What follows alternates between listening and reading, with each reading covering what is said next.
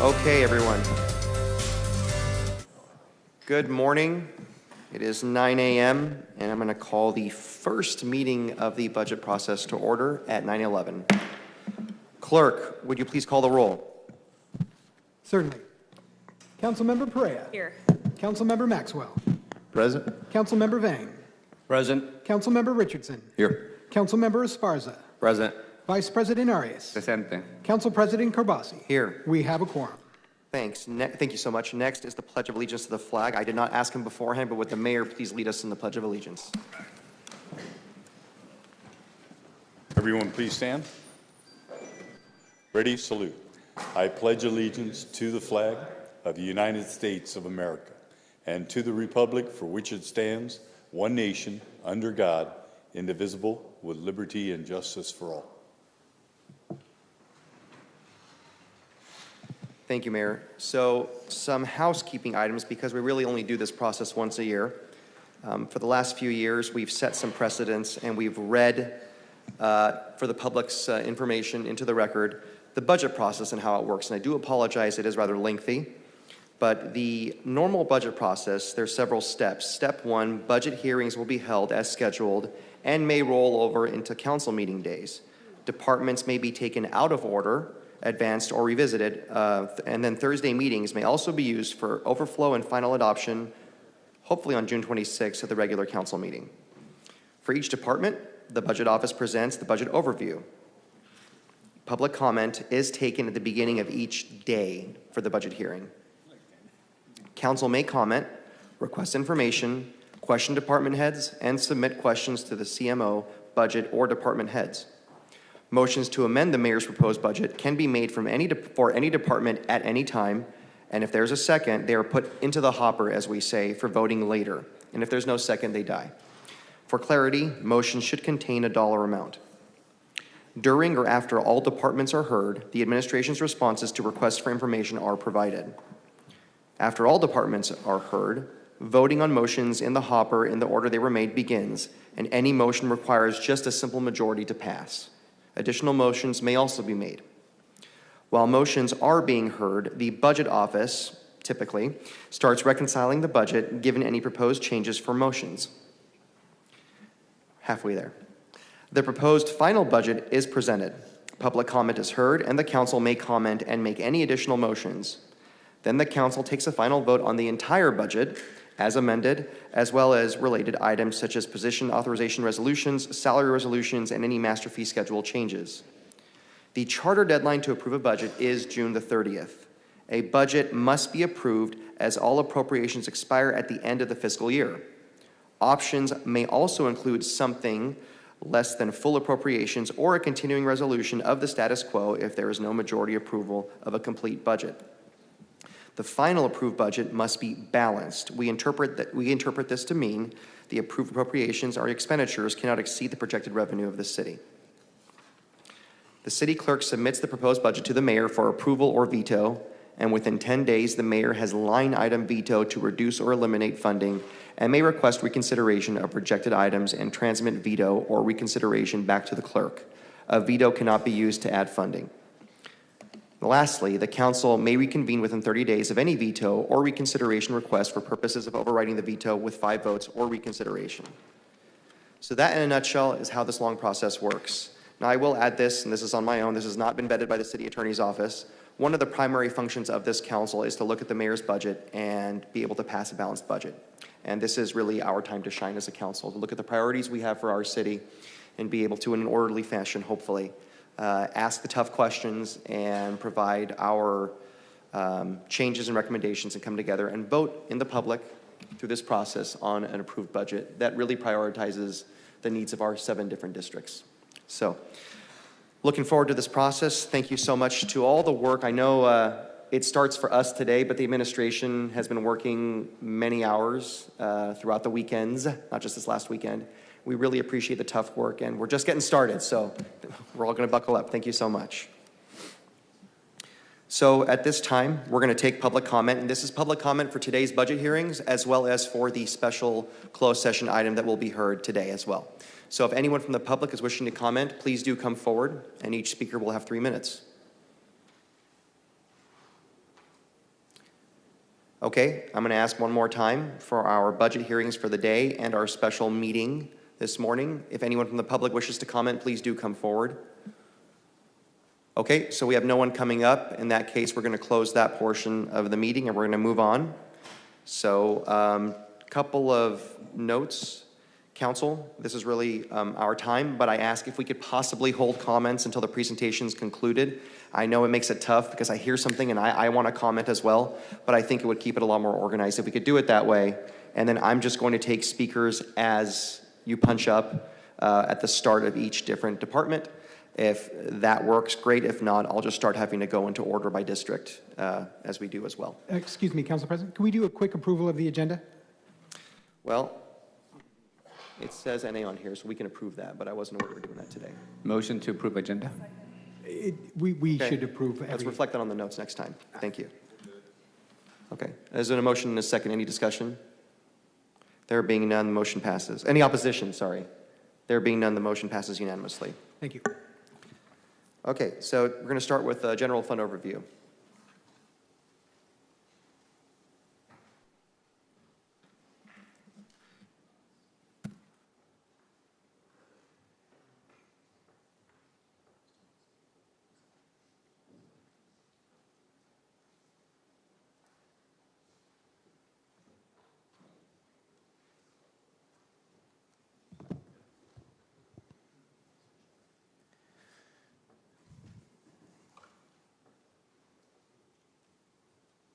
Good morning, Council President and members of the City Council. I'm Edward Chinevere, Assistant Director for Budget and Management Studies. Today begins the FY 2026 Budget Review hearings, which will start with my presentation of the General Fund overview. Following that, each department will present their budget for review. The format of the reviews is similar to last year, and that department directors will present an overview of their budget and staff will be available to address questions from council members. Also similar to years past, we'd like to request that if you do make a motion, which receives a second, it would be very helpful if you could provide your motions in writing by email to myself, the city manager, and the city clerk. The same applies to any requests for information. It would be very helpful if you can provide those in writing so that we can return memoranda addressing your questions as quickly as possible. Council motions will be voted on Tuesday, June 10th, and the enabling documents are scheduled for adoption on Tuesday, June 17th. Thursday, June 26th is also reserved for a final vote if needed. With that, I'll begin my presentation of the General Fund overview. I'll begin with a discussion of the General Fund's major revenue categories, followed by a discussion of the General Fund budget expenditures by major category and department. There we go. Slide 2 shows you the general fund revenues totaling $527.7 million by major revenue category. You'll see that sales tax and property tax equate together to almost 66% of our total revenues projected.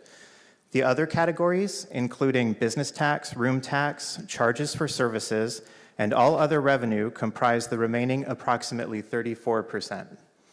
A breakdown of all other revenue is provided here as well, and I'll also have a slide coming up where I'll go into more detail about the all other revenue categories. Slide 3 shows the recent history and change for each revenue category, starting with FY24 actual receipts, followed by the FY25 amended budget, and then the estimate for each revenue category for the FY25 fiscal year, and of course the FY26 proposed budget, and annual change from the FY25 estimate. Sales tax is projected at $143.8 million. While that is a decline from the FY25 amended budget, it does anticipate some improvement from the FY25 estimate. It should be noted that the FY24 actuals included a one-time sales tax distribution from a local fulfillment center that related to an amended tax return filing in 2020. After accounting for that approximately $6.4 million one-time infusion, sales taxes were flat to a slight increase from FY24 to FY25. FY26 sales tax is estimated to increase by 2.46%, over the FY25 estimate and accounts for an increase associated with the updated revenue sharing agreement with the county to bring the city's agreement in line with other Fresno County municipalities, which goes into effect on July 1st. Property tax has grown from year to year and is estimated to grow by 6.17%, which is in line with the 5-year historical trend. Business tax and room tax are estimated to continue to perform strongly to trend, though lower than their 5-year trend lines after adjusting for lower activity in line with sales tax and the cooling effects of large post-pandemic increases. Charges for current services are estimated to grow at a strong 5.58%, driven by growth in parking revenues, expanding development activity, and reimbursements for police patrol services. Our total operating revenue is expected to grow at 5.52% after accounting for the very strong growth in all other revenue, which I'll discuss in more detail on the next slide. Carryover from FY25, as the mayor noted in his presentation, is a key component balancing the FY26 budget and is the product of disciplined cost monitoring in FY25, particularly with regard to attrition and strategic leveraging of one-time funding sources such as American Rescue Plan Act funds. Slide 4 shows a breakdown of all other revenues. Franchise fees are expected to grow at 2.94% over the FY25 estimate and include fees for Comcast, AT&T, PG&E, roll-off bins, and commercial solid waste. Intergovernmental revenue includes revenue from other agencies, such as contracts with schools for providing resource officers through the police department, along with SB 90 state revenue, which reimburses the city for costs to comply with state mandates. A large change that you'll see is in intra-governmental revenue. This line primarily applies to the city's cost allocation plan, which reimburses the general fund for citywide services provided for the benefit of departments funded from other revenue sources such as public utility funds, transportation, public works, Measure P, UB&C, etc., many of which have seen operations and expenditures grow, and as such, their share of the cost allocation plan has also increased. Another large increase in this line is associated with various interdepartmental reimbursements to the general fund, which represent revenue to the general fund when a general fund department provides direct service to a non-general fund department, with the largest contributor being the services provided by the police department to the FACS department and to the parks department through their park ranger program. Cannabis revenues are projected at $3.4 million based on $2.9 million in projected tax generation after a required $0.3 million contribution to the Community Benefit Fund and $0.5 million in permit and renewal fees. The estimate is based on 18 cannabis retail businesses in operation during the fiscal year. Prop 172 sales tax allows the city to receive a portion of sales tax revenue for the provision of public safety services. The real estate transfer tax applies $1.10 per $1,000 to transactions when a home is being sold. For card room revenue, we are projecting a continued increase at 2%, as we've seen the trend line move toward just above $1 million. All other revenue accounts for any items that don't fit into any other of the categories listed above, such as refunds, donations, revenue from securing property, property losses, and sales of real property, unclaimed property, and obsolete items. The category represents less than 1/3 of 1% of the general fund. Slide 5 shows you our sales tax over 10 years. This year, we're expecting about $143.8 million, which, as I noted earlier, is down compared to the FY25 amended budget, however, is higher than our FY25 estimate by 2.46%. The estimate is based on guidance provided by our sales tax consultant, HDL, with information available through the fourth quarter of 2024, reflecting sales tax receipts through December. HDL provides estimates on a quarterly basis, and their median estimates have been within about 3% of actuals. Sorry, I lost my spot here. There we go. And FY25 sales tax data published through March by the California Department of Taxes and Fee Administration are actually within 0.1% of HDL's fourth quarter estimate, which was used as the basis of the FY 2026 budget. The sales tax share by major industry group is also shown on this slide as well, with the top three categories: business and industry, general consumer goods, and state and county pools accounting for over 55% of sales tax. Slide 6 shows the 10-year history of property tax revenues. You'll see that it's projected at $202.6 million for FY 2026, and as noted previously, that is based on the 5-year trend line for property taxes. Moving on to the expense side of the budget, this slide shows a comparison of expenditure categories for the FY 25 amended budget compared to the FY 26 proposed. The FY 26 proposed budget is $512.4 million.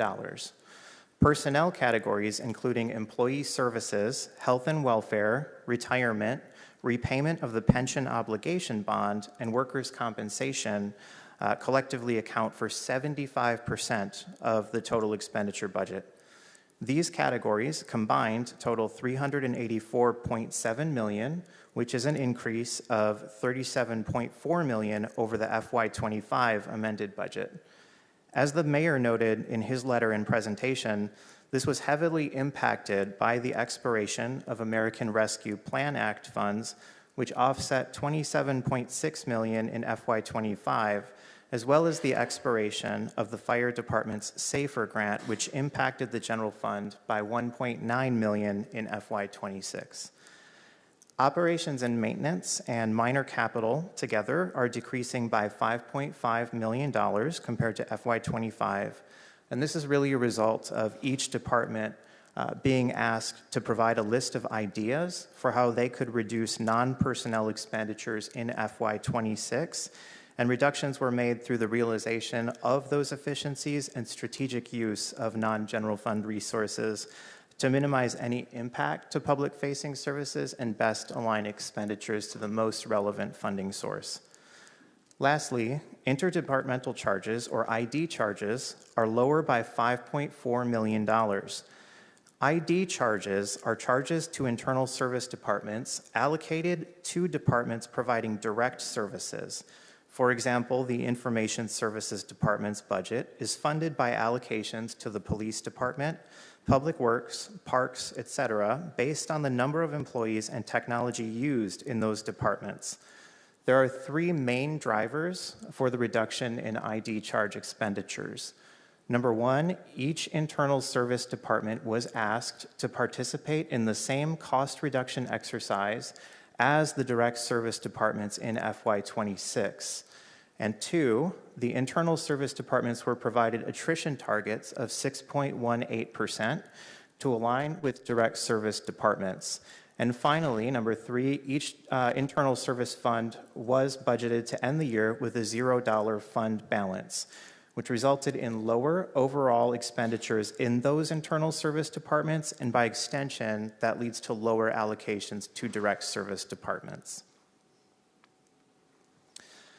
Finally, slide 8 shows the FY26 appropriations by departments, and this is really an introduction to the rest of the hearings, as each department will present their budget to the council over the next few days. Public safety represents approximately 67% of the total FY26 expenditure budget. Other direct service departments include Parks at 4%, Public Works at 3.6%, Planning and Development at 6.1%, the Fresno Animal Center at 1.7%, and Public Utilities at 0.3%. The remaining general government departments, including Finance and Budget, City Council, Mayor, City Manager, City Clerk, and City Attorney, among others, collectively account for about 17% of the budget. And you'll learn much more about each one of those departments from each director in turn. So with that, this does conclude my presentation of the general fund overview, and we welcome any questions that you may have. Council, are there any questions? I don't see anyone punched up just yet. Okay, first we have Councilmember Richardson. Ed, good morning. Morning.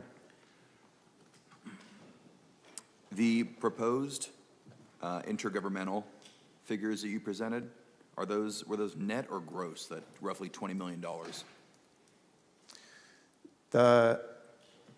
Were they net or gross? I'm not Yes, sure. it showed that as income for the city. Was that income after the expenditure had already come out of the general fund and then those were repaid back? Or was that total? Intragovernmental revenues are going to be gross, right? So if they're paying for services that are provided by the city, those expenditures are going to show up in the expenditure budget. So the they're revenue, essentially just reimbursements? right?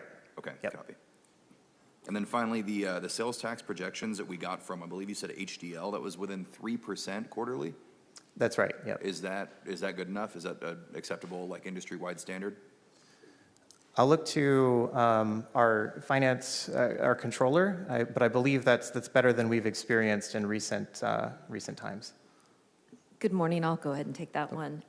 That's a very good way to put it, Ed. It is better than what we have experienced in the previous few years from the former sales tax consultant. The reports and the detailed information that we're analyzing do appear to be more on target.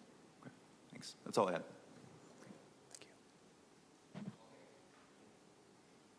Thank you. Next, we have Council Vice President. A couple of technical questions. Does this budget as proposed have all the council approved initiatives baked in? And if so, up to what date? Yes, all of the council initiatives are baked in based on the FY25 mid-year estimates provided by the departments.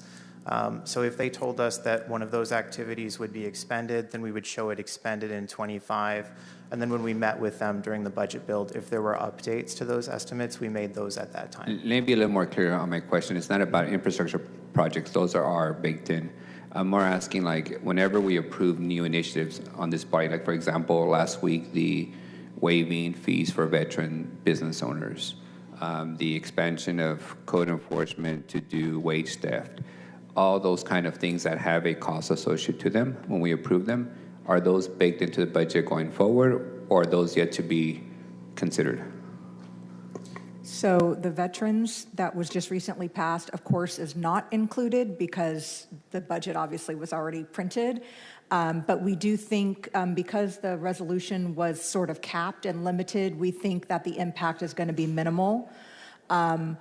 The other items, so we submitted the city attorney's budget the way they submitted it to us. So I do believe that that accounted for the wage theft unit.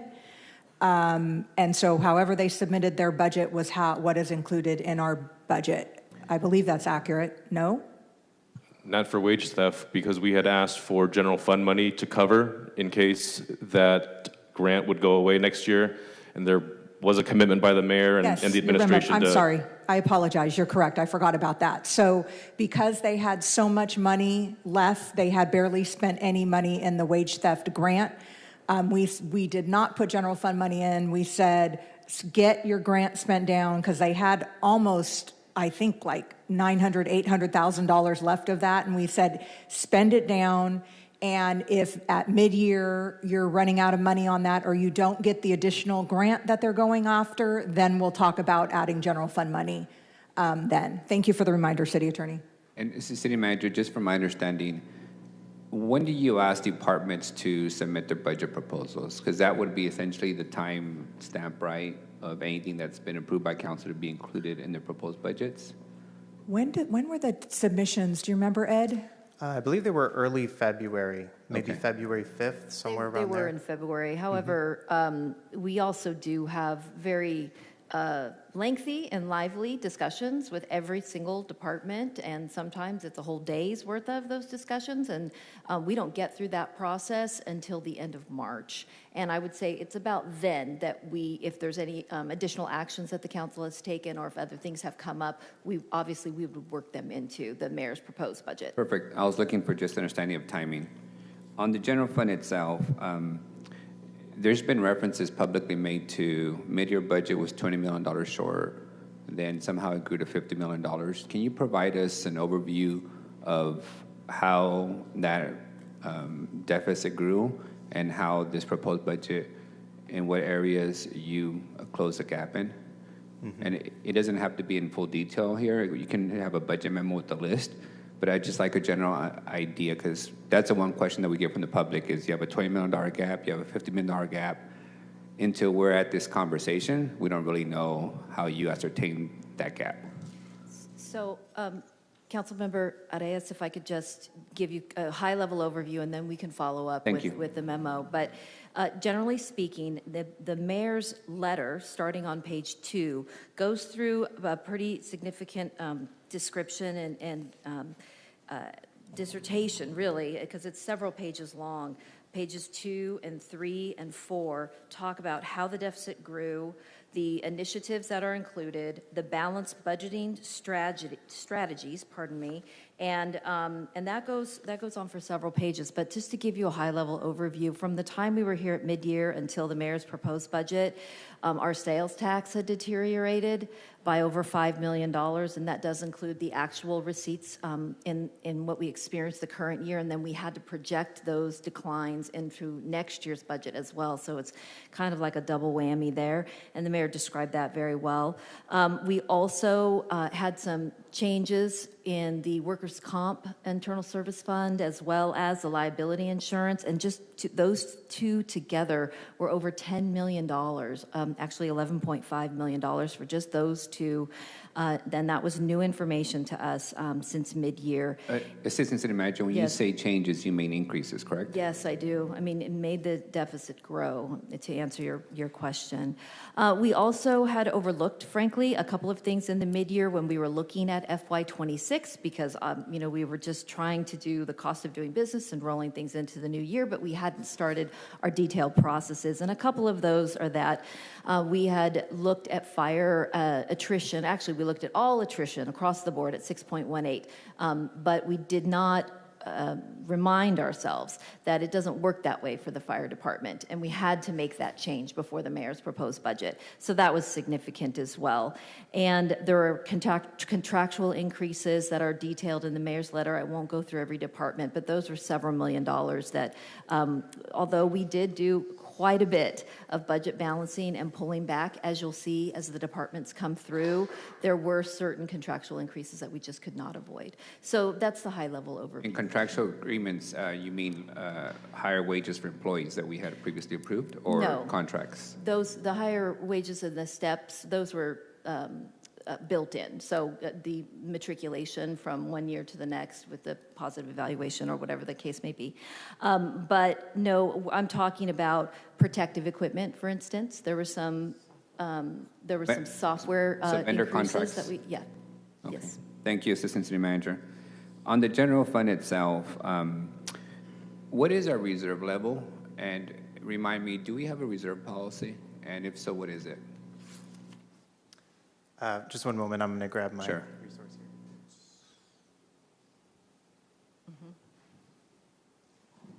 By the way, congratulations on hosting the Hunger Games of 2025. It's my pleasure. Thank you. And I'm glad the mayor is relaxed this morning and smiling. We're both happy. So the general fund reserve status in 26, it's estimated to end the year at $47,665,000, about $47.7 million, and that's about 9.3% of total expenditures. The reserve policy does target 10% of operating expenditures. Is that does the proposed budget propose to increase and put more money into reserve, or are you guys leaving a status quo? It does not propose any increase in 26. Okay. And to answer your second part of your question, there is the Reserve Management Act that was previously passed by, not this council, Mayor but Brand. yes. It was actually Councilmember Brand at the time, I believe. And that is the policy that is in effect. Thank you. And that means that our goal is 10%, and then to access it during that time, we would have to declare a fiscal emergency? Yeah, there's a number of things that have to be triggered in order for us to access the reserve. I believe the attorney's office has previously advised us on that, and if we need to recirculate that, I'm sure they'd be happy to do that. Sorry to volunteer, y'all. If you can't, then. And City Manager, is this the first year in the last 6 years that I've been here that we have not put additional money into reserve? Does that seem fair? Last year, we did not make any additional investments in the reserve, but we did allow for it to earn its interest and for that interest to accumulate into that fund. And just to be very clear, we are not going to allocate that interest to the reserve this year. We are utilizing that revenue as a resource. How much interest are we speaking of? My recollection is 1.6, thank you, Santino, 1.6 million. Okay, thank you, City Manager, Assistant City Manager. On the measure general fund as it relates to Measure P, remind me what the Measure P ordinance requires in terms of a baseline general fund obligation. What is that amount? Do we know off the top of our heads? I'm sorry, what was the question? What's the general fund obligation for Measure P? Yeah, so the baseline. Is it a number or percentage? It's an amount, and it refers back to what the budget was at a point in time, and That's right. 14 million.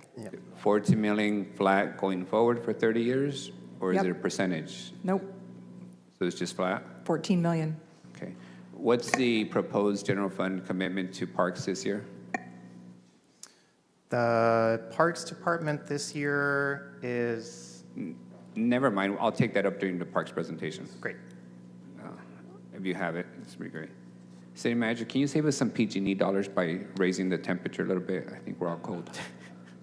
Thank you. I just want you to know that I was specifically asked last week, what do you want the temperature to be? We want to make sure that everybody's comfortable. And I said, just do whatever it is on a regular council meeting day. Don't do anything different.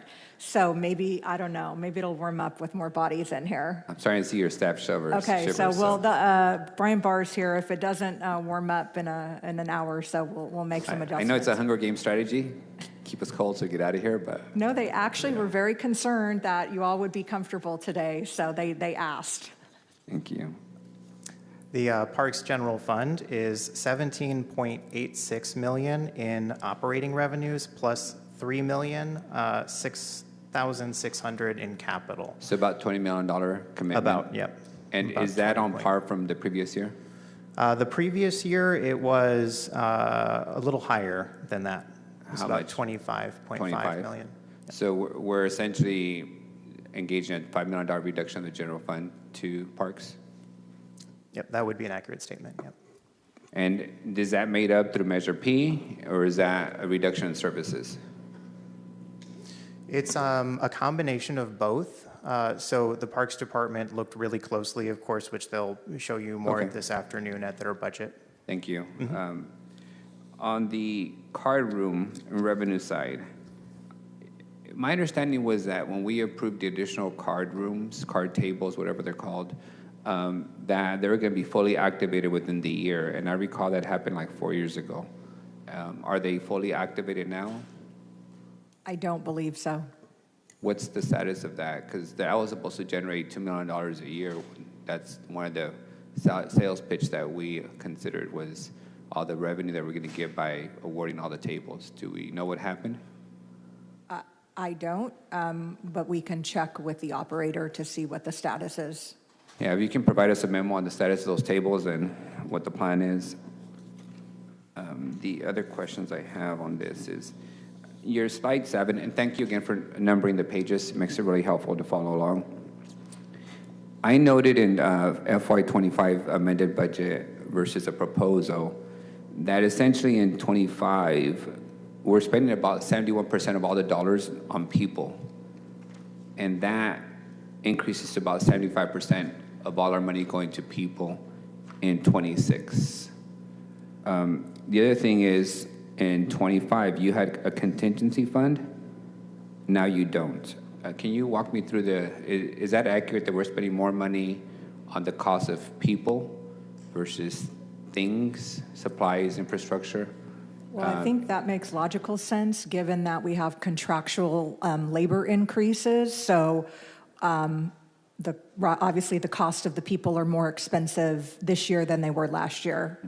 And then Ed can correct me, but also you will recall that we had put the cost of people in the fire department and the police department billed towards ARPA, and all of that cost now is on the general fund. So I think that is probably has something to do with the difference as well. It was a big chunk of money last year of the fire department salaries that were paid for by ARPA. This year, they all come back onto the general fund. Is it your assessment that if I was to look back 4, 5, 10 years, is that 75% the sweet spot for the amount of money going to the cost of people versus things? Or are we essentially, have we hit the ceiling of the amount of money going towards people?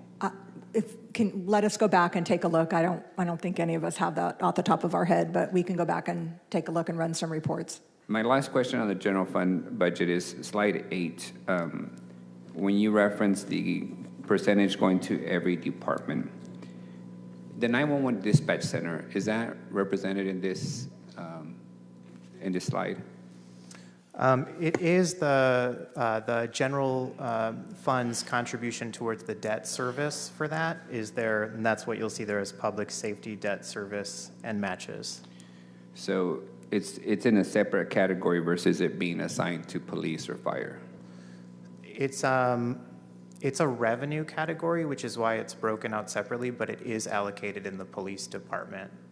So it's just an artifact of the way this information is presented, but it is in the police department. Who is the 911 dispatch center assigned to? Is it assigned as a expense for the police department or for the fire department? Police department, the fire department dispatch calls are handled by the county of Fresno via a contract with American Ambulance. Our telecommunication public safety investment that we made recently, is that assigned to police, or is that assigned to police fire, or is that just assigned to IT? Police, fire, and a portion to fax. Any more that you all can remember? For the new radio system, public safety radio system, is that accurate?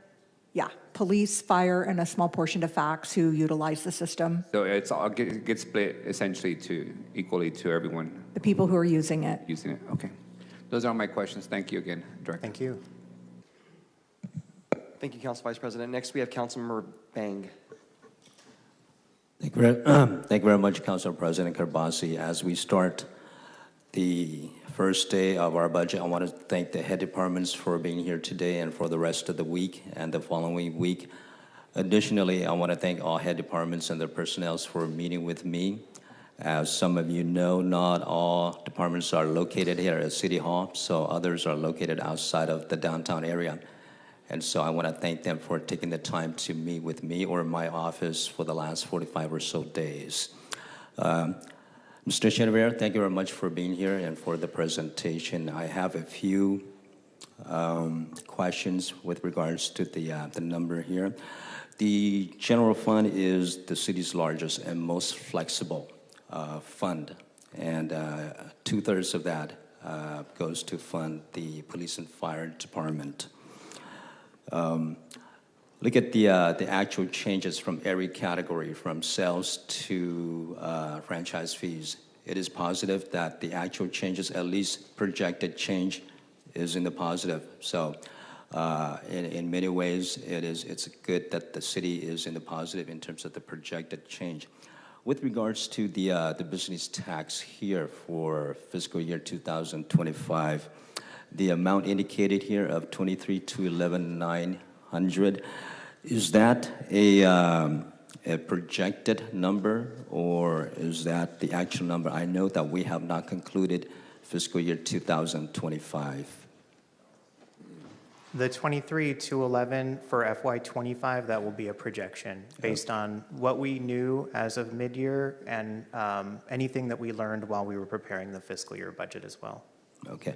Then what is the city's procedure or policy in terms of recovery or collecting back taxes post fiscal year 2025?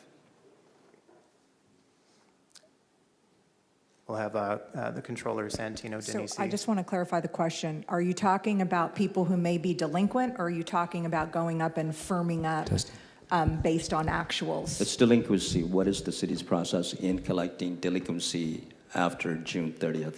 People who failed to pay their taxes.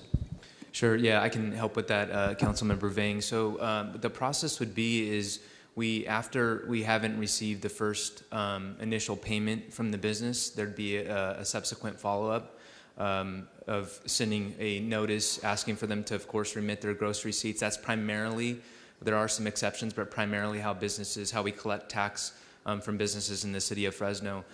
If we continue to not hear back from the business, ultimately what we'll do is we'll establish what's called an estimated gross receipt, either based on that specific business's previous activity, some analysis on businesses in similar industry to try and attempt to get at our best estimate on what they would owe. Then we'll send out what's called the tax determination letter, ask for them to pay what we've estimated, or again, respond to what their actual gross receipts are and work with the business from then on out.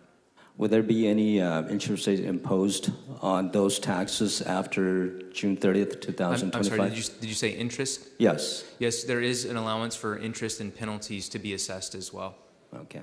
I just wanted to emphasize that 2/3 of the budget from the general fund goes to public safety, and so every dollar that we collect on time before July 1st is equally important. So we can use that 2/3, or actually 66.7%, for fire and police.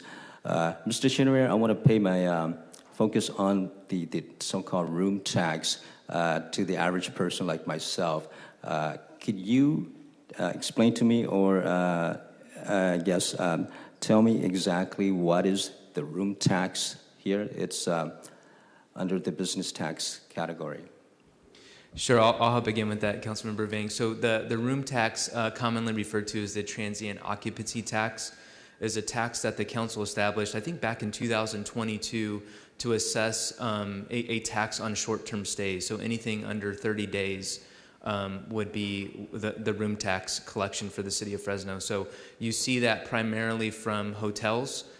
They remit the transient occupancy tax to the city, and then short-term rentals has been a hot topic of discussion here in the last couple years.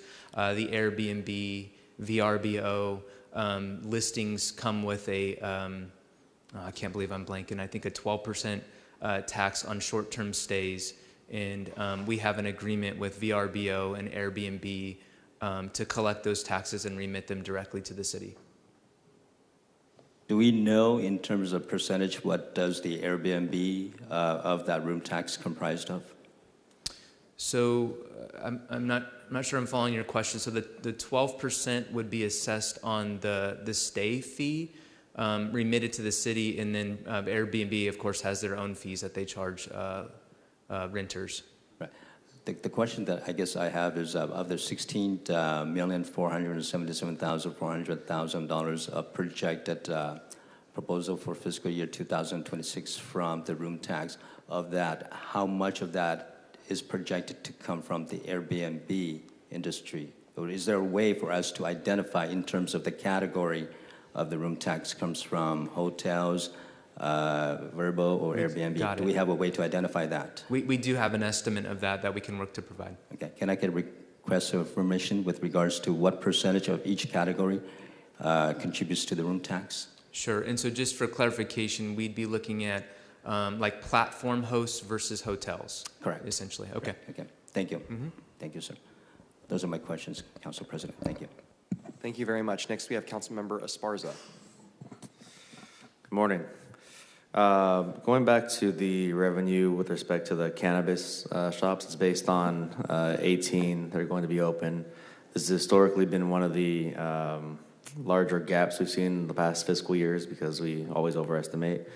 Are all 18 projected currently open today? I think we'll have Deputy City Manager Jennifer Ruiz address your question. Yeah, I just want to know how many are open today and how many are we projecting to open within this fiscal year?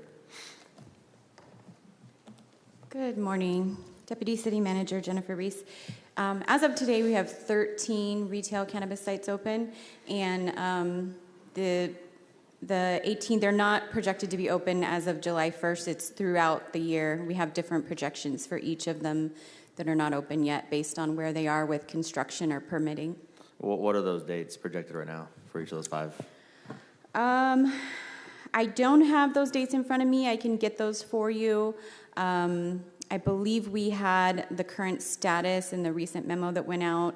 May not be an exact date. We don't have an exact date for some of them yet that are a little earlier on in the process.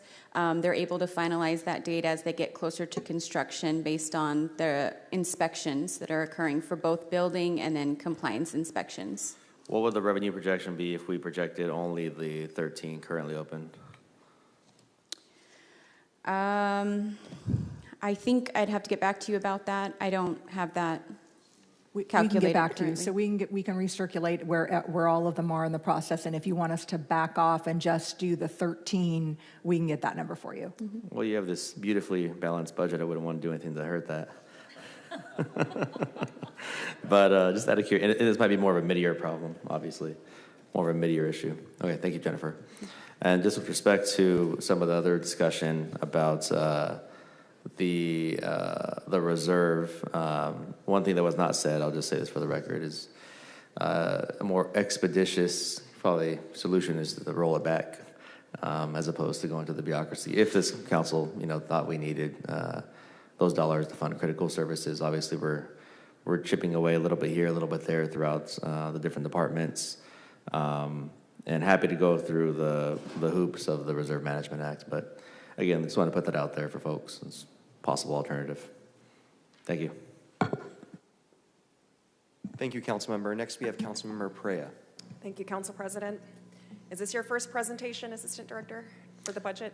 To this body, yes. Congratulations. Thank you.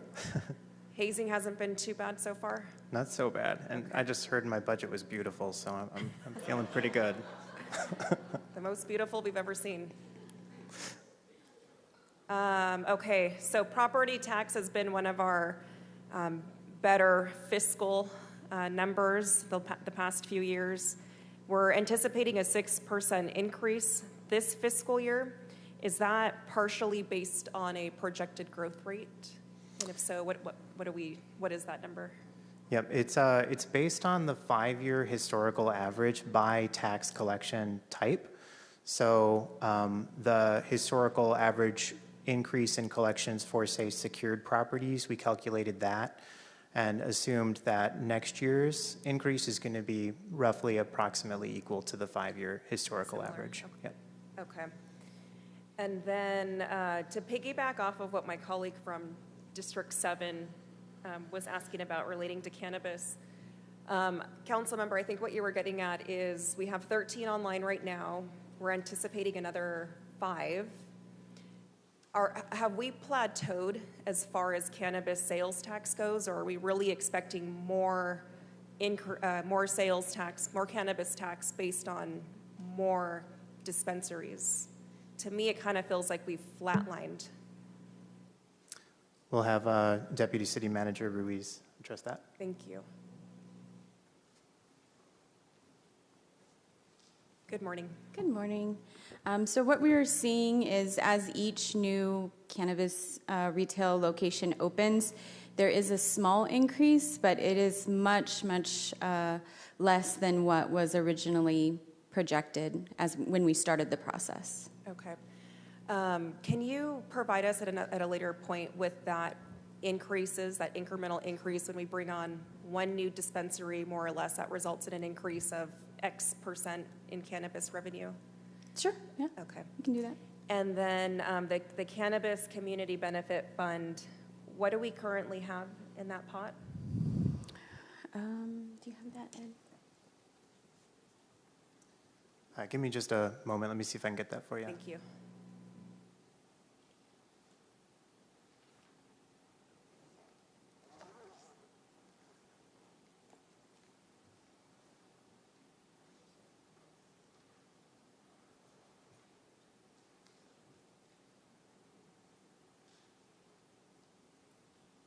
I think it's a few $100,000, is that right?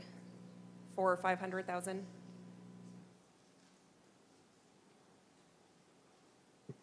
Jennifer, you remember ballpark? Oh, ballpark is fine. Cumulatively, it was around 600,000. 600, okay. And can we anticipate starting to? 559. Can we anticipate starting to draw down on that this upcoming fiscal year? Start issuing some of those grants? We currently, we don't have anything programmed. Jennifer, I want to make sure I don't confuse the funds. Is this the fund that the council passed the policy on how those dollars would be spent? And then there's the committee that is not formed? Right. So Okay. the way that it's written in the cannabis tax ordinance is that there is a committee that is appointed. It has not been appointed yet. They would make recommendations based on a resolution that council passed in 2022 as to how the fund would be allocated, but ultimately the council decides how that fund should be allocated. Okay. So we have put out a couple times to get people to be on this, and the mayor might shoot me, so I'm not going to look at him.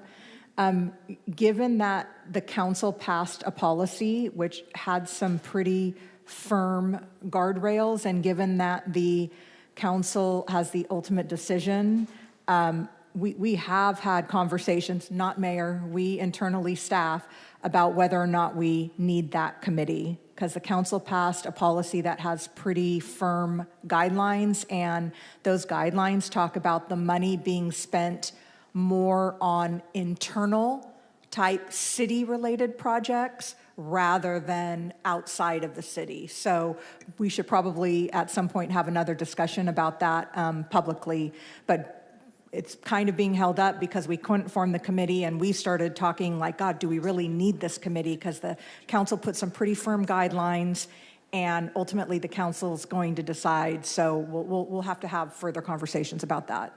Okay. And whether we utilize the committee approach or not, can we expect to start divvying out some of this money this upcoming fiscal year? I would love to. Okay. Councilmember, if I could just, your earlier question about the fund, the 559, that is through the end of January. Throughout 2026, the projection is 1.6 million. To the community benefit fund? Yes. Okay, thank you. Mm-hmm. And let me see, Assistant Director. To follow up on the questions from Councilmember Vang, the breakdown to the Airbnb components. Now, we approved agreements with Airbnb and VRBO this past year to collect the property tax or the room tax. Do we know yet how much money we've generated, or how has that collection been going, that partnership with those short-term rental companies? I'm sorry, Councilmember Perea. I think I heard bits of your question, but I think generally what you're asking is how are the short-term rental agreements going with Airbnb and VRBO? Do I have that correct? Yes, and I think you were going to follow up with the information, but how much have we collected thus far based on those agreements? Sure. I can say with almost certainty with Airbnb, it's been roughly 1.2 million for a year's worth of work. I think we are just going to be or have gotten our first full year's worth of. They remit it quarterly. I will say VRBO has been much less than we anticipated. We're trying to work with them to understand the data, and so we'll follow up with those figures. But Airbnb, I feel fairly confident with what we've been seeing so far. Okay, thank you. Thank you, Assistant Director, and congratulations on your first budget, right? as Yes. Assistant Director. Yeah, thank you. All right. thank you. Councilmember, I'm a little nervous about the number that we just said on the Cannabis Community Benefit Fund growing to 1.6 million. So I want to retract that and go back and take another look, because that seems like way too big of a jump from 559 to 1.6. So I want to retract that verbal statement. Let us go back and take a look, and we'll get back to you in a memo. Thank you. Thank you. I have no other council members currently punched up. Council Vice President. This is the part I enjoy of the process here, of all the questions that we pose and the new questions it generates.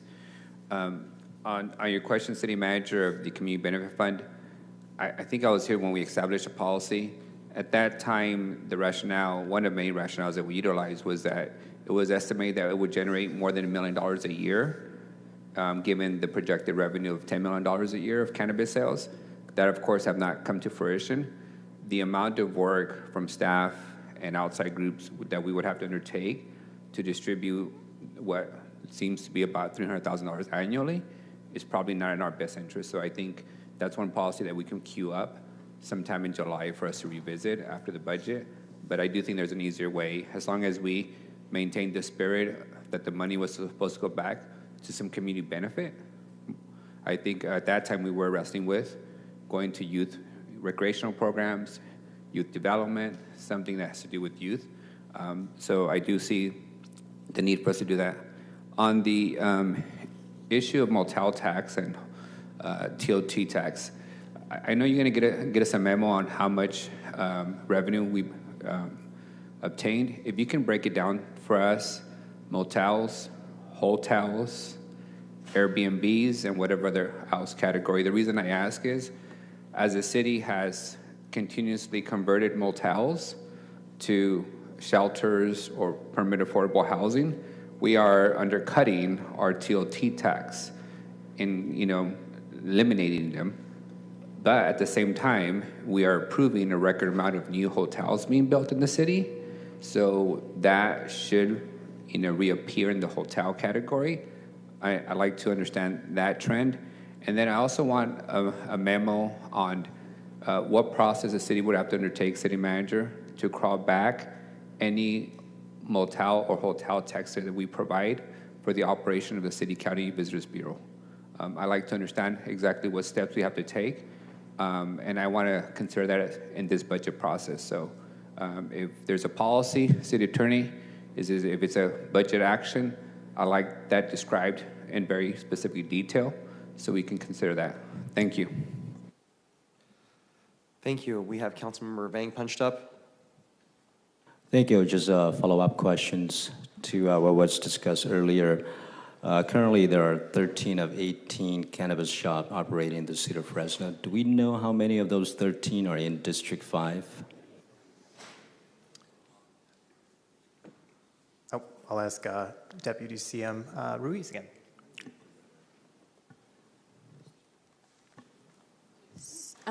Hello, Councilmember Vang. So the current ordinance allows for up to 3 cannabis retail locations in each council district.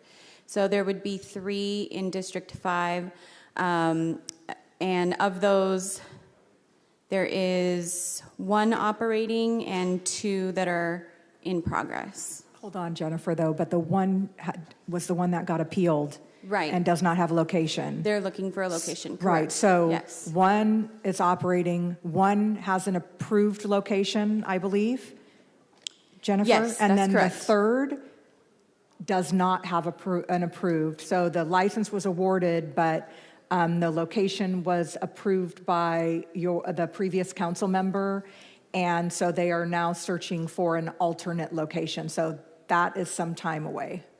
So as of right now, there is no physical brick and mortar cannabis shop opened in D5? There is one. Just one? Oh, there's Yes. one. Okay. Mm-hmm.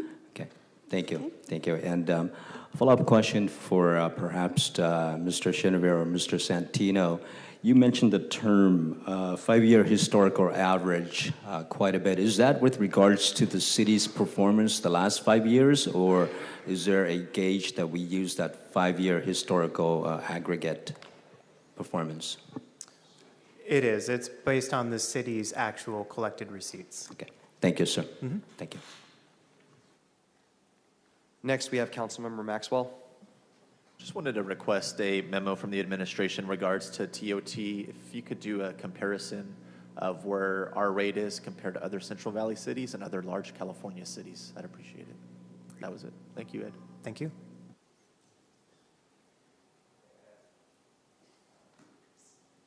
I have no other council members punched up. I do have a couple of questions.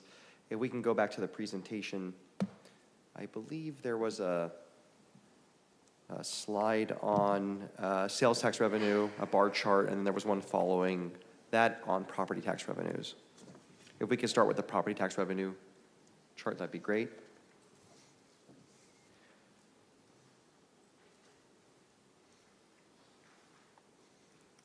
I'm not able to advance the slides. Okay.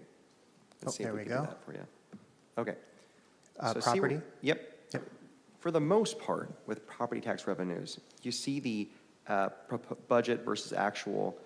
The actual typically slightly exceeds the proposed, which makes it so much easier to predict. Now, it's not as volatile as sales tax, and the government's really good about collecting taxes when they have to.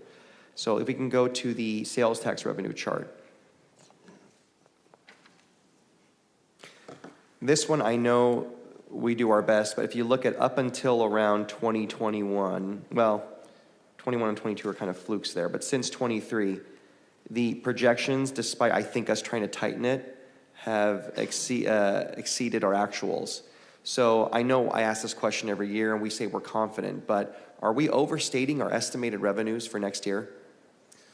That's a great question. And in our FY25 estimate, we really did try to tackle that. And you'll see we brought that down from the 147.7 million amended down to the 140.3 for the 25 estimate to try to make sure we really weren't expecting to generate more carryover than we should. And then from there, the amended tax sharing agreement with the county, of course, helped a bit with the projection as well. Okay. My only worry is with all this talk of tariffs, whether they actually happen or not, it's on people's minds. And from what I've heard from small business owners just that reach out to me, people are spending less money. And with less transactions means less taxpayer dollars trickling up into government. So I'm just really worried come next year, despite our best efforts, sales tax revenues will be even lower than this $143.8 million. What will we do to accommodate for that? Is it just a mid-year trying to batten down the hatches? What should we expect? We want to plan for the worst and hope for the best, but we need to plan for the worst. Yeah, I think it's a good point, and you know, it's one of the reasons why we switched sales tax consultants. Was because in the years where you see a little bit of the volatility, there were some errors that were made. We'll go back to, I don't know if you remember that some Amazon revenue, which was as a result of a change in their real estate structure, was a one-time increase that got built into the projections as an ongoing increase. So we had to back way off on that. So there were a number of things that we struggled with having good, solid projections. I think with HDL on board and their expertise, they are the industry leader. We have felt more confident. Ruthie, is that accurate? And Santino, we felt more confident in their advice to us and their projections and being in close contact with the state as well. So totally agree with you. If we don't meet our projection, just like we do every other year, we'll have to make an adjustment at mid-year. I mean, I have to tell you, given, you know, we went through cuts just to balance this budget, you know, department-wide 5% cuts, and we really, really tried not to do any major effects on services, and I think I've said that I don't think that the public will feel a whole lot, but if we have to go back and back off on revenue at mid-year, you know, that means that we're going to have to go into departments even more. So yeah, that does kind of make me go, ugh. But I think we're doing the best we can with the information that we have, and we do watch it very, very closely. And if we start seeing signs that as we get our quarterlies in, well, our monthlies and our quarterlies, and then we won't wait until mid-year to make adjustments. We'll start looking if we see a downward trend. Okay, thank you very Council much. President, if I could just also add that when things really started to look down with sales tax, and also because we are relying on attrition, the mayor has called us together monthly in order to do much more detailed review than we have typically done in the past. So we are watching it very closely as well. No, I appreciate that. I think, though, if we get closer to that point, at some point, I think the council should be made aware of that before we get to mid-year. But we appreciate the communication. I'm going to request, and I'll send this in writing through an email, just some information about sales tax revenue and a breakdown by industry types like auto dealerships or Amazon or others, as you can, kind of a high level, as you can break it down so we can know what areas are bringing revenue in and what the trends have been for the last few years of those different industries. Councilmember, do you mean in more detail than what is on slide 5? There was like some historical trends, but yes. Oh, okay, historical trends. Thank you. Maybe for the last 3 years. Okay, thank you. But if you want to go to slide 5, let's do that right now for reference. And then I believe I just have 2 more questions and we're done.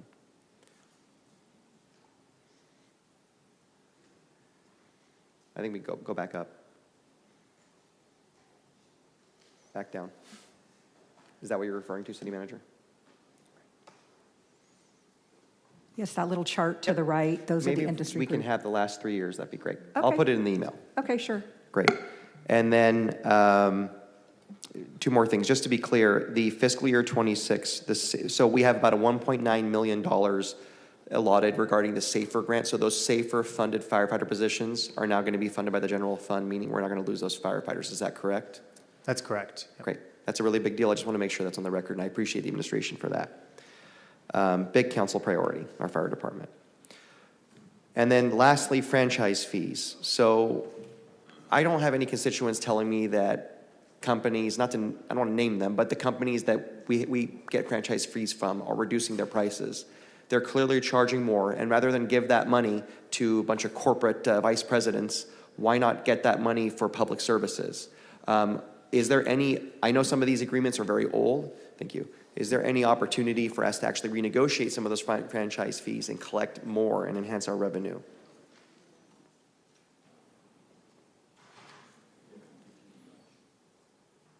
That one, I think with PG&E, that's from 1911 or something like that. That's just, that one I think we looked at was impossible to change. So I think you're talking about PG&E maybe? That may be one. Okay. It could be AT&T, it could be Comcast, it could be any company. It's Right. not specifically tailored to PG&E. It's any company that we have, franchise agreements, even the haulers. Yeah, and we did just bring all of the commercial solid waste franchise agreements to council, I think in 24, 25, with some adjustments in there, and that is an area that we have definitely seen growth. We'll go back and take a look again with the attorney's office. Comcast, we used to have our own agreement, correct me if I'm wrong, Santino, but several years ago, they were able to go to a statewide agreement, and that was taken over by the state, unfortunately, so we don't have any control over Comcast. So the state's taken away our ability as a local to negotiate. I believe so. Thank you, Sacramento. Okay, Yes, what's yes. next? And then PG&E, you're right, it is an ancient agreement, and it's one of those things where it's a double-edged sword, because we looked at this extensively last year and the year before, and we can dig up the numbers, but as the cost of electricity go up and people pay more, so does our franchise revenue. So we saw that, and we'll go and pull the numbers, but I remember looking at the numbers last year saying, oh my gosh, like we are also as a government benefiting from people having to pay more in utility rates, because that's how part of their franchise fee is based on. It's a very complicated thing, but we'd be happy to get you more details on. And I don't remember about AT&T. We'll go back and look at that one again. This isn't targeted to any one particular utility or provider. It's just anyone that we have any agreements with. If they're raising rates, we got to make sure some of that's coming back to our taxpayers as much as possible. So thank you for that information. Those are all the questions I have. So on the general fund overview, any other council members have any questions? I believe the council vice president just punched up. Just one question and then a request for follow-up information. This budget predicates and assumes a bonding authority on infrastructure budgets. What is our current bonding authority or capacity? What's our total bonding capacity? Councilmember, on Thursday, we are going to be before you with a workshop on bonding comprehensively, which will go into that in detail. Do we know now what the total bonding capacity is? I don't have it off the top of my head, but we go through that in the presentation.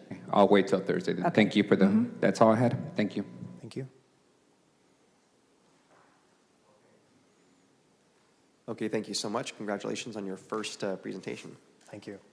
Next, we have general services. So, Brian, you are up.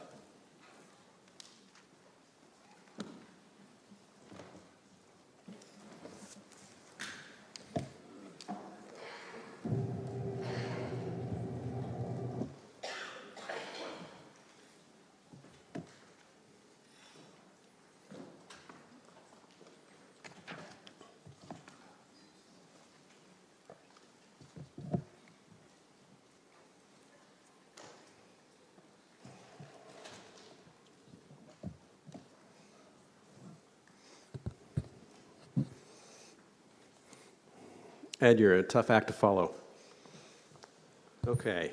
Good morning, Council President Carbasi and council members. A warm welcome to Council Member Vang and Richardson on your first budget hearing. I am Brian Barr, your second tribute for the Hunger Games, and I'll be presenting General Services budget. The General Services Department is responsible for supporting the city's core services. Is this going? 1 second. There we go. It's responsible for supporting the city's core services. This includes facility management, fleet management, purchasing, trolley service, and other administrative support functions. General Services is an internal service fund provider. Like all ISFs, our expenses are recovered from the services provided to our customers. However, the purchasing division is supported by the general fund and offset by charges to capital improvement projects for procurement services. Our FY26 budget totals nearly $69 million, which is a decrease of $9 million over the FY25 amended budget. I will cover the key reasons for the decreases in a few minutes. No new positions are being requested. However, General Services has a few notable changes to support the administration's goals of centralizing core services. First off, project managers overseeing facility repair and replacement projects will be transferred from General Services into existing positions within the Capital Projects Department. As a result, 3 project manager positions have been deactivated. Secondly, 3 park equipment mechanics responsible for repair of landscape maintenance equipment are being transferred from Public Works into Fleet Management. Finally, the fleet mechanic positions added in FY25 are being made whole in FY26. We have several notable operational impacts included in the proposed budget. Number 1, our vehicle acquisition budget has been reduced by $6.1 million, which reflects the shift from outright vehicle purchases to leases. Number 2, the fleet operation budget has been reduced by $1.3 million due to a reduction of worn-out vehicles in the police department. In the past 4 years, ARPA funding has allowed for an increase in both marked and unmarked vehicles. New vehicles were ordered, older vehicles well beyond their useful life, experiencing excessive mileage and high maintenance costs should have been replaced, were instead kept in the fleet. These vehicles will be retired. Number 3, the budget for contracted security guards at City Hall, Municipal Service Center, and other city properties has been reduced by $228,000. This savings is a result of the new citywide service contract approved by Council. Number 4, we have reduced our utilities budget by $181,000 based upon projections for anticipated utility charges. General Services is responsible for the payment of PG&E bills for City Hall, Municipal Service Center, Santa Fe Depot, and the Fresno Arts Council properties. Number 5, we have included $162,000 in the budget to purchase mechanic tools for the 7 positions added in fleet management in FY25. It continues to be in the city's best interest to shift work away from outside vendors who charge significantly more for services. The average labor rate for an outside vendor is $188 an hour, as high as $250, whereas our internal labor rate is $149 an hour.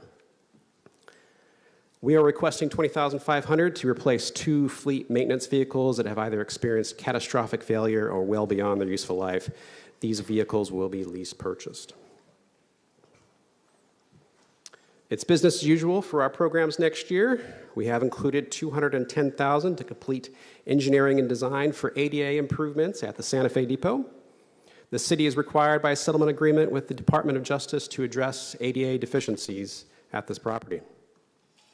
Number two, we have included $200,000 to begin initial engineering and planning for the addition of EV chargers at the Municipal Service Center as required to implement the Advanced Clean Fleets regulation.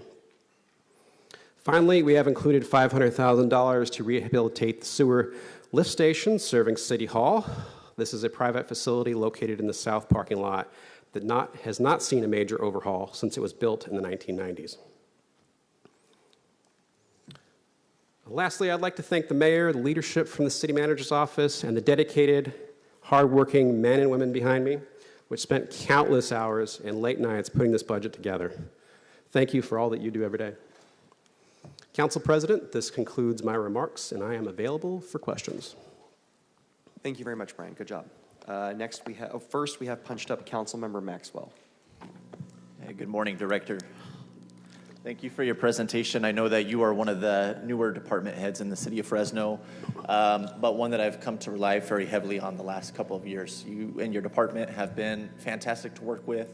I've worked with, Robin on a number of things and Cliff on a number of things, and they're always extremely helpful, whether that's with parks or cool projects we're doing at City Hall. And of course, you yourself have been extremely helpful. So I just wanted to start off with a thank you for all the amazing work your department is doing. Thank you so much. I want to draw your attention to slide number 4. Note number 1, fewer city vehicles will be purchased in FY26. I don't know if this is a question maybe better suited for city manager, but it just reminded me of the conversation we had a couple months ago about some expensive vehicles we would need to purchase for the Fresno Yosemite International Airport for fire. Would those be under the fire budget, or would that be included in this budget? Those are actually in the airport's budget, and I believe that was it's budgeted in the 25 budget. And the vehicle is already on order, being manufactured on the way. So you guys approved the purchase of it several months ago, so it's in the 25 budget. Okay, can you remind me for your department which vehicle acquisitions go through you as opposed to the actual department, like airports? I think that's kind of the lone exception. That vehicle was purchased by the airports department, but we do everything else. Okay, all public safety. All public safety, yes. Code enforcement. Absolutely. Okay, gotcha. And let me just tell you, if I had it, everything should be going through GSD. I didn't realize that the airport had gone on its own, so we will make sure that doesn't happen again in the future, but everybody should be utilizing the services of GSD. Okay, thank you. Staying on track with our vehicle discussion, on your last slide, you talked about initial engineering for EV charging at the MSC. Can you tell me what that looks like, what exactly you're trying to prepare for and accommodate? Thank you, Council Member. We are trying to prepare for and accommodate the CARB Advanced Clean Fleet regulation that, if you follow the news, is mostly dead in the private sector. However, it's very strong in the public sector. Is this the 2040 mandate to go electric? Yes, it is, yes. In your opinion, is that realistic?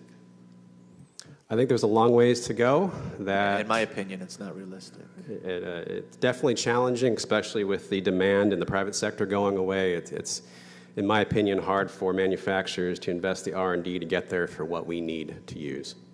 Mayor, I know that you're very involved with big city mayors and have a lot of conversations with our executive up in Sacramento.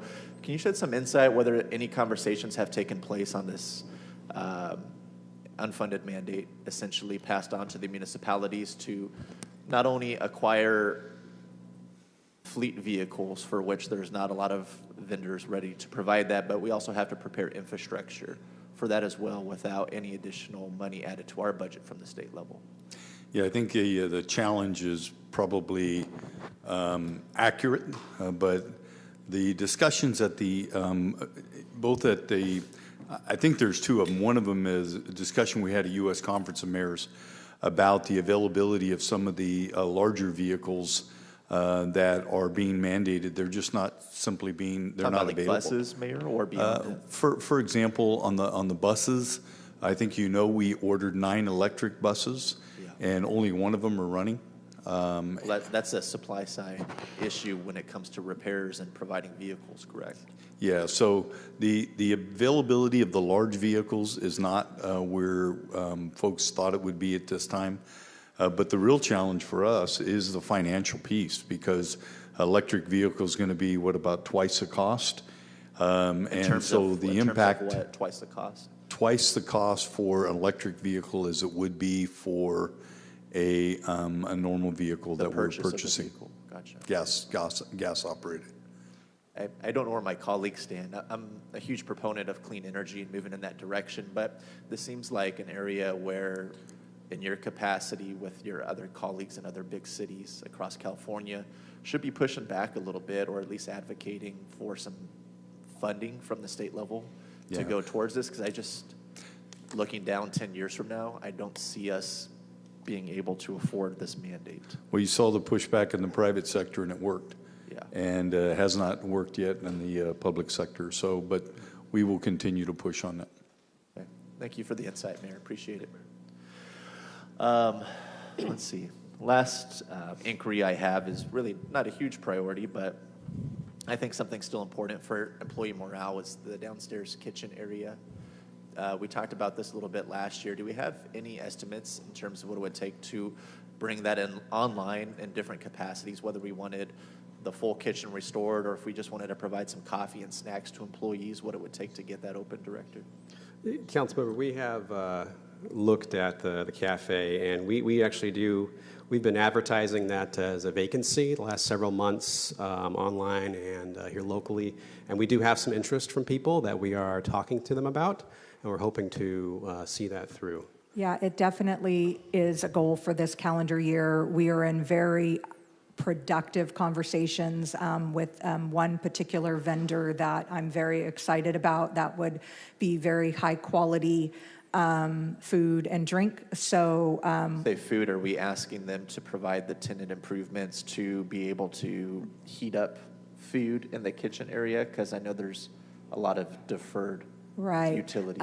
So we have some money in, I think it was from either 24 or 25 that we've been carrying over in his budget for some equipment and possible tenant improvements. We have like a dollar amount. Originally, it was sort of planned for equipment because that is, we had a consultant come in and tell us, hey, you really need to, you really need to do some work and provide some equipment. We thought we were going to need more for equipment, but we're thinking now, after talking with some folks, that we need less equipment, which would then free up the availability of some funding for TIs. And you are correct, like we can't do anything that requires any sort of hooding and ventilation, but panini, the convection ovens like you see at Starbucks, and then the panini makers, those types of things are all available and are okay to be used in that kitchen area. Do you know when we'd expect to have an update on these conversations that you're having? We've been frankly talking like almost like every 10 days. We just got a proposed menu. I think we are going to probably talk more about a draft lease here in the coming weeks or so. Like I said, it is my goal to have something in there ready to go this calendar year. Okay, I appreciate that. Thank you, City Manager. Director, again, thank you to you and your team. Again, I know you're a newer department, but you have an amazing team and have done a lot of good work, especially in District 4. So thank you very much. Thank you. It means a great deal to us. Thank you. Thank you, Councilmember. Next, we have Councilmember Richardson. Mr. Barr, good morning. Good morning. Looking at your projected budget for 2026, I see that the trolley fund has dropped significantly. Can you just speak to us a little bit? Was that based on user, like ridership? Because I know I went and rode it personally just to check it out, and we were very lonely on the trolley. What was that based on? Well, it really comes down to one of the mayor's strategies to balance the budget, and that was to reduce Thursday service. We were previously running service Thursday, Friday, Saturday. We are only now running Friday and Saturday plus Art Hop Thursdays. And that was based on low ridership. The lowest ridership is on Thursdays. So we get a weekly report on ridership, which we watch very closely. I appreciate the cost savings on that, and it looks like the 100,000 that came out of specifically staff is commensurate with the drop in service. Correct. For materials and parts, specifically for the trolley, which I'm going to focus on here for a second, there's a drop in $40,000. Is that due to, that can't be due to reduced wear and tear on it because you're removing essentially 25% of the service, but dropping almost all of the materials and parts fund for 26. Is that something that doesn't get projected and kind of is retrospectively added? Council member, you're looking at page 103 of the line item detail? Correct. 656115 is the line item on page 103. We are just reallocating those funds to other accounts. So they're accounted for, but not just in that budget, that line item. Well, fleet management is still taking care of the vehicles. They're actually fairly reliable, much more so than we've expected. So the maintenance repair costs are fairly low. Understood. On page 108, I see that under contract construction for your facility repairs and replacement, that's line item 757507. We've got about 1.14 million in there. Is that part of, is that cost sharing for what's going on in the southeast corner of your complex out there? Well, actually, that is, those are repair and replacement projects for the City Hall, for City Hall itself. So that's your sewer lift station and other things. Okay, is there money allocated to fixing your bay doors, things like that, security infrastructure on the outside of the yard, things that we talked about during my tour out there? I really appreciate you highlighting that, but no, that is not in our budget. We had to make some hard decisions this year. Blast. Okay, I also saw that FACTS, they have about 1.85 for contract construction as well. Hopefully some of that gets added into the security infrastructure to keep your people and equipment safe out there.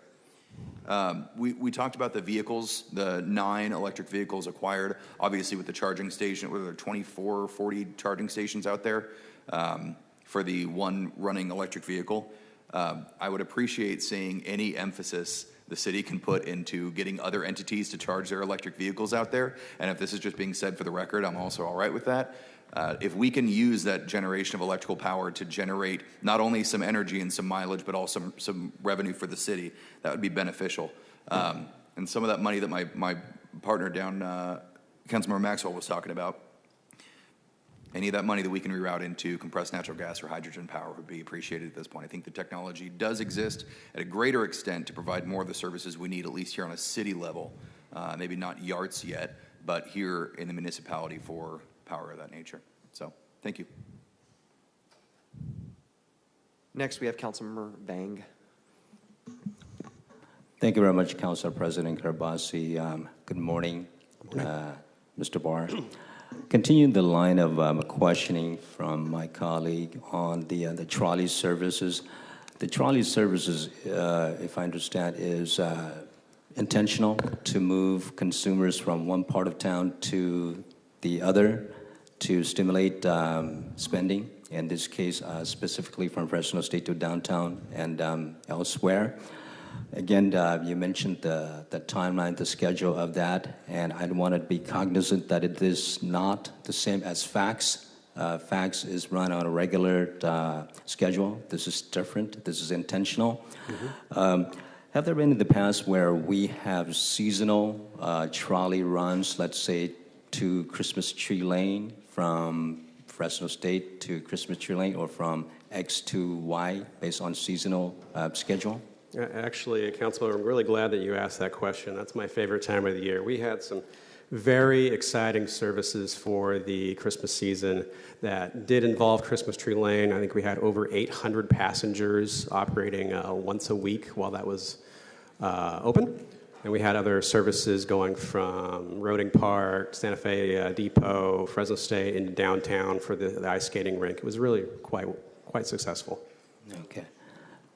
The trolley services is run based on grant, and I believe $292,000 is the number for this coming fiscal year. Is that correct? Actually, the service is funded by the general fund. Oh, general fund. Yes. Okay. Okay. Given the precedent of the trolley being seasonal, what is the possibility or feasibility of perhaps running the trolley from other parts of town to the Fresno Fairground. I know we have the Fresno Fair, a 2-week event, and is the largest event happening at the fairground. Over 100,000+ people, if I'm correct, attends that. What is the feasibility or economic behind that in terms of getting people from other parts of town, in particular the Fresno State area, to run the trolley for that 2-week time frame to the Fresno Fairground? I know given parking is very expensive at the fair, gas is going to continue to be very expensive. So the question that I do have is if it's feasible to even consider adding a route during this time of the year to transport not only Fresno State students, perhaps demands from other part of the city to the fairground. I think under the current budget for a 2-week run, I think that would be problematic. The current budget could not absorb the cost of that. If it was just like a 1-day thing, like on opening day or something like that, we could probably do something similar to what we do with Christmas Tree Lane. But I think like a 2-week run, that would be definitely additional staffing, additional fuel, et cetera. So I don't think the current budget could absorb that. I do know that FACTS does a lot of advertisement and advertising the FACTS routes to get people to the fair. Frankly, I remember several years ago, I actually did one of the things where I hopped on up in the River Park area to go down to the fairgrounds. So I don't think we have the current funding and the budget to withstand a 2-week special run for the fair, but we could maybe do something for like an opening day or a particular day. Is it possible for us to get a concrete study in terms of the numbers of what it costs, let's say the first opening day and continue to the last day, so we can actually identify what the expenses will be, not only in terms of capital, but in terms of manpower, and also in the essence of transporting consumers from one part of town to another part with regards to trolley, and I believe trolley is specific in that.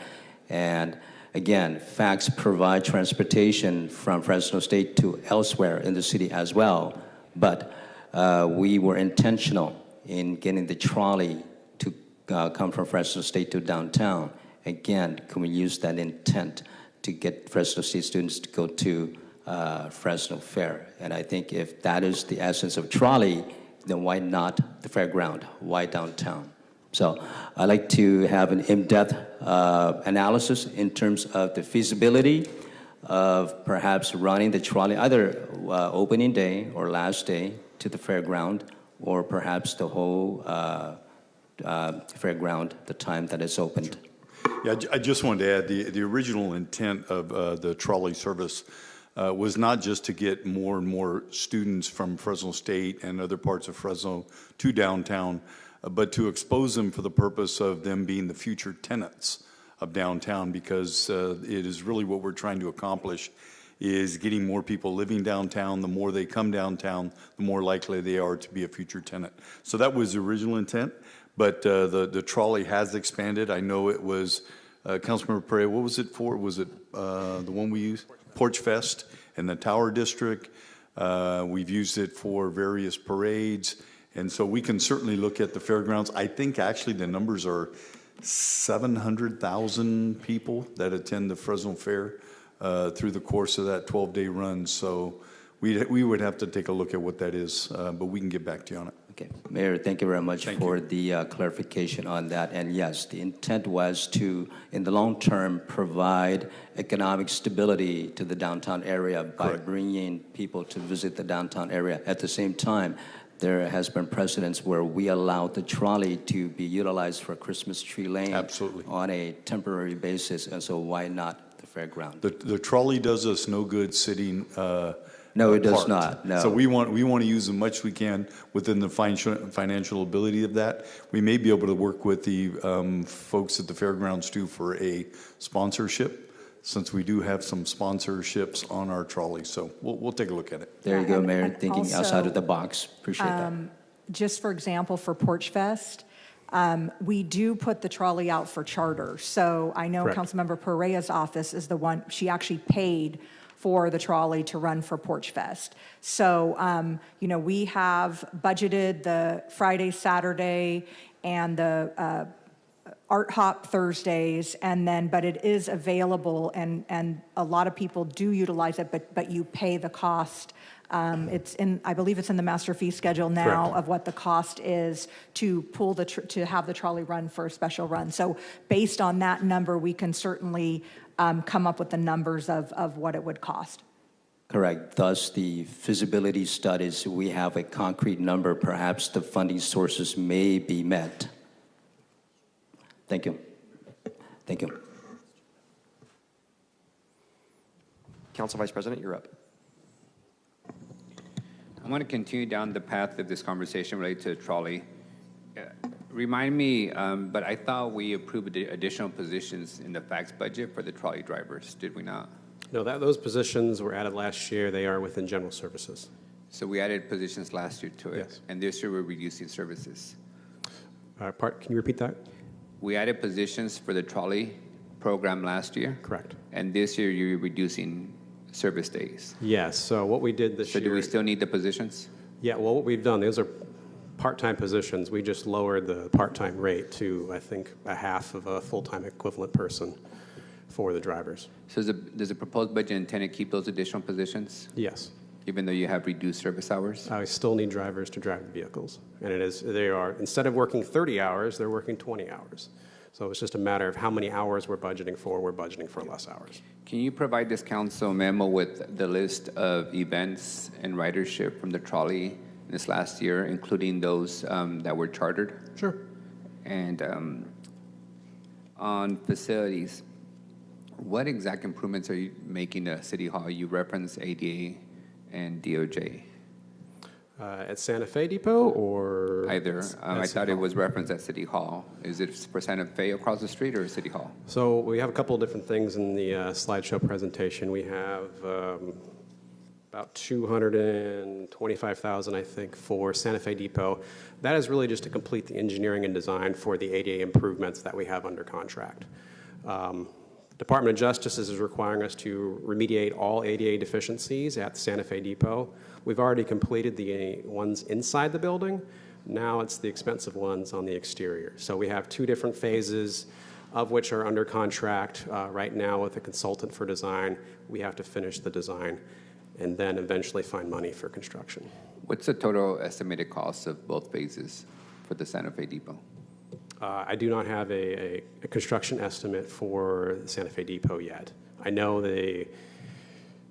it's in excess of $1 million as estimated through the settlement process. Council But it's member, anybody's guess. it involves path of travel and grade of the parking lot, which is a pretty good-sized parking lot, Yes. and everything I've seen from a couple years ago was in excess of $1 million, but until we get the engineering done, then we'll have a better idea of what that will cost. I don't recall the council approving a settlement agreement on this ADA issue at Santa Fe. Did It was ever come to many council? years ago. How long ago? Well, Jim Betts was still working for us. I'll have to defer to the attorneys. We can go back and look, but gosh, it's been at least 4, 5, 6 years, but we can go back and find out. Okay, and the extent of the improvements on the inside or what? I haven't been inside the depot in a year, so I wouldn't know. Mainly the improvements had to do in the bathrooms, which were completed internally by my staff. Okay, is the commercial space at the face of Tulare still empty? Base of I believe that's Greyhound. Did they take that on? That space that faces Tulare Street? I'm aware that whole section is leased to Greyhound. Is it operational? I believe so. I think the part that isn't is the second floor, which has Correct. been vacant for some time, but I believe the first floor is in use. The first floor, the entrance into off Tulare, is that operational? I don't know that they actually use that door for entrance, but I Can they thought it close was. the door? I don't know I that thought it was answer. AD accessible issue. They don't allow that door to be used. I'd have to dive into that further to get back to you. Can you? Because I recall some issues around, like, that's a dedicated path of travel for ADA up to Tulare entrance, and so they can't just simply make it a dead zone. And then the secondary building, Santa Fe, that second-story building, old box building, it's been vacant for probably decades. Is that still vacant? Yes, it is. And We're what talking is... to the east, right? Correct. Yes. Or is it east or west? Well, Whichever. yeah. You know what I'm talking about. Is that still basically a dilapidated, blighted building? It is being used as storage, but yes, it needs a lot of repair. Storage by whom? I don't recall that at the moment. Is that under the lease to the Greyhound, or is that a city-controlled building? City records. City records. Can we get a status update of that building? Sure. The last thing I want to do is lose it to a fire or structural integrity, a failure of integrity. Sure. The Arts Council secondary portion that they're expanding to, is that done? It's almost done. In fact, we'll be coming to council here shortly, I think this month, to formally add that to their lease. Okay. And the water tower, that's also forthcoming, correct? Yes, we have a big inspection in the next day or two to understand when PG&E will set their transformer. And I know I'm still tracking down many of the answers that you've asked me in your office. Okay. And then lastly, are you the department that's supposed to have a master list of all our properties and control all facility agreements centrally? I think the department that has a master list, I believe, is risk management. I thought we had centralized all lease property management under one operation. Leases, yes. I thought you meant all Yes. properties, yeah. Yes, So, we have that. You're in charge of centralizing all lease agreements in the city? Correct. Are you also in charge of keeping inventory of all city properties? Well, that is the inventory element that's within risk management. I do the lease administration. So if the building is leased or if a department leases, I'm involved. So who's responsible if the property is sitting vacant? So generally, it's the department who the property is assigned to, and that's either in risk management or in the finance department. I believe our financials, don't we have to have a list of all of our assets, real property assets, that are assigned to a particular department? So if it's not leased and if it's a vacant parcel, then the department can work with the GSD to either advertise it for lease or it's available. The department doesn't need to use it. City manager, so let me see if I understand correctly. The property, if it's vacant, remains under the umbrella of the department in which it exists. If the property was to come up to a lease agreement, it would then transition to the GSE? They would manage the lease, yes. They would make sure that it's a written lease, it's being tracked, we're getting paid, the insurance is current, it's being maintained. So for example, the old Fresno Met, original Fresno B building, who does that exist under? That would be Brian's shop because there's a lease with CMAQ. But there's only a lease for a portion of the building, correct? We are actively seeking tenants for the vacant 3 floors. So the other vacant floors are under whose authority and I believe responsibility? they're under my office. Your office? Yeah, it's not a- assigned to the Met building. That is correct.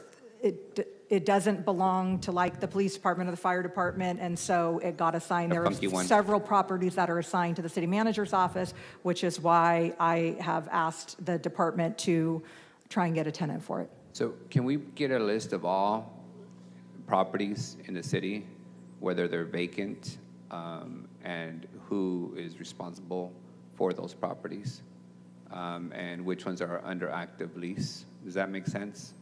I'd like to see if we have 100 properties in the city of Fresno, these 75 are under the authority of these departments, of those 50 of them are under lease, and therefore there's X amount under no lease and vacant and available in the city. We can do the best we can. I'll tell you that included in the list of everything we own are going to be like little tiny remnant parcels of a street easement. Right. We don't really focus on those a whole lot. We focus on, properties that we can actually do something with. Understood. I want to say I requested a similar memo a couple you weeks did. ago, so this should be in the pipeline already. Yes, I believe you did. All right, Yeah, thank you. I want to be very intentional about avoiding the county of Fresno, where they have thousands of properties and I have no idea who's responsible for them and whether they're being activated or not. Additionally, as we seek to close a revenue and expense gap, I don't see any rationale for any department having a vacant building under their authority and not actively doing something with it. We have seen time over time that when you leave them vacant and unutilized, they become a significant liability to the city. And they're, I don't see why. So I like to know that because I'm going to ask every single department head what they plan to do with these vacant buildings that are currently a liability, and either make them an asset or the city consider selling them off. Because at this point, I mean, having floors and floors of empty commercial space or old fire stations sitting there seem to be of no value to the taxpayers if they just sit there further deteriorating. Those are all my questions for the day. Thank you, Director. Thank you, Councilmember. Thank you, Council Vice President. Next, we have Councilmember Esparza. Yeah, maybe someone asked for this already, but just with all the questions about the trolley, I want to ask for a memo detailing the trolley's ridership in the last 12 months. I can give you the ridership right now. Since its inception, we have over 11,000 riders, over 5,000 in this fiscal year alone. Can you get us the breakdown by day? By day? Yeah, I can do that. Yeah, obviously you made your decision based off that data. I just wanted to see the specific data. Sure. How many dollars have we generated from chartering the trolley services? Well, currently, we are not yet advertising it. We will be doing that with the change in the budget. We have close to $8,000 in revenue this far, and that's, again, not advertising. And that includes partly the District 1 budget. Okay. All charters. Transfer. Got it. Okay. Do we have a projection based on what it might be once we start advertising? I would only be speculating because we've never done this before, and if we're only getting $8,000 and I'm not advertising, that's great. Once I throw it out there to the public, I'm hoping for some big things, and we are ready to go get it. Great. Okay. Well, let's see what happens. Just for the record, I can count on one hand the number of times I take the elevator per year. I take the stairs. Still an exercise I get all year. You all know that. You all know that. But for the benefit of the public and our employees, when will all the elevators be working and functional here at City Hall? I sense the frustration, and believe me, that is shared by myself and many others. To answer that question, we are in the final inspection phase of that elevator. Has not yet passed with the state.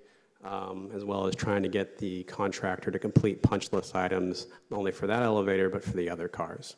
It has been a long road to get there, of which I've had to bring in an outside consultant to come be our elevator expert and help tell us what's missing and what needs to be fixed, because we frankly just don't have the expertise. Sure. Well, safety first, but I think everybody who utilizes them would greatly appreciate the functionalities. Do we have a timeline at all?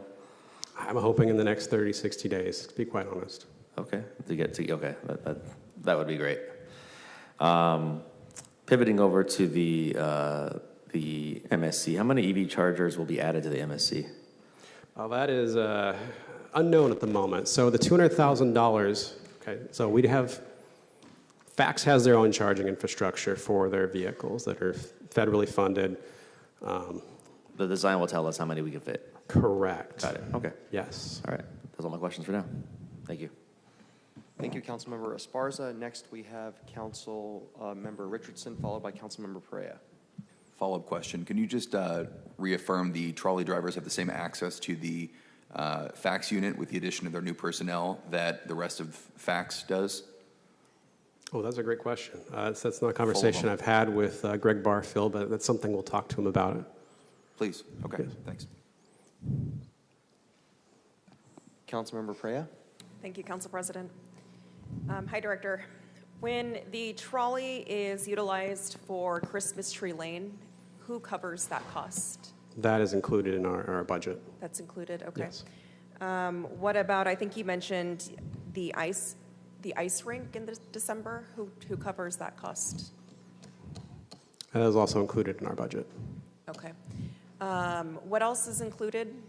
Anything off the top of your head in the budget as far as, like, for example, for the parades? We do the parades as well. That's all? Okay. City manager mentioned that when I want to utilize the trolley, I pay anywhere from $1,000 to $2,000 out of my own personal office budget. Do you know what the average ridership is for a Friday or Saturday night, more or less? I believe we're going to produce a memo on that. So, Okay. But do you know off the top of your head, is that 100 rides, 20 rides?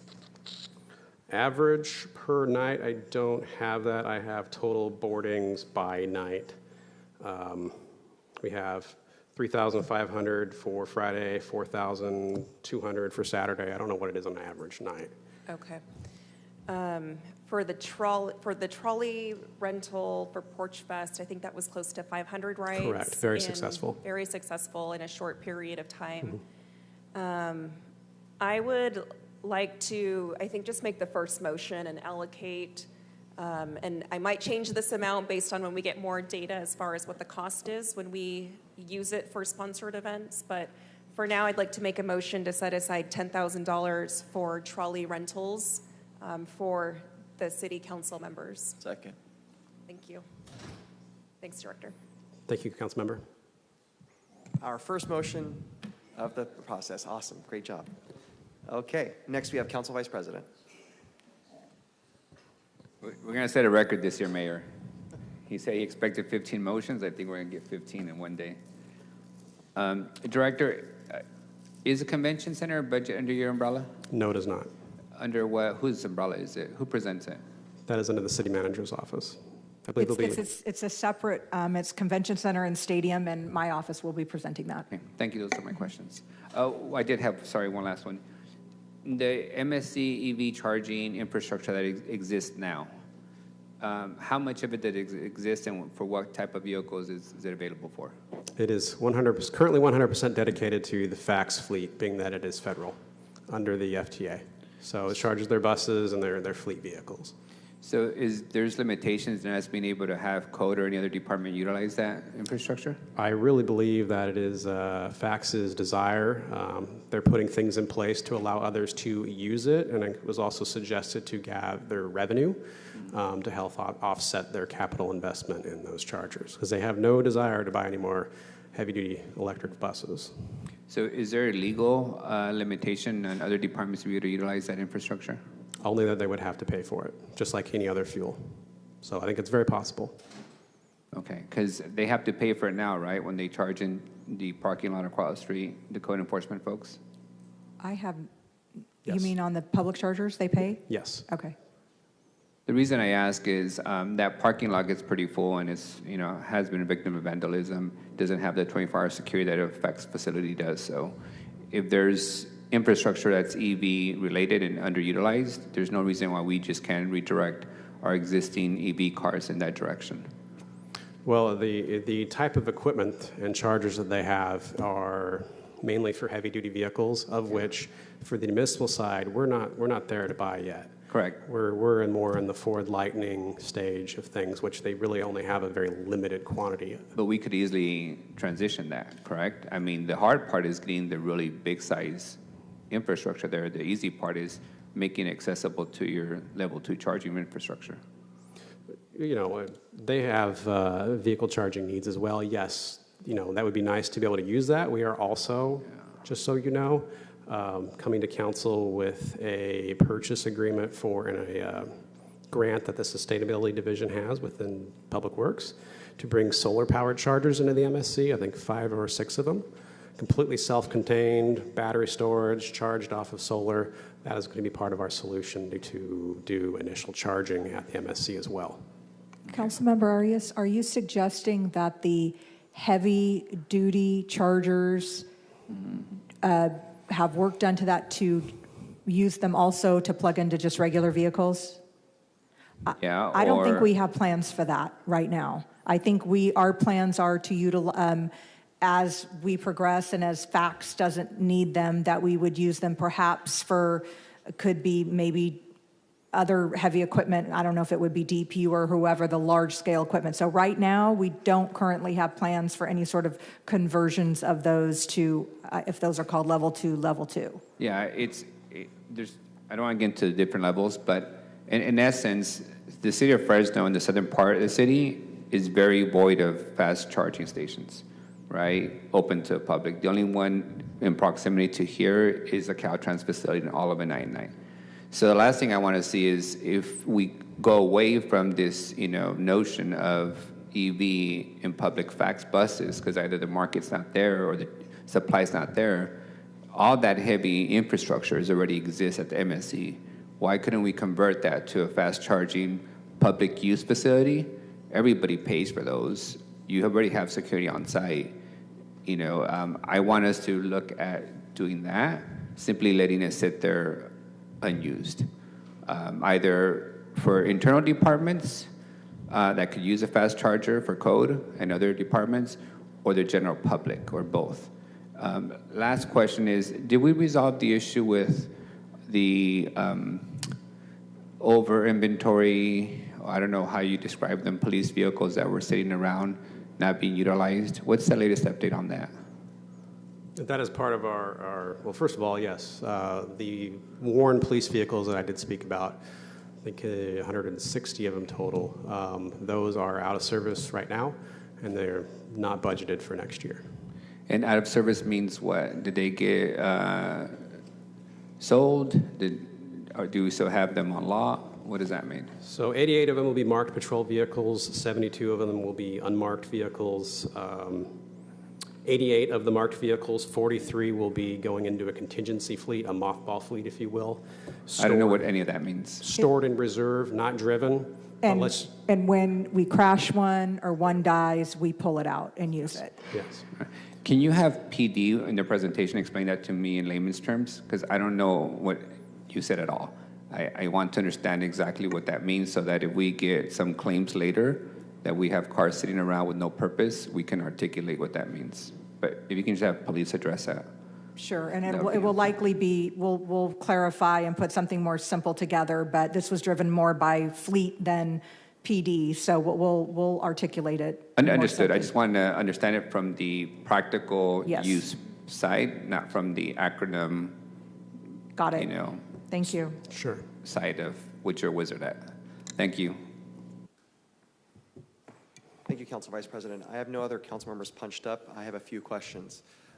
First off, I'm so glad the discussion is about unfunded mandates from the state. What was our very first, I think, interaction, Brian, up here? It was my rant and raving about forcing us to go EV with our fleets and our very heavy vehicles because the technology just isn't there. I have an electric car myself. I made the choice to buy it, and I'm lucky there's a Tesla charger throughout this city in different places. But for a municipality like us, it's very expensive, and the bigger thing is those big trucks that are heavy, they don't have the charging capacity for the long haul, so we have to buy twice as many trucks and whatnot. I'm going to echo my colleagues that expressed their concerns and any encouragement from the administration or our lobbyists to push back. Similar to the issue we faced with AB 942 regarding solar, taking away our savings on solar, we've got to really fight back against some of these unfunded mandates. So thank you for your ongoing work on that. Thank you. Yeah. The cafe. I know that was mentioned by my colleague, Councilmember Maxwell. I really don't want us to pass a budget without a real plan for the cafe. I'm going to put a request for information, whether it's how things are going, getting a new vendor, or doing something in-house ourselves, very basic. We'd have our own staff do that work. Or potentially automation with machines and having outside vendors stock machines. I know there's a lot of priorities, but this is one of those small little things that increase quality of work life for our employees here if possible. And I know there's a bit of a challenge because there's a security checkpoint, so they can't really appeal to the outside public as easily as, let's say, going to Starbucks across the street or George's or whatever it is. But I'd like some information on that, please. And maybe you have some things up in the works, but I think the council would be interested in addressing this issue. Hey, council member, I forgot to mention earlier, there are now vending machines in the room across the hall from the cafe. They just went live, I think, last week with some snacks and drinks in them as a temporary solution. And I'm not going to look at him because they're probably not healthy. And Mr. Fitfest over here might get irritated with us about it. Well, speaking of healthy, let's just make it a gym if we're not going to use the cafe. We can use a gym at City Hall. The Jerry Dyer gym. But there are vending machines in the cafe annex We'll do across it. the way, but we'll certainly get back to you with the status. And I just want to commit to you, I want something in place this year. Appreciate it. And you guys did a survey with, I think, with the We city did, employees, right? and because we wanted to understand from our employees what they wanted to see in there, and that's how we've proceeded forward with evaluating proposals. In my request for information, I'll include some requests for information regarding You got it. the survey results. Survey Thank you. results, you Okay. got it. Last thing, fleet vehicle savings. So you talked, Council Vice President mentioned that a little bit with PD, but I want to talk more specifically about fleet reduction. So basically, if a car is sitting there, whether it's used or not, there are certain fees we have to pay. What was it, about $11,000, I think, per vehicle, whether it's used or not, just in basic fees? I know that was the number we had used for Or PD. something like that. It's a significant fee. It is 11,000 per vehicle in O&M. Yeah, so to answer your question, the 11,500 was used as a measure for savings for each Mark Patrol vehicle that's taken out of service of the 160 or 88 that I talked about. Okay. That is operations and maintenance, so fuel, parts, labor to keep that vehicle going. But does that cover another vehicle in another department? No, that is strictly the cost for that vehicle alone. So is there an average that we have per vehicle for like a different department? I'll be very specific. City Attorney's Office, for example, code enforcement vehicles that are underutilized. I want to know how much it would be, potential savings per vehicle we use fleet reduction practices on. Yes, we can get that for you. We would run that specifically for their Is division. there a specific ballpark you guys have by any chance? About 4,600 is what we ballpark for. Okay, so less than half. Yeah.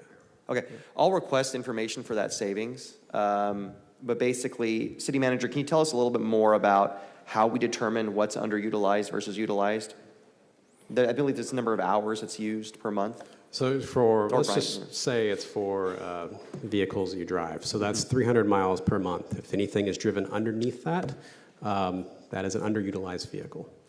Okay, so what I'm going to request is, City Attorney, please do meet with Brian, evaluate the list of vehicles that are triggered by that 300 or less. Do we know how many in City Attorney's Office meet that mark? It is, I think, we can get back to you. I think it's about half. Okay, so it's a significant number. Yes. Okay, and that significant number will have significant savings. So I'm going to make the second motion of our process here. I'm going to request, and we'll get the dollar amount later. Mm-hmm. Any dollars saved through fleet reduction in the City Attorney's Office will go to fund the criminal prosecution and special assignments team as an ongoing funding source. Okay, second by Councilmember Perea.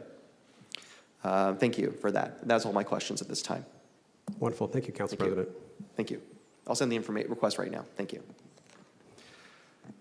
Okay, that's all we have for general services. Any other council members wishing to comment? Okay, thank you so much. Great job. We're going to go to ISD. Thank you.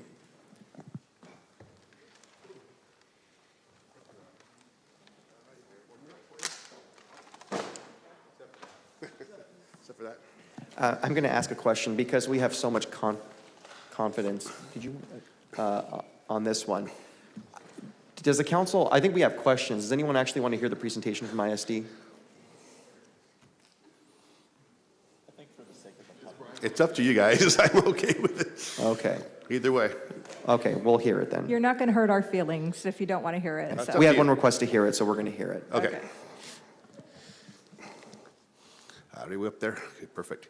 Brian Horn, I'm the CIO for the City of Fresno, Director of Information Services Department. And you get my slide up there yet? Okay. It's not. Why does the IT director always have technical difficulties? Was that way last year, wasn't it? See, you should have said yes, no presentation. ISD takes care of your network, your information services, your technology, security, everything basically technology-wise. The total budget proposed for FY26, if you notice, we have 4 years up there. And although a couple of things to this slide, in FY 2025, you're going to see it. There's a big jump, and that was due to centralization in personnel services. So that explains the jump there. There's a little bit of a decrease this year for FY 2026 proposed in personnel services because we're doing the attrition like we have been asked to do, and we'll be fine with that. So the non-personnel this fiscal year is about $4 million less, $24 million.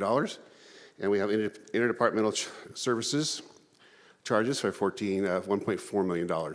So our total budget this fiscal year is $42.729 million. So this is our budgeted positions. We are not getting any new positions this year. We did ask and we received budget positions last year, mainly in security and the call center. And so if you can see right now, I'm not going to go over each one of them, but there's 134 of us. We are giving one position back to DPU for centralization because one position was allocated that should not have been allocated for telemetry services. Operational impacts, and this is the big one for us. Every year, software goes up. Software maintenance, there's a couple of reasons for that. Vendors increase their prices, number one. Number two, we use more technology.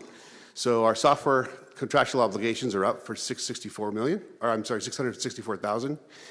And you've got the public safety radio, number two, which was just approved about last month. That's for our the replacement of the public safety radio system, and that's at $500,000. Then we have some department technology requests that come from other departments, which is $74,000. Now the fourth one is non-personnel reduction. We were asked to do the reductions just like every other department. So ours is $1 million. That came out of operations. Did not come out of like SAM fund, which is our overall maintenance fund. Did not come out of other funds like the Tyler Technology Project. It came out of just basically our operations. Half of that is a LATA grant, which we received and took advantage of, and we don't need it this year because we are getting reimbursed for it. And that was $494,000. And the LATA grant was a local area technology assistance program, which we went out and did a design work for more fiber in the city. So we have that design, the design's complete, we just don't have a taker yet to implement. Project highlights for us, very simple. This year we're going to upgrade the city's RF systems. That's all the receivers and transmitters for the city radio system. We talked about that a couple months ago. Salesforce, we're always going to improve on that. They have an AI technology now, which I want to take a look at, and that will give the citizen a better experience online, a more guided experience. And Esri products are increasing by $500,000, and this basically, part of that is, we use that for everything. Fire uses it, public planning uses it. The mayor's dashboard for capital projects came out of this, and we're working harder with more of the departments to put more specialized projects into place. And that's it. Very short presentation for us. And if you have any questions, please let me know. Great, thank you, Director. First, I have Councilmember Maxwell punched up, followed by Councilmember Richardson. And good morning, Director. The extent of my interactions with your department for the last 4 years has mostly been calling once a month because I forgot my password. But in the past fiscal year, we've spearheaded an initiative together for the third floor foyer to do an educational exhibit. And so I just wanted to give a shout out to Frank and Kim here in the front row. They have been so amazing to work with. I had a very broad idea about a year ago about something good that we could try to do for children throughout Fresno, city of Fresno, and they really took the ball and ran with it and have turned it into something really cool that I'm excited to break ground on here shortly. So I just wanted to give a shout out to both of you. Thank you for everything. And then my only question for you, directors, can you give us a synopsis in regards to the state of cybersecurity in the city of Fresno? State of cybersecurity for the city of Fresno. We catch bad guys almost every day. It's kind of hard for me to give you a in-depth, of course, but I can tell you the team just caught about 4 different threats yesterday, and they thwarted them. They figured out what they were, and they were able to offset them and make sure that they didn't interfere with the city's operations. So we're pretty clean. We're pretty good. I hate to say that in public because I don't want anybody, targeting us, but very stable for us. Very secure and very stable at this point in time. I do have a couple positions open that we're trying to reformulate some of the positions so we can do a little bit more and better work. And these are positions I want to say we created about 2 fiscal years ago for this purpose, right? And they're currently unfilled? One is, the other one was filled, and he took another job in the city. And then the one that we're working on right now is being converted into a senior cyber security analyst. Okay, so 1 or 2 openings at the moment? I have 2 positions open, but one had been filled for, I don't know, a couple of years. Okay. And then that gentleman moved on to a different position in the city, in ISD. Do you feel as though we'll fill those this fiscal year? Yes, we'll fill them. Okay. Definitely. How long is the onboarding for something like that? It doesn't take too long. I mean, just the city's process because they have to go through PD clearance. And so it'll take about a couple of months to get them on board once we give them the offer. Councilmember, I don't believe Brian tooted his horn enough. Our cyber team is part of an FBI task force. Yes. And every week we identify other entities that have been hit. And I don't want to name them specifically, but includes other governmental entities. We have been able to find bad actors that we turn over to the FBI, who then go to that particular jurisdiction and say, hey, you've been compromised. So our team is amazing and is very highly regarded within the, frankly, national intelligence infrastructure of not only our country, but other countries as well. So I felt the need to toot their horn a little bit more without getting into every level of detail, but it's amazing work that they're able to do, not only to keep us protected, but in doing that, they don't just stop at that and just say, oh, hey, City of Fresno is good. They turn it over so that whether it be a nonprofit, another governmental agency, so that that information could get into their hands so they can better protect themselves. They go that extra step, which is amazing. And I want to give kudos to Zach and his team for going that extra step, because I know if I was sitting out there exposed and somebody else knew about it and didn't tell us, I wouldn't be too happy about that. So I'm super proud of the team. I just felt like we needed to bring that up. We're trying to keep the city of Fresno out of the headlines. It's always appreciated. So Zach, Caleb, and Hani are the 3 right now that we have on board. And she's right. I mean, we have caught things from other municipalities and have told them. And well, please thank them on behalf of the city council. And can you shed light whether these attacks are coming domestically or foreign? All over the place. All over the place. India, Russia, you name it, all over the place. We were getting attacked from some Ukraine sympathists a while back, but which council district? Which council district? 1, 2, 3, 4, 5, 6. No, I think you've been doing an amazing job. And thank you. Again, have an amazing team backing you up. So thank you all. Appreciate it.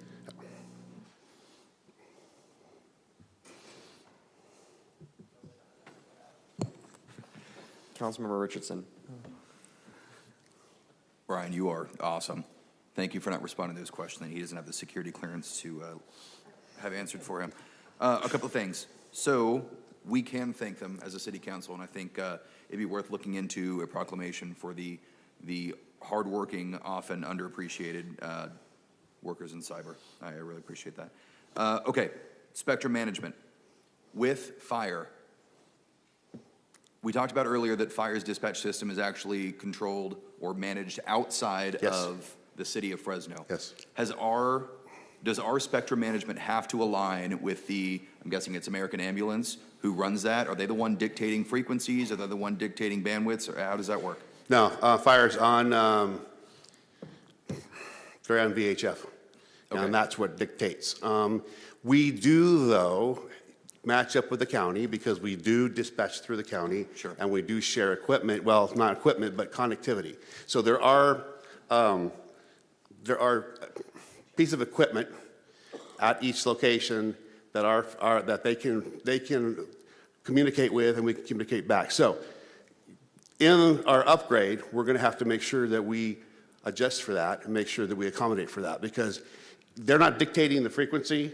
They're using the same frequency we are, but we both have to make sure that we can read their frequency as well when we do the upgrade and whatnot. But yeah, we have interoperability with the county. It's a long way of saying we have interoperability with them. Okay, copy. This is one of the things that when I came in and we had our first meeting, I talked about. Like I'm a stickler on spectrum management and frequency discipline. Okay, with the new upgrade that we have coming in, this was one of my biggest concerns, that they are tracking both police and fire interoperability as well as fire up and out to the larger agencies. So police, fire, and fax. Perfect. Okay. Next time those the Tate reps are in town, you mind giving me a ring and we'll sit in and have lunch? I appreciate it. We're going to be giving you guys quarterly updates too. That was the request of the council, and we're going to make sure that they're built into the project management project. Awesome. Okay, thank you. The last thing I had, what is your interplay with the real-time crime operations and the cameras that are out at the intersections across the city? We work with PD on the cameras. We don't do a whole lot with the cameras. We do the fiber. We do some with the cameras, and we work in conjunction with PD on that with real-time crime centers. So okay, there are some cameras though I'll say are ours, some are theirs, and some might be traffic engineering. TLC, yes. What would you say what's like the functionality rate of your cameras versus the other entities? Are yours all up and running? Pretty much. I mean, they're about the same, but there's an improvement that needs to be made there. Okay. Do we need to move some money around to make sure that the cameras around the city are working and saving man hours, especially as it comes to policing? Yeah, but that's going to be an undertaking, so I would like some time to study that. Okay. Well, I'm here to undertake, so let me know what you got. Okay. Cool. Thank you. That's all I had. Sure. Thank you, Councilmember. Next, Councilmember Vang, followed by Council Vice President. Thank you very much, Council President Karbasi, and good morning, Director Horn. Good morning. Okay. This question does not directly relate to the information you provided or you presented in here, but I believe it is relevant to chambers here. As some of you may not know, the people sitting up here on the dais have a TV set to our left, and we're able to view which camera is on and which is not. And so if we want to see exactly right now where the camera is panning, we have to turn to our left and look down to see the camera.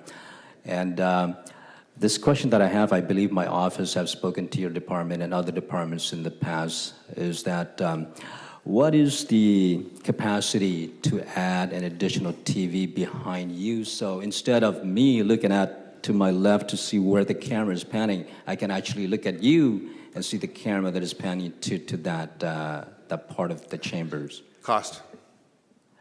Have you have an opportunity to do the feasibility cost of perhaps installing a TV camera behind you? We're in progress on that, not yet. I'm working that through for you. Okay. In that case, then I'd like to request a analysis into the cost of perhaps installing a TV camera behind the speakers so members sitting on the dais can actually look at the speakers in the audience, but at the same time be able to tell which camera is focusing on what part of the chamber is on. So one of the vendors that I'd be looking with would be the local vendor Solutions by Design, which is doing our video wall. And so I've asked him, sorry, I can't speak.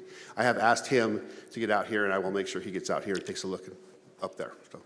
Okay, in that case, then maybe premature for me, but I'd like to make a motion, amount to be determined, source to be determined, to add an additional TV screen in the council chambers behind the speaker. Second.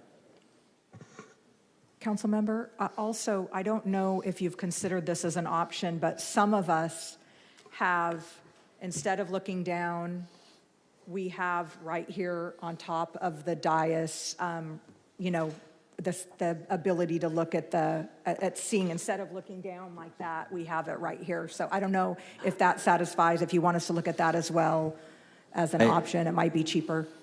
I am aware of that. Okay. And again, it's the ability for me to focus on the speaker and the audience, but at the same time, multitasking where the camera is. Okay. Thank you. Okay, thank you. Next is Council Vice President. In terms of the City Hall conversation, is all the tech in this chambers up to par? Yes. Is there any need for additional upgrades? The screen behind you, but we can do that at any time. And does that include the rest of the dais? You've evaluated everything, everything's up to par? The reason I ask is these chambers are not just for council meetings, but they're for planning commission meetings, parks meetings, the whole thing. And my secondary question for the budget folks, when we make upgrades to these chambers, do we apply the cost across the board to all the groups that utilize the chambers, or is it just paid for by the council budget? I'm not sure how the cost is in the ISF. Hold on. I know it's spread. I don't think it's just spread to your office, but It's spread citywide. citywide.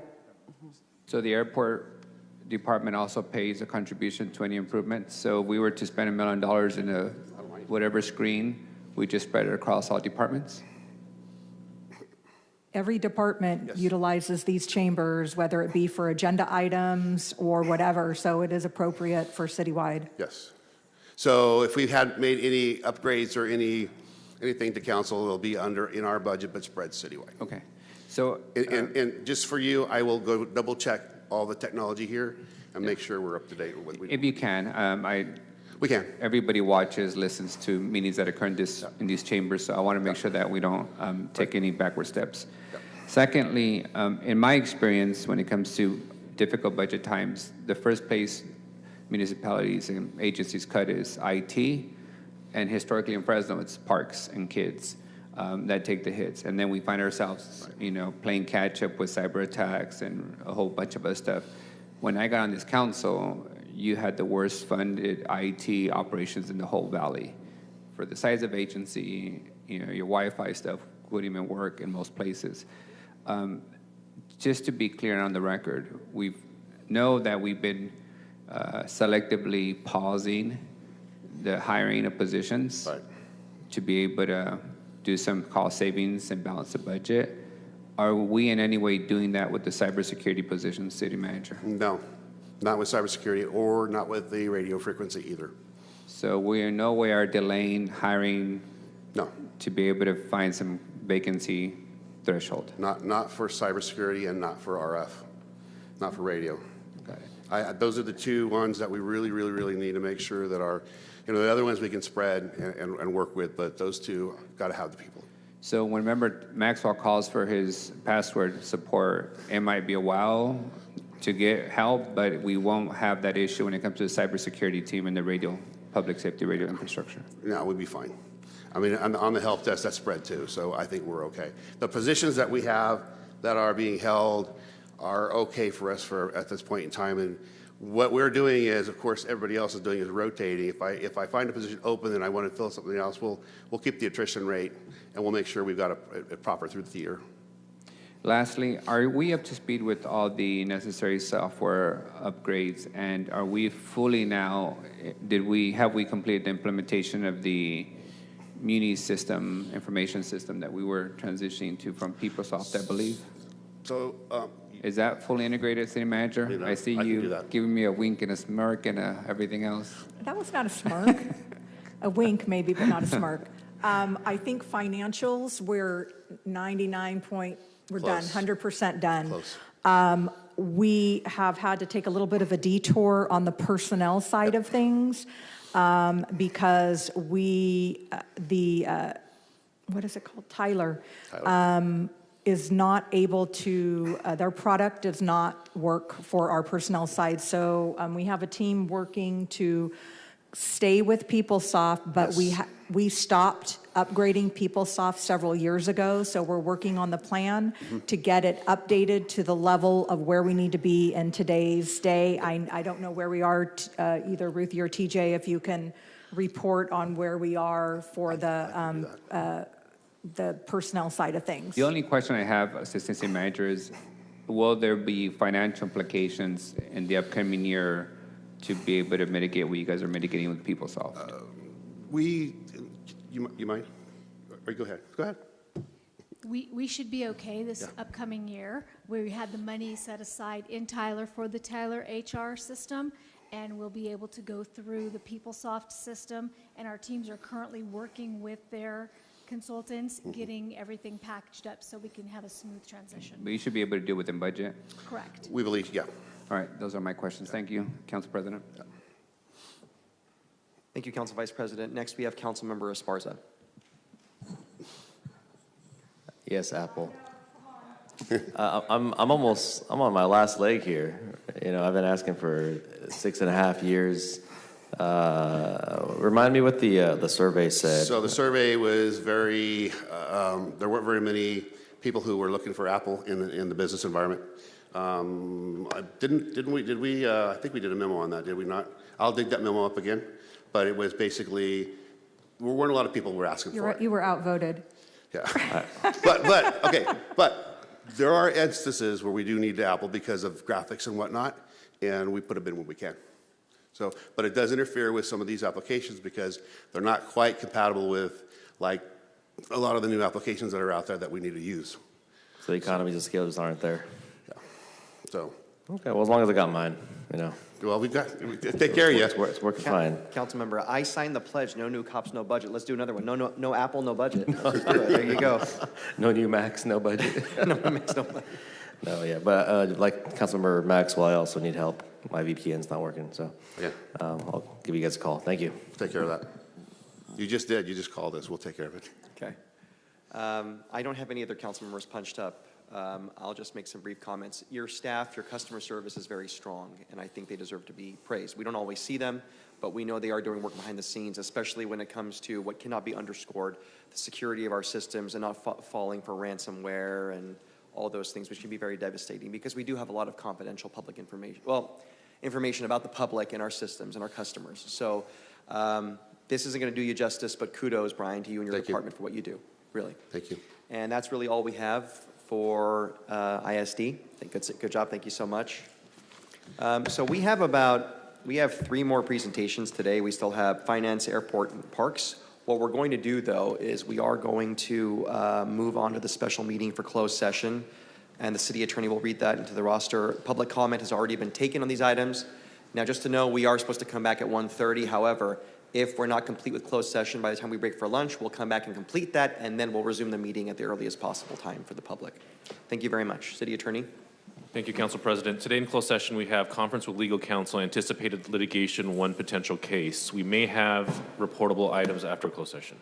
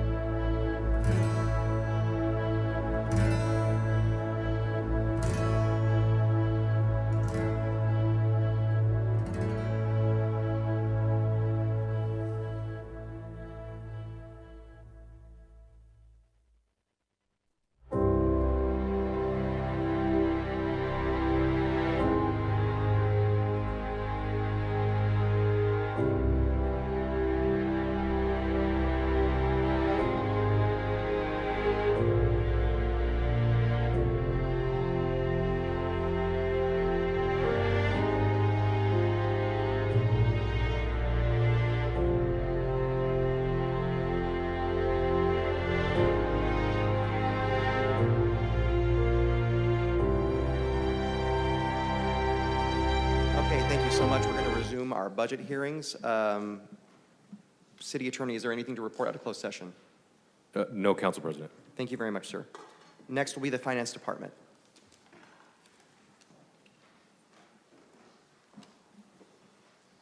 Wake us up, Santino. What's that? Wake us up. Wake you up? Boy, I don't know if I can help you with that. Yeah, talking numbers and finance, that's going to do it. Santino, do we need to lower the podium Oh my for gosh. Is this a roasting session? Where it's Samit's in the house, so I've got some evidence on tape and in live person. Man. City Attorney, is height a protected class? And City Attorney, that's right. Just give the brother a step stool. Anyways, so he well, can get on with that it. definitely woke up the room. Santino, I love you. Yes, I know. Good afternoon, Council. It is a pleasure to be here to present the Finance Department budget. Oh my gosh, I'm so distracted now. I can't believe the city manager just did that.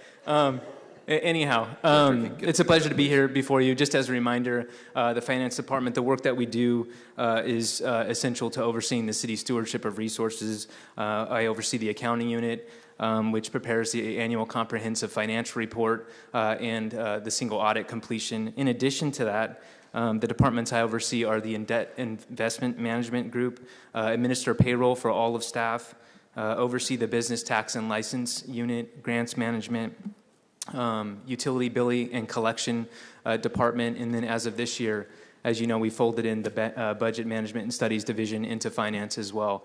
And before I launch into the slides, I just wanted to recognize the entire finance staff, but specifically those who are here with me in the room today, Courtney Espinoza, Jocelyn Freitas, Caleb Newfield, the incredible work that they do.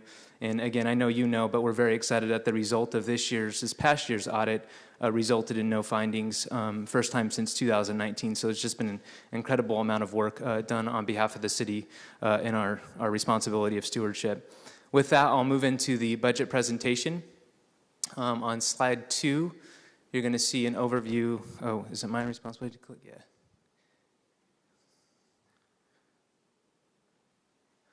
So an overview of our budget, where you'll see our personnel and non-personnel amounts there, and personnel is noted there, and I'll get into a little bit more detail in the coming slides. The primary reason for the decrease is the reorganization of budget and management studies into finance and some changes that accompany that. Again, finance will be planning for an attrition rate similar to most departments in the city of 6.18%. And then we do have some decreases in our ARPA resources. Those are primarily in connection with CBO management contracts that are just happen to be housed in the finance department. This next slide, of course, includes our staffing, and the notes that you see here, again, are really the direct result of the reorganization that we've executed and plan to carry on into next year. First, there's a vacant internal auditor position that will be deactivated as a part of this plan. There was an executive assistant in budget that is also going to be deactivated now that the two departments have become one, and the former budget director position as well. In addition to that, and I appreciate the administration's support in this regard, we've added an assistant director to oversee utility billing and collection in the business tax group, which is downstairs. And then lastly, what you're seeing there is the operational impact of all those personnel changes. I should note also this is helping us achieve our 5% reduction exercise for the Department of Finance. And with that, happy to take any questions that you have. Thank you, sir. I have punched up Councilmember Richardson. Good morning, sir. Good afternoon now. Who is the new assistant director for business tax and license? Jocelyn Freitas. All right. She's here in the room with us here. All right, fantastic. I would love to talk with you at some point. I have really just one concern, and through last week, or last council meeting, the passage of our business license fee exemption for the veterans, it started to seem to me like we have some unremitted business tax in the city, whether we're not tracking the business, we're not tracking their payment status, what have you.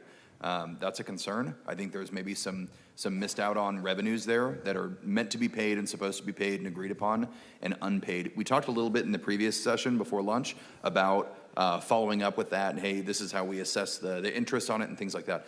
Are there ultimately any sort of teeth? Can you speak to that? If I have a business, I don't pay my tax, you assess it, you notice me and everything else, what do those teeth eventually look like? Are they effective? And do you think, what figure would you pin on assessed unremitted business tax in the city?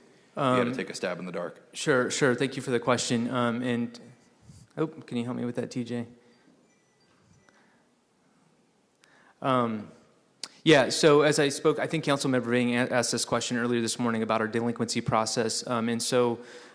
First off, I will say there is room for improvement. The staff, the tax permit inspectors, I believe we have 7 of them. And so the ability to execute their work and to fully collect, if you will, for those businesses are limited in terms of the amount of bandwidth that we have. But what Jocelyn's going to assist with is to be more strategic about how we go about collecting. And we're also going to see if there's some ways to pursue some assistance or maybe some programs that might help us get at that. For example, a month ago, Council approved our renewal of contract of our business tax and license software, and it was uncovered during that RFP process that there's some features there that I don't think we're fully utilizing by way of reconciling what businesses are reporting to us as compared to CDTFA. And so I just use that as one example where I think we can enhance our strategy towards outreach and collecting from those that are delinquent. In terms of what's out there that we're not collecting, you know, I wouldn't even want to make a guess right now. I think there's more work on our end to be done and analysis around that. And then as far as teeth, I did mention we can assess penalties, interest. You know, we do send businesses to collections if we get to that level as well. In addition to that, I'd probably need to consult with the city attorney's office about what specifically else are we able to do, maybe from a code enforcement perspective. Yeah, code enforcement was going to be one of my recommendations. That'd be really cool if we could pair those together. This is something I'm going to follow very closely. I appreciate the analysis on this. I think it is out there. Do you need more personnel? It seems to me like hiring another person for $100,000 is going to bring in $200,000 in business tax is entirely worth it. But I don't know what that ratio would look like. You know? Yeah, I would agree. I think what we need to do is establish kind of a KPI around cost-benefit analysis of those staff. Again, I'm not prepared today to say we need additional staff. I think it's something we need to study and analyze. And if that is the case, come back to the administration and council for a recommendation if it requires it. Copy. I'd appreciate being part of those conversations to the extent allowable. That's all I had. Thank you. Councilmember, I might add, one of the things that we talked about many, many years ago, business tax employed the use of a collection agency and went proactively, did an audit based, and of course, at that time, there were phone books where people advertised that they were a business and aggressively went out after businesses that were not remitting. It was predominantly people who were not already on the books listed as a business.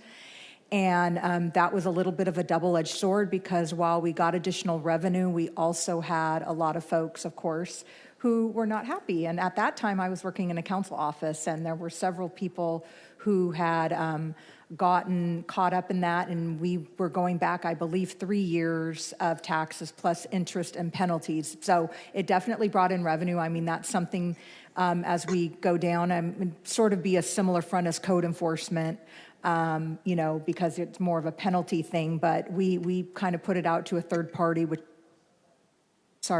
earns a percentage or whatever. So, I mean, that is certainly something we could consider as well. I'm not advocating for it, but I think if you want us to look at all options, that might be one as well. I think in the idea of fairness, being consistent with our tax rates and our follow-ups on the collections is really only fair. And I mean, there are political ramifications for it. That's our job behind the dais to take that on the nose if we deem it's necessary for the city. So. Sure. Okay. I do want to, so in terms of rates, we are consistent, but I get your point about our collection efforts, for sure. That's all, Councilmember. Thank you so much. Next is Councilmember Perea. Thanks, Council President. Hi, Santino. Hi. For fines, it looks like we're budgeting $1 million more this fiscal year, and it looks like that's because we're lifting the moratorium on the billing delinquency. Yeah, so that's specifically in reference to utility collections. So you may recall the city had a moratorium really coming out of COVID and in connection and alignment with the state executive order to not collect. And when I started in 22, although the state had lifted that order, the city had not moved forward yet in assessing fines. And so that amount that you're seeing is all with regard to delinquency fees associated with utility bills.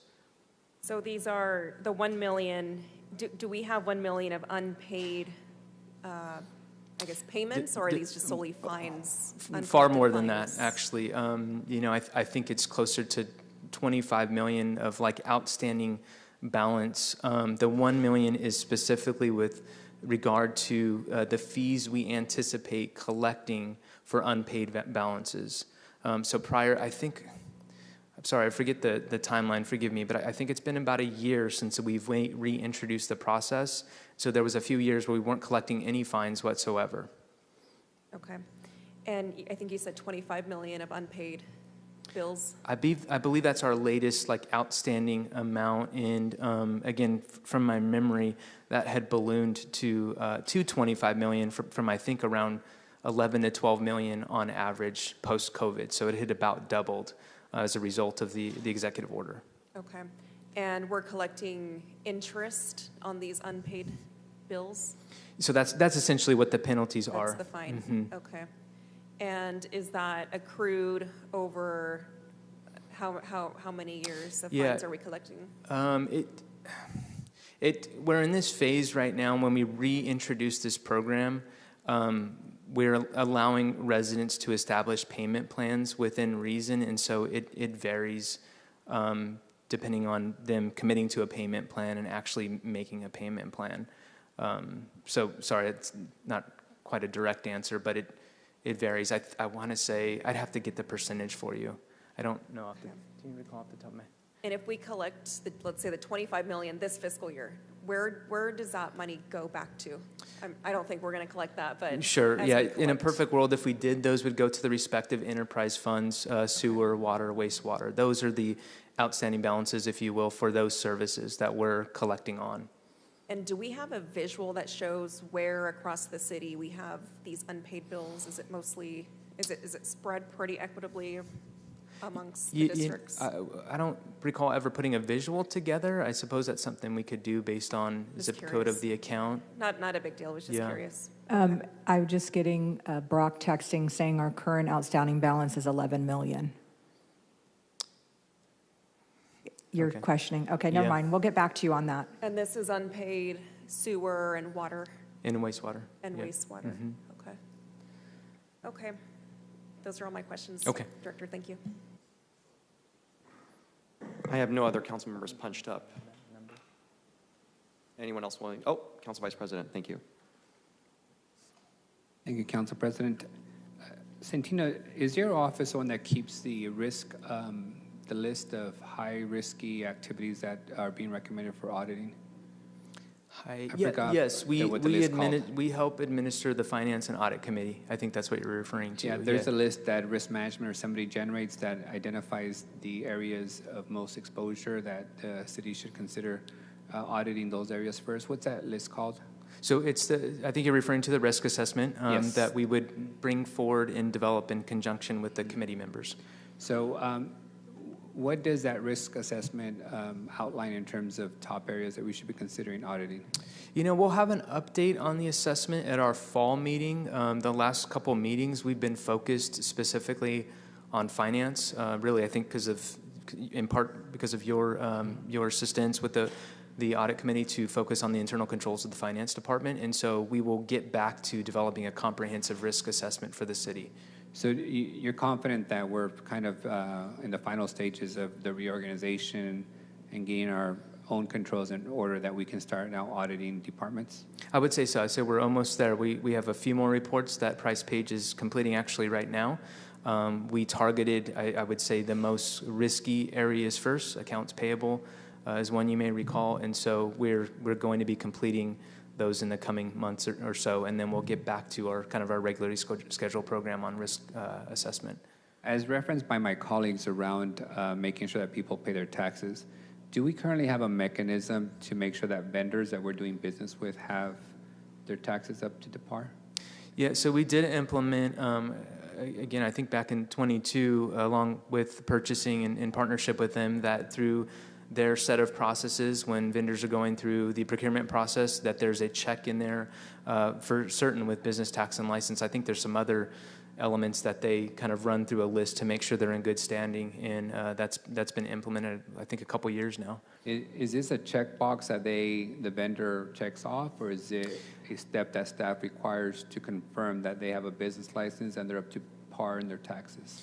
Yeah, I think they may ask for a business license, but the rest of the process may be kind of, it's just kind of internal. The procurement team verifying with respective city departments. I don't know that they may attest to the fact that they do, but the follow-up is done internally.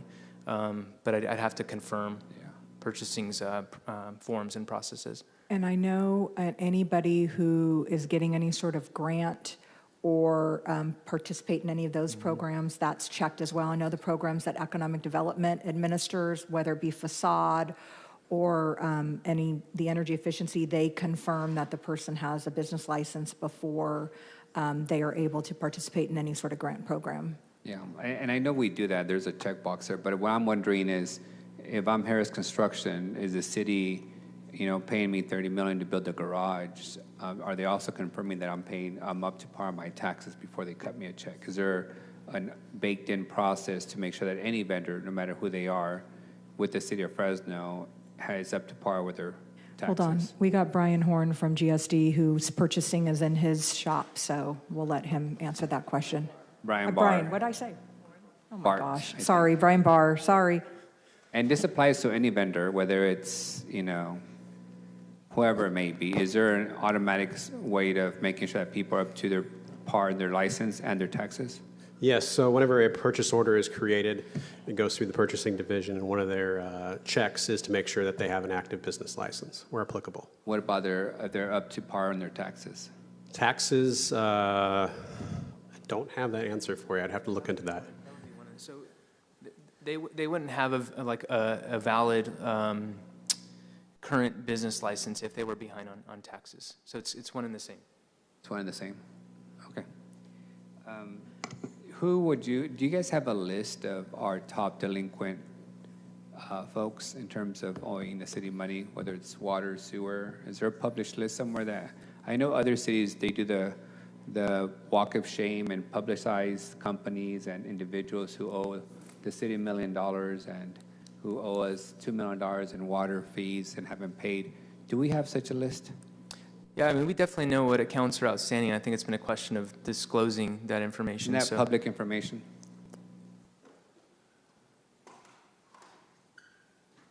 If somebody submitted a public records request for all our delinquent water and sewer accounts, would they be able to receive that information? There is there is an exception to disclosure for certain utility billing information. So I believe that that's information that we have not disclosed. Can we get a memo on what's disclosable on all the delinquent fees that we may collect or have a record of? I mean, there's an issue of whether we could actually, the information could be shared internally, but as to what would be provided to outside parties is necessarily a little different. I know you can share it internally because we've received that list before. When we were going through the pandemic and we put a freeze to collections. And in order for us to justify a federal bailout for water and sewer services, we had to provide a list of delinquent, accounts to be able to receive the $60 million I think we eventually got to bail out the enterprise funds for delinquencies. I don't think we released by name. My recollection is because our business tax is a result of a percentage of gross, that it had something to do with the fact of we can't release data for a business that can be like anything that could be released that would be proprietary, which would include how much a business is making. Yeah. So if someone can extrapolate from how much they're paying in business tax, how much their gross sales are, I feel like that's the path we looked at before. And I think we're having two conversations here. One is we have discussed that reality, and I don't think you guys have given us a breakdown of how much own a car makes in revenue for the quarter based on what they pay in taxes. Yes, you are correct. But what I'm referencing to as well is the folks who are delinquent in their water and sewer fees to us. Some of them are hundreds of thousands of dollars delinquent. Isn't that sorry, list I was thinking public? business tax. I was thinking business tax. I don't remember. We'll have to go back and look and talk with the city attorney about whether or not that can be released. They definitely know who owes what and what the list is of who are the biggest violators. But whether or not that can be released publicly, I'll defer to the city attorney and wait for some advice from them. Yeah, if you could, because I recall prior iterations of this conversation, forgot what retirement home up north has the highest delinquency and fines for overwatering, and they continuously overwater no matter how many warnings we were giving them. That was a discussion point for us during the pandemic, and as we debated who was going to get their fees, paid off or not. So if you can just give us an idea. I don't like to have conversations about delinquencies and not know who we're talking about and, what actions, if anything, because it might be a policy for us to come in and say, shut it down, all services after $100,000 of delinquency or after $1 million of delinquency. At some point we have to, or else, to the city manager's point, you turn over to collection agency and expose people to that, hell of experience. But, so if you can let us know what can be disclosable. On utility bills, water, sewer, what we do is we turn it off, generally speaking. You don't generally have to go to collections because what happens is generally speaking, we turn them off, which of course then prompts people to come in and sign up for the payment plan. A little bit different. I was confusing business tax earlier, which is more of you can't turn anything off with them. So yeah, we can certainly discuss with the city manager. If somebody is delinquent in their business taxes, am I to understand that you guys will not renew their license, their business license, and therefore they would not be an eligible vendor for the city? That's my understanding. Yeah.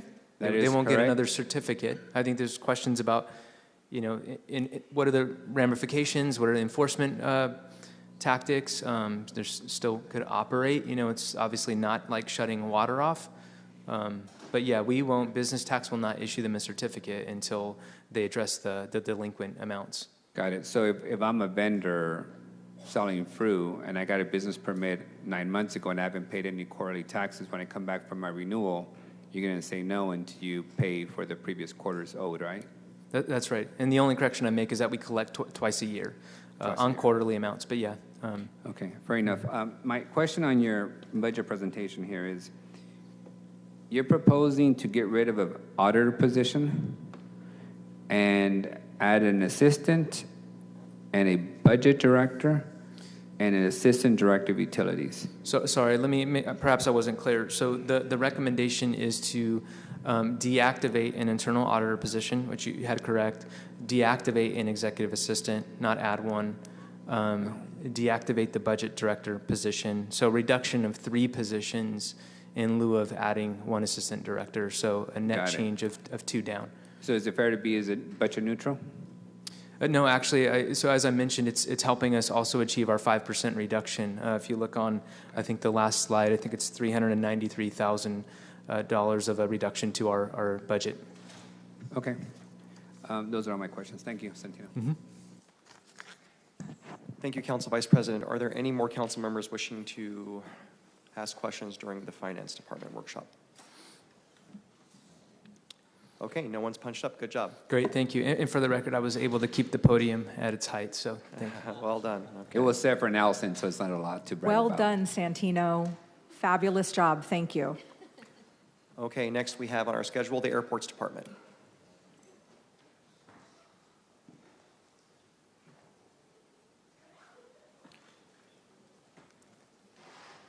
Okay, Henry Landis. Good afternoon, council members. Henry Thompson, Director of Aviation, here to present the airport's FY 2026 budget. And let me make sure I can get this right. Okay. The airport's FY 2026 budget is approximately $125 million. Of that, $34 million is for the operating budget, $10 million for debt service, and $81.3 million for capital. Debt service will increase in FY 2026 as we bring on the debt for the new terminal expansion program. This increase in debt service will be offset by approximately $3.5 million in PFC income. In addition, the capital budget anticipates projects that are majority grant funded. Next slide. Okay, budgeted positions. We have approximately 149 positions. That's an increase of about 3 positions. Operational impacts. We have 2 operational impacts. The first is standard parking contractual obligations of about $181,000. That's primarily for wage, labor increases, and increases of insurance for our parking management company. In addition, we have an estimated increase for PG&E for electrical and gas service of about $428,000. Federal grants, we have approximately $60 million in federal grants. This will support 4 major projects at the airport, including terminal expansion, runway reconstruction, design for the next phase of terminal expansion, what we're calling the East Terminal expansion, and then some runway taxiway rehabilitation work at Chandler as well. For capital projects, the FY 2026 budget includes 5 projects for a total of $55.5 million in additional appropriation. The first one is the terminal expansion project, an additional $8.5 million in FY 2026 appropriation. Runway 11 left, 29 right reconstruction, $22 million for the first phase of reconstructing our primary runway. The new air traffic control tower, this is completely federal grant dependent, but we're anticipating about $18 million for completion of the environmental and then design phases of that project. And the East Terminal expansion project I mentioned earlier, we're allocating about $5 million to begin the design phase of that project. And then about $2 million for the rehabilitation pavement work at Chandler.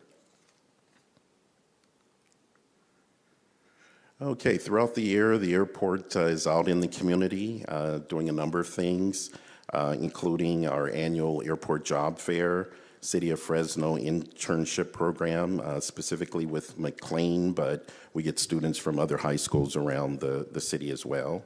Our Beautify Fresno neighborhood cleanup, which we participated in this past weekend, the Airport Public Art Partnership, and our partnership with the Fresno Area Hispanic Foundation.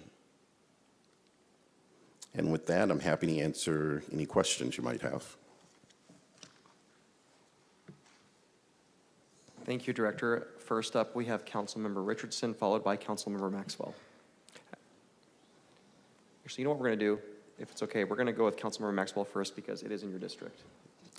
You sure? Okay, thank you. I'll allow it.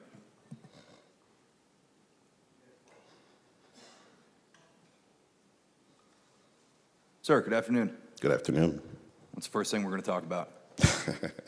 ARF. ARF, that's right. Increases, we have some budget. Can we get these guys a new building for their new equipment over there? Some equipment stipends, maybe increase in staff. Where do we need to move money around to make sure this happens? And with the increase in the traffic to the terminal, tell me that at no point in the future do we project that we're going to expand our firefighting capabilities on the airfield. So first part of that question, we do have a new ARF station programmed in our 5-year CIP program. And we are beginning to take a look at that. It's actually a bit of a process because we have to first identify where on the airport to place that station. And then as we're going through the planning and environmental process, we'll determine what the size and capacity of that station needs to be for today and into the future. And then we'll move it into design and begin identifying how we're going to pay for it. We had initial estimates of about $12 million for a new station. It's definitely going to be north of that. So identifying where and how we pay for it is going to be a big part of that discussion. As for our ARF capability, our capability changes or increases based upon the critical aircraft at the airport. So the largest aircraft that comes through the airport on a regular basis. And we are currently at what's described as an Index C.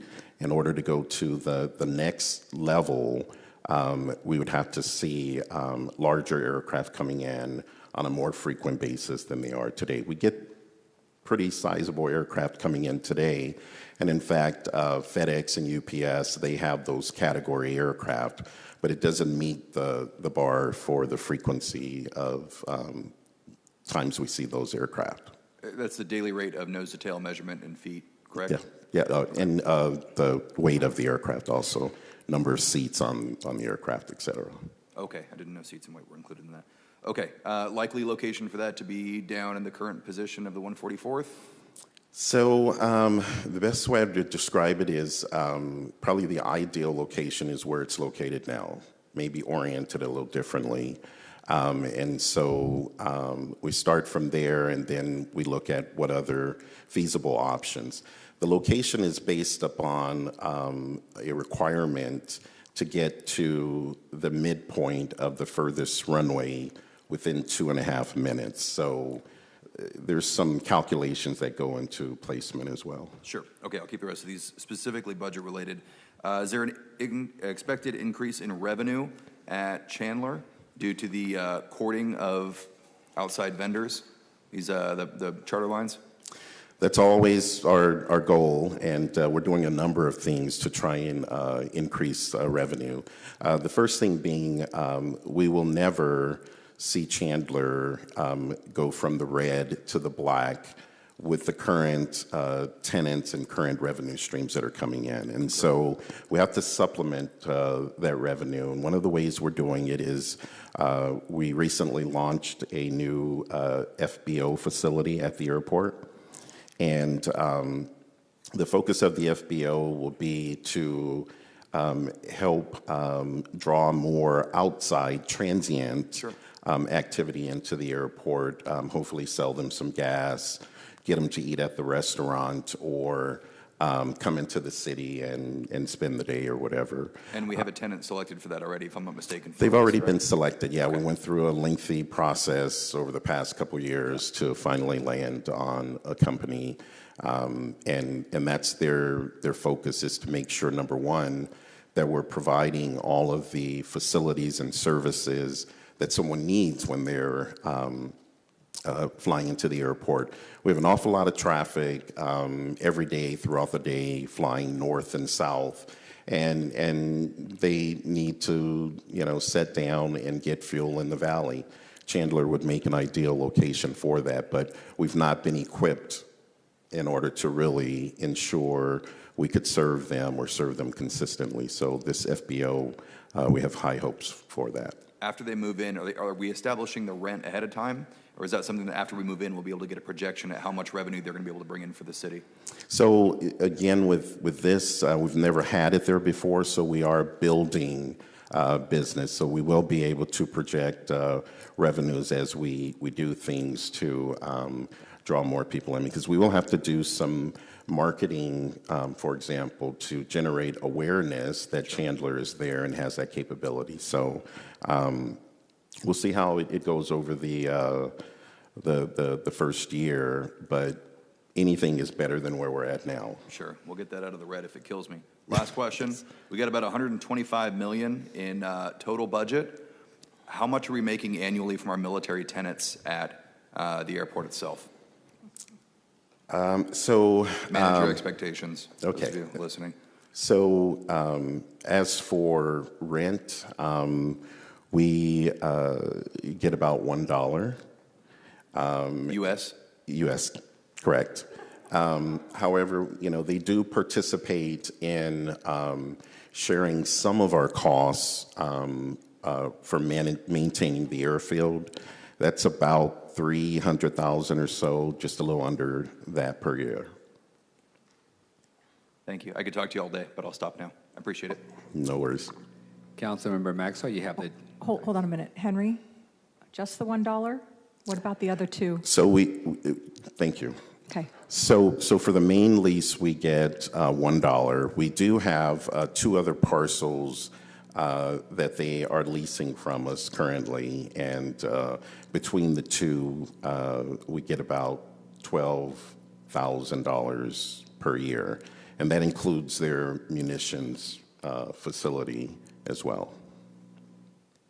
Great. Thank you, Director. Member Maxwell. Hello, Director. Hello. Hey, my first question was just a clarifying one. When we were talking about repaying the debt service, you mentioned PFC income. Can you remind me what that is? Passenger facility charge fees. So every time you depart the airport, there's a tax on your ticket called the passenger facility charge.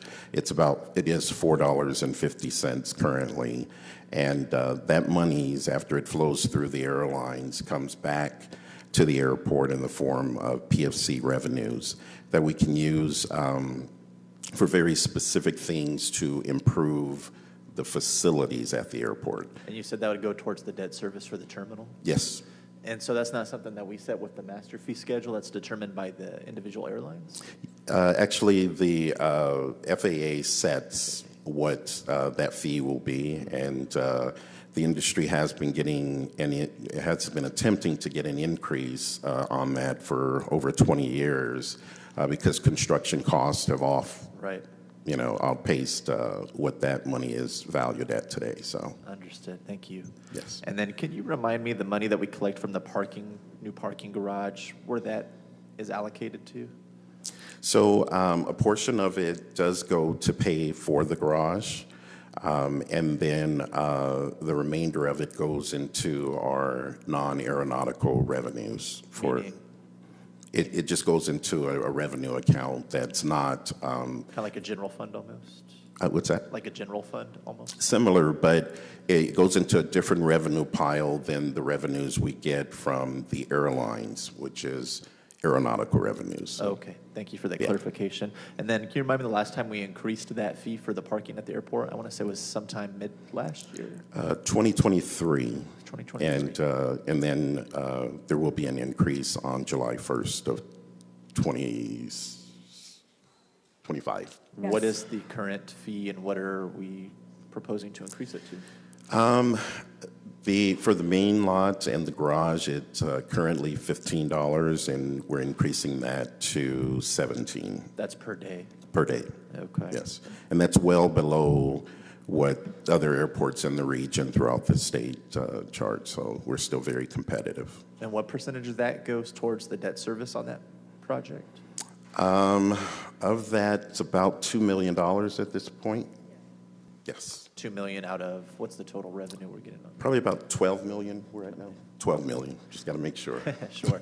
And then how many more years on the parking garage to pay it off? Oh, we just started. Sure. Can you remind, is it a 30-year deal? It's 30 years, minus a couple years probably. Gotcha, thank you. Do we charge ride-sharing groups? Yes. Okay, how does that work? We charge a trip fee every time they come into the airport for a pickup or a drop-off, and I believe that's $1.50. Does that sound right? I'll get back to you on the exact number, but we charge a trip fee whenever they drop off or pick up at the airport. Okay. And we don't have an exclusive right with any ride-sharing company? No, we have agreements with both Uber and Lyft, but there are others out there. Okay. And can you remind me when we're expecting to cut the ribbon on the terminal expansion project? Yes, so it's moving along very quickly. We're anticipating sometime in October, November. We got it down to that window. And within the next 30 to 60 days, we'll get more specific on what the exact date will be. But trying to make sure a bunch of things align to get to Understood. that date. So I'm sorry, when you're referring to on slide 6, East Terminal Project Environmental and Design, you're referring to? That's the next phase, not the existing terminal expansion program, but The what's next to phase follow. being? When these two gates on this concourse opens in November, based upon the growth that we've experienced and the time it's taken us to build the facility, we'll still be behind in capacity. So we need the next two gates in expanded concourse, and that's the East Terminal expansion project. Thank you. That was it as far as my questions. My last point is just a request that I make every single year from your department relating to the, if I could request a memo on the noise mitigation program that we have with the federal government, how much we have in there currently, how much we're expected to get, how many houses do we have in the pipeline right now for design, how many are going through the construction, and how many houses currently in the eligible area have yet to receive any sort of service. Absolutely. I would We can appreciate that. get you an update on that. All right, thank you, sir. Appreciate it. Thank you. Councilmember Maxwell, I just wanted to mention it's $3 for every drop-off or pickup for the transportation companies. That gets charged to the ride sharing and probably ultimately on the. Yes, it's a fee that you would see if you ordered a ride share, then it would just be tacked on to their fee. And that money goes where? That money goes right back to the airports. Designated for anything in particular? No, it goes into our general revenues. How much do you make off of that every year?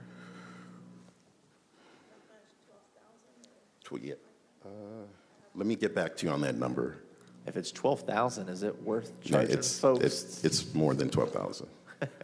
Probably 12,000 a month. So You can give me an answer on that today? Director? Absolutely. Okay, thank you. Thank you, Councilmember Maxwell. Councilmember Bang, you have the floor. Thank you very much, Council Vice President Arias. Good afternoon, Director Thompson. It appears that it is exciting time for your department. The new parking lot structure has been in place.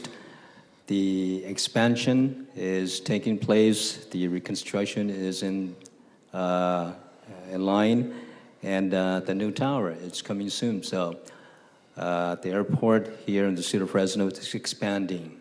The projected growth is going to be exciting for the city, which may lend itself to increase in the number of flights coming in and going out of FAT, which means more passenger coming into and out of the city of Fresno. Could you, at this moment, tell me how the flights, if there are any new flights in the foreseeable future, is going to be determined in terms of what is the feasibility? Is there a method to determine additional new flights to FAT? Yeah, so the first thing I would say is that Fresno performs well in the air service environment, and it's highly competitive. We're competing with other cities that want a new destination, and the airlines have to make a decision, typically based upon how much of a profit they're going to make, but they have to make a decision on whether to place those resources, the aircraft, the crew, here in Fresno or in another market. So they have been very good to Fresno because we are filling seats in the airport here. Even as we've added service, we continue to fill seats. It's not arbitrary how they determine whether or not to add service. There's a process in which they're digging into, the numbers of how we're performing currently, where our passengers are going, what their particular airline strategy is, and then we're not monitoring the same numbers, and so we meet with them throughout the year to pitch new destinations out of Fresno.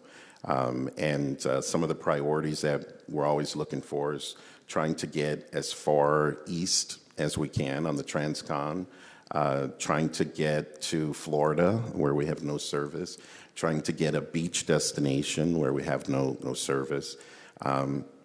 So through our consultant, we've identified, our top 20 destinations out of Fresno, and so we work towards that.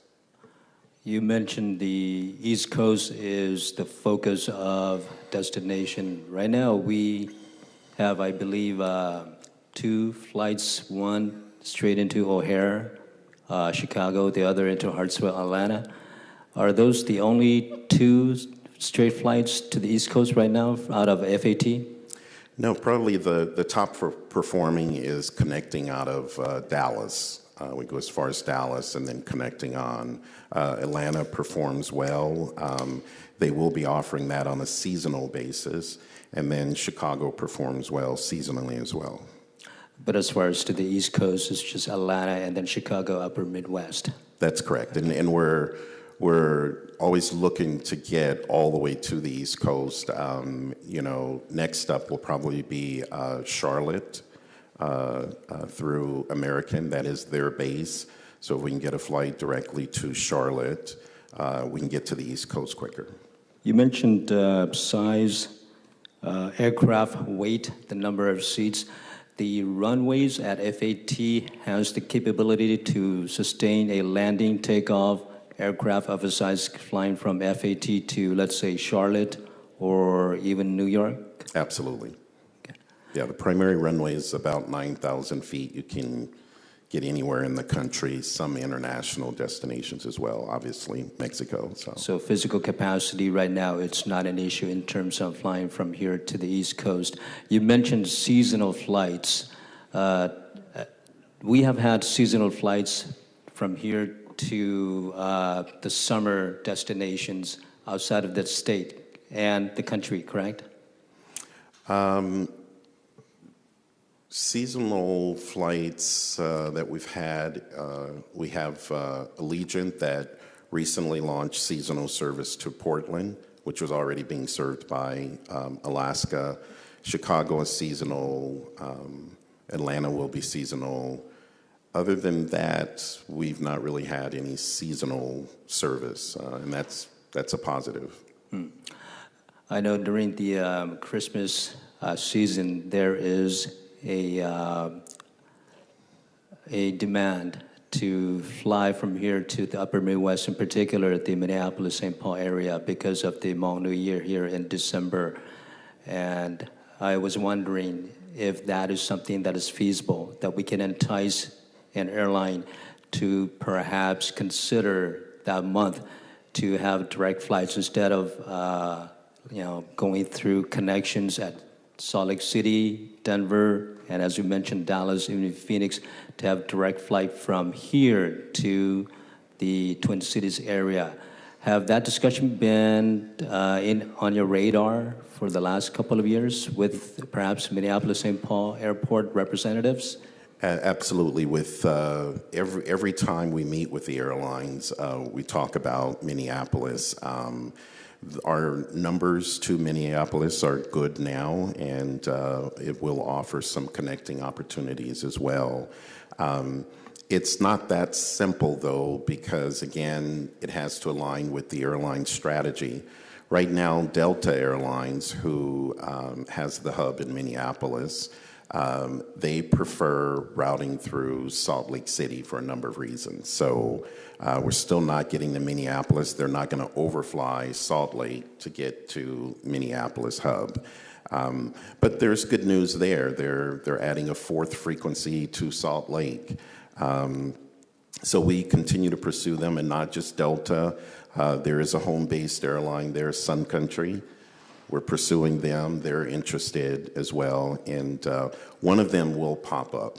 We're going to continue to present it to them, but that's a market that's on the top of our list. But the market is there.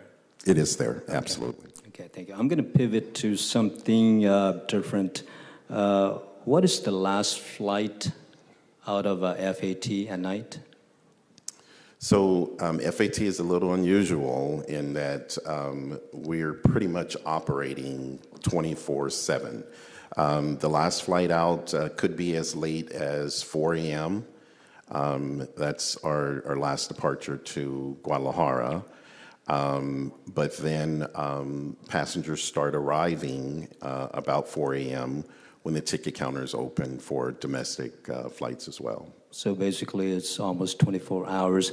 Literally. In terms of the vendors, restaurants inside the terminal, do they open 24 hours as well?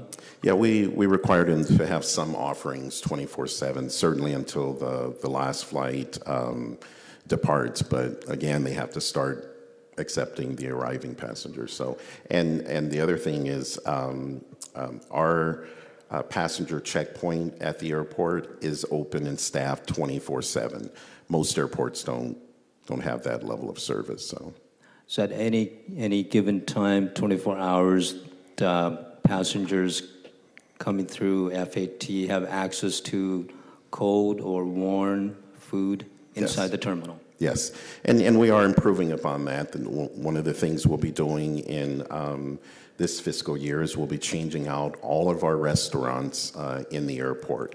So we'll have better offerings and better hours. So it should get even better. So a variety of restaurants in the near future? Absolutely. Okay. Thank you. Thank you, sir. No problem. Any other questions from the council? Council Vice President Arias, I do have two answers to Council Member Maxwell's questions. The annual trip fee, if you will, generated $290,000 last calendar year, the year that ended December 31st, 2024. And I also wanted to just refine a little bit the estimate on the debt service on the parking garage out at the airport. Before you do, is that ride sharing, is that subject to master fee schedule? It is. Okay, thank you. And additionally, the debt service matures, or excuse me, the debt, the bonds on the airport parking structure mature in 2048. So that's 23 years. Understood. Thank you. Appreciate that. Councilwoman Perea, you have the floor. Sorry, Nelson. Oh, sorry.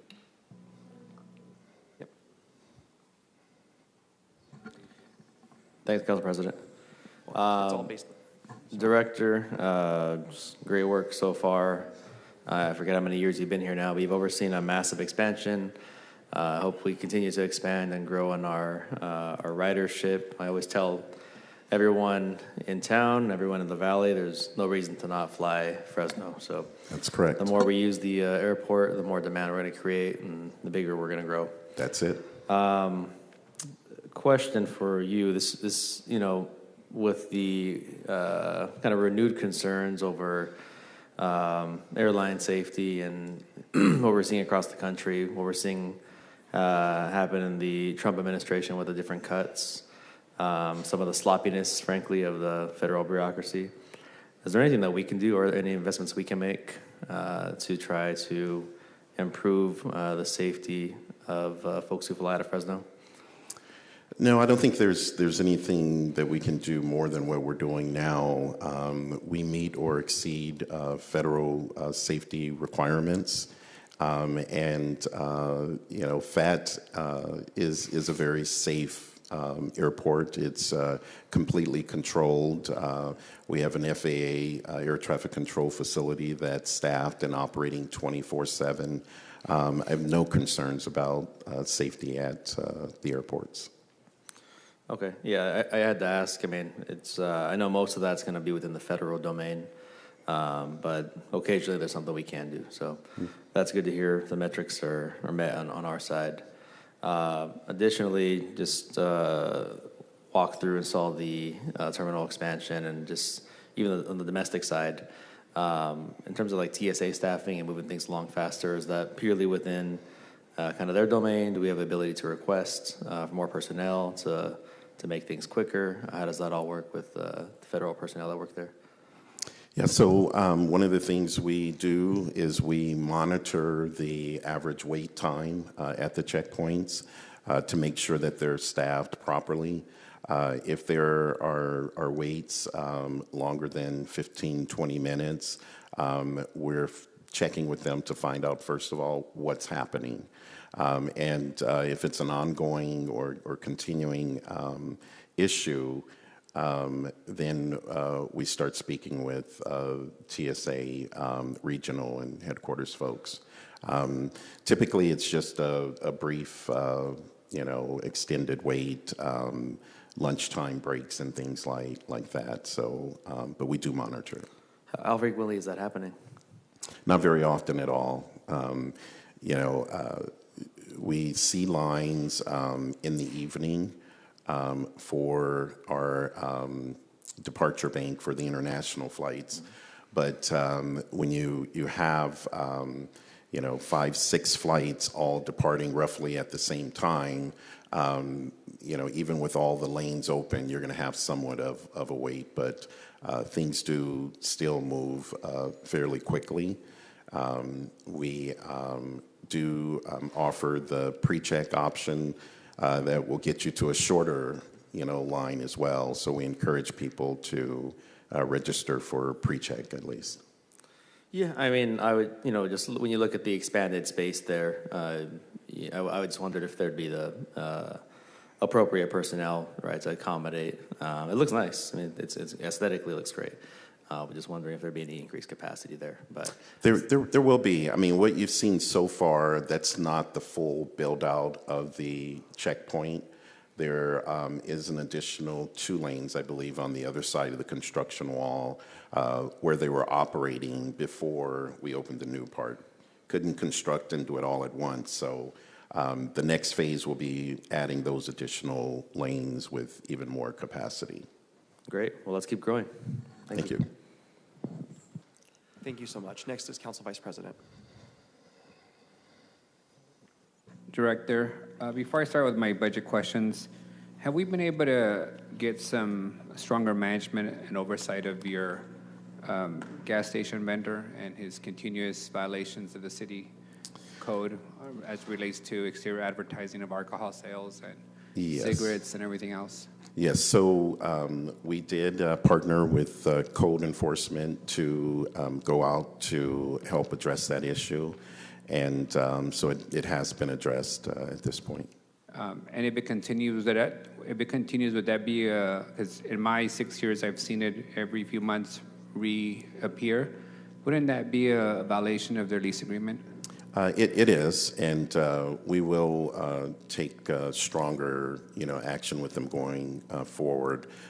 This time, we made sure that, again, it was documented in a letter to them, and we're not just having a conversation with them. So we're monitoring it, and if we see it happen again, we'll take appropriate action. Well, thank you. And as you know, the code enforcement has passed rules, and the City Council has passed rules to enforce that on all alcohol license holders across the city. So every once in a while, they remind me that our owned property tenant doesn't follow the rules. So it's kind of hard to hold them accountable for private property owners when we're not doing the same thing. But I do want to thank you, too, on your leadership of Chandler Airport. I want to get into some of the specifics. You indicated that Chandler has essentially, that we've been supplementing the revenue and the operational cost of Chandler Airport. Essentially, it doesn't pay for itself. And you've been looking for ways to generate additional revenue in that area. Have we adjusted the fees on all the tenants currently there? And are those all up to par with the market? Yes, so, currently, as those tenant leases come up, and they're all on long-term leases, but as they come up, we do an appraisal of that property, and then we adjust the rates upward where appropriate.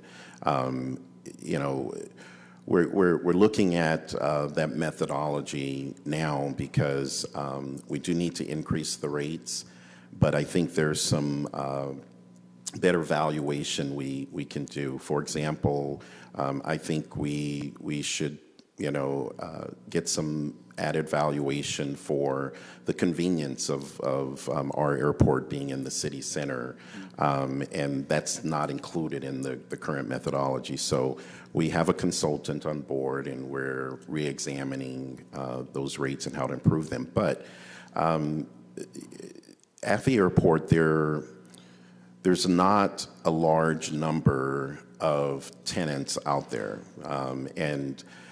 so there's not a whole lot of tenants to spread, the cost amongst. If we were to take what we're running in a deficit and equally apply that to all of the tenants there, we would probably triple what they're paying, and I don't know that there's an appetite to do that, number one, but it might also be seen as unfair or unreasonable by the FAA as well. So we've got to look at other ways of generating revenues out there that's increasing our existing fees, identifying new revenue sources, and collecting revenues that we're not currently collecting today but should be. So it's a combination. Have we also handled the historical lack of security controls in that facility and brought it up to par with the main airport?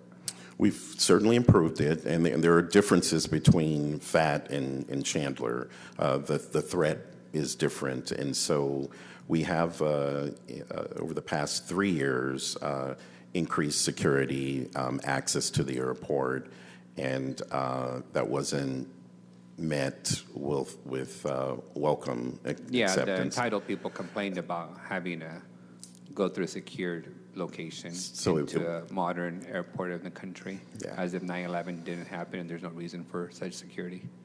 Yeah, so we've done that.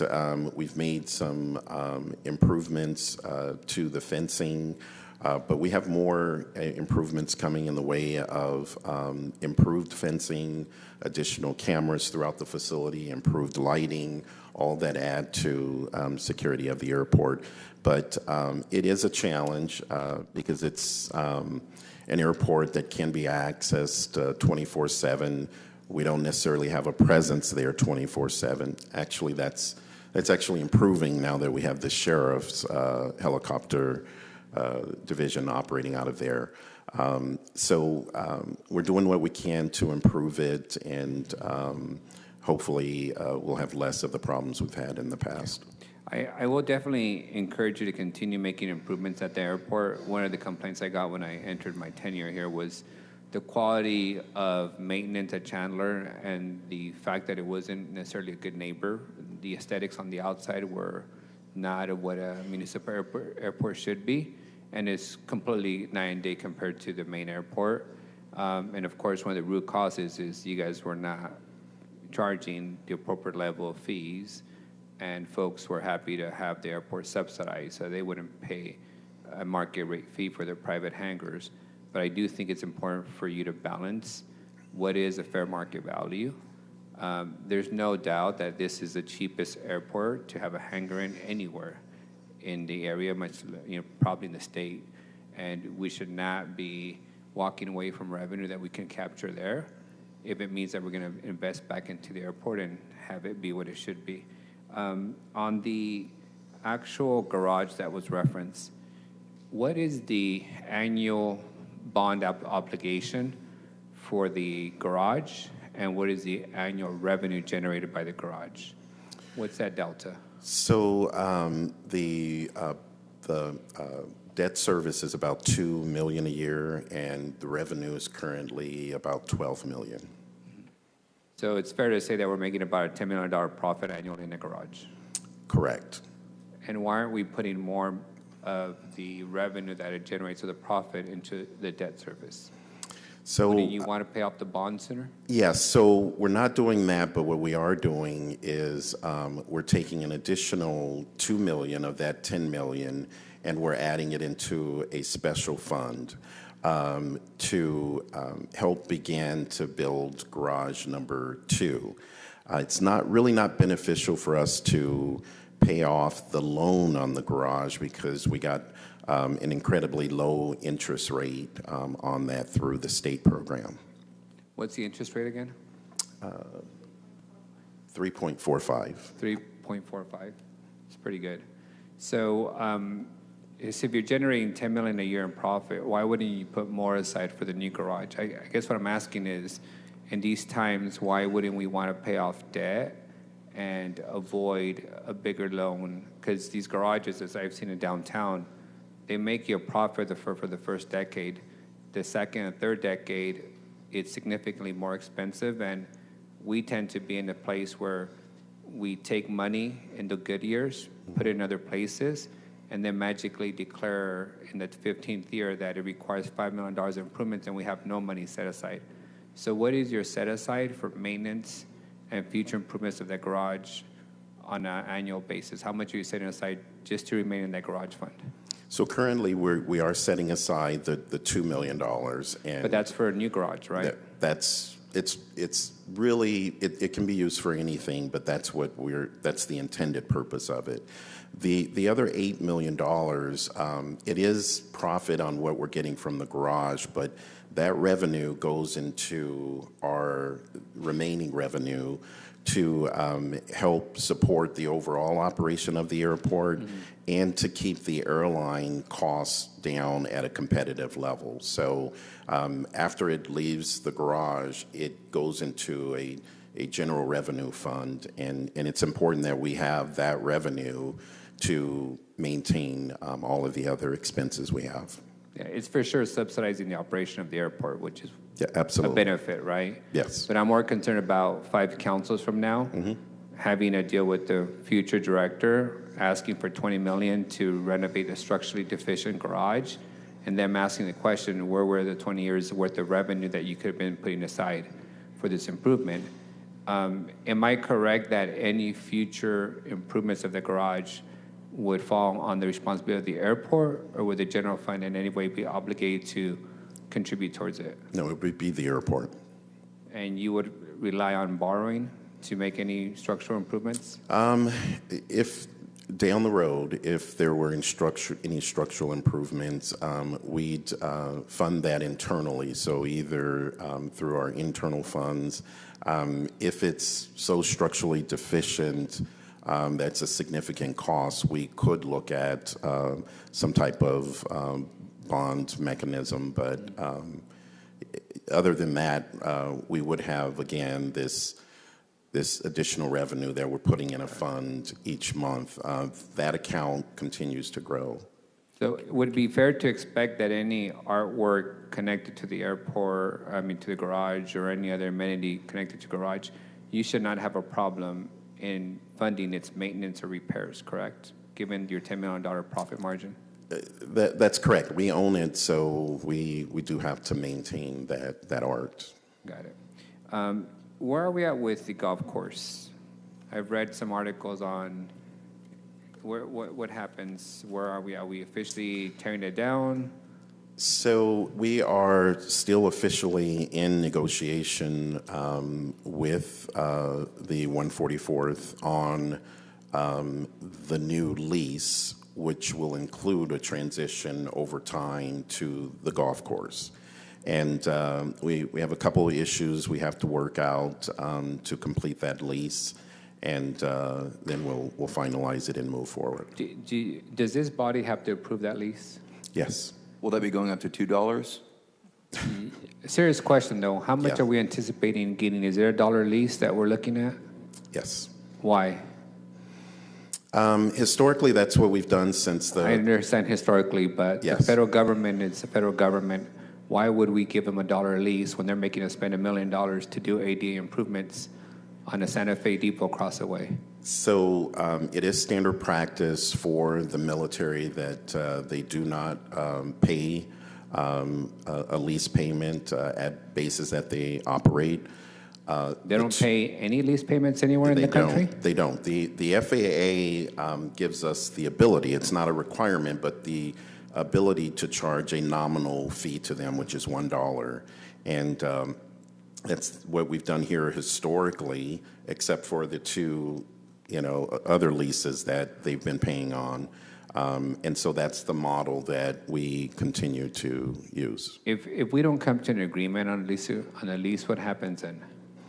So we don't want to do that because it's a what if. The federal government tends to be picking a fight with everyone at this point. So if we don't come to an agreement, what happens next? Well, now's probably not the best time to pick that fight because there's so much uncertainty and things going on with the Department of Defense. And so they could always decide to deactivate the unit if we can't agree upon a lease. And that means they move the unit to a nearby base? Or state or... Well, and we lose the, so you may recall that we're in line for the F-15EX. Correct. And let me tell you, the placement of those next generation military aircraft is a very, very competitive process. And so the way that those are located, there are timelines regarding other bases because there's usually dominoes. So if we mess around for too long and cause any delays, that could affect if we could get skipped over and those aircraft could be sent to another base. So this is a budget hearing, and I like to keep the conversation around budget. What is the financial benefit to having the military operate out of our airport? What is the straight numbers? I heard the $12,000 on 2 parcels, the $1 on another parcel. What other direct financial benefit do we, not indirect, don't give me any of the, or the geopolitical politics of having a base in your airport?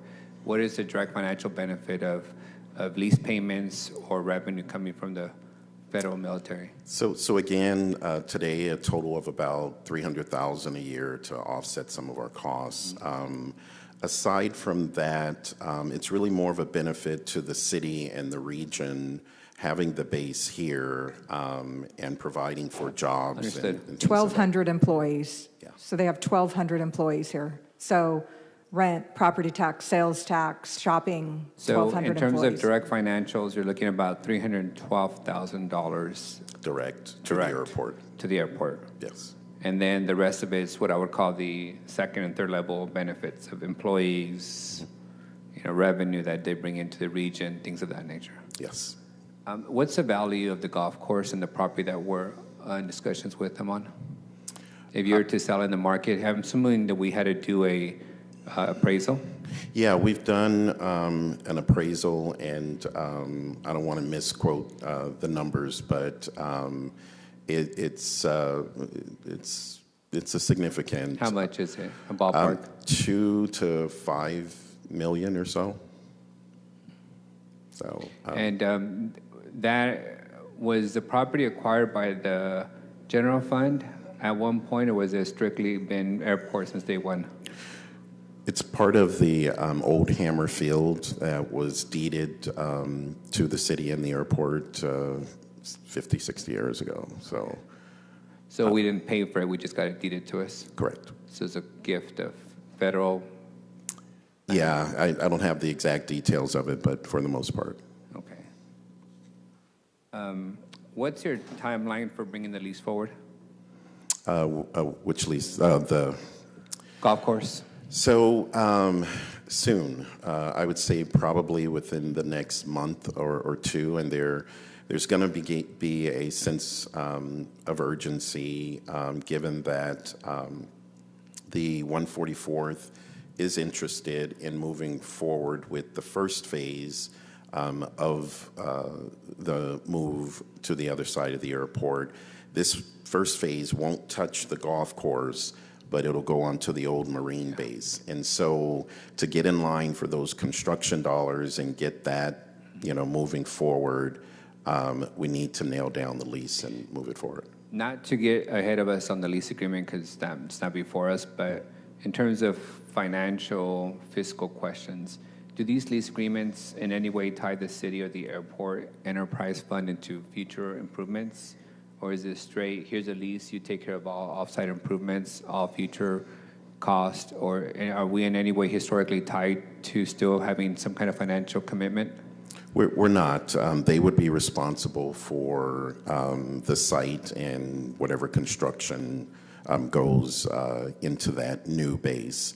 And, it will be phased in over a number of years because of the significant cost in rebuilding from ground up. Fair enough. Do you have any, as an airport, do you have any mitigation funds in your operating budget as it relates to decontamination of property, things of that nature in any way? So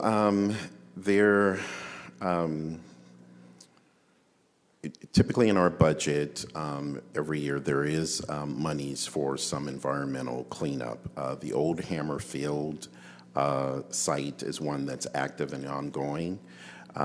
We do have some cleanup that we will be responsible for related to PFAS. We don't yet know what the full financial impact will be from that. It's related to the use of firefighting foam on the airport over many years. And so we do hope that there will be some federal funding that will come available to help us with that cost of cleanup and disposal of that.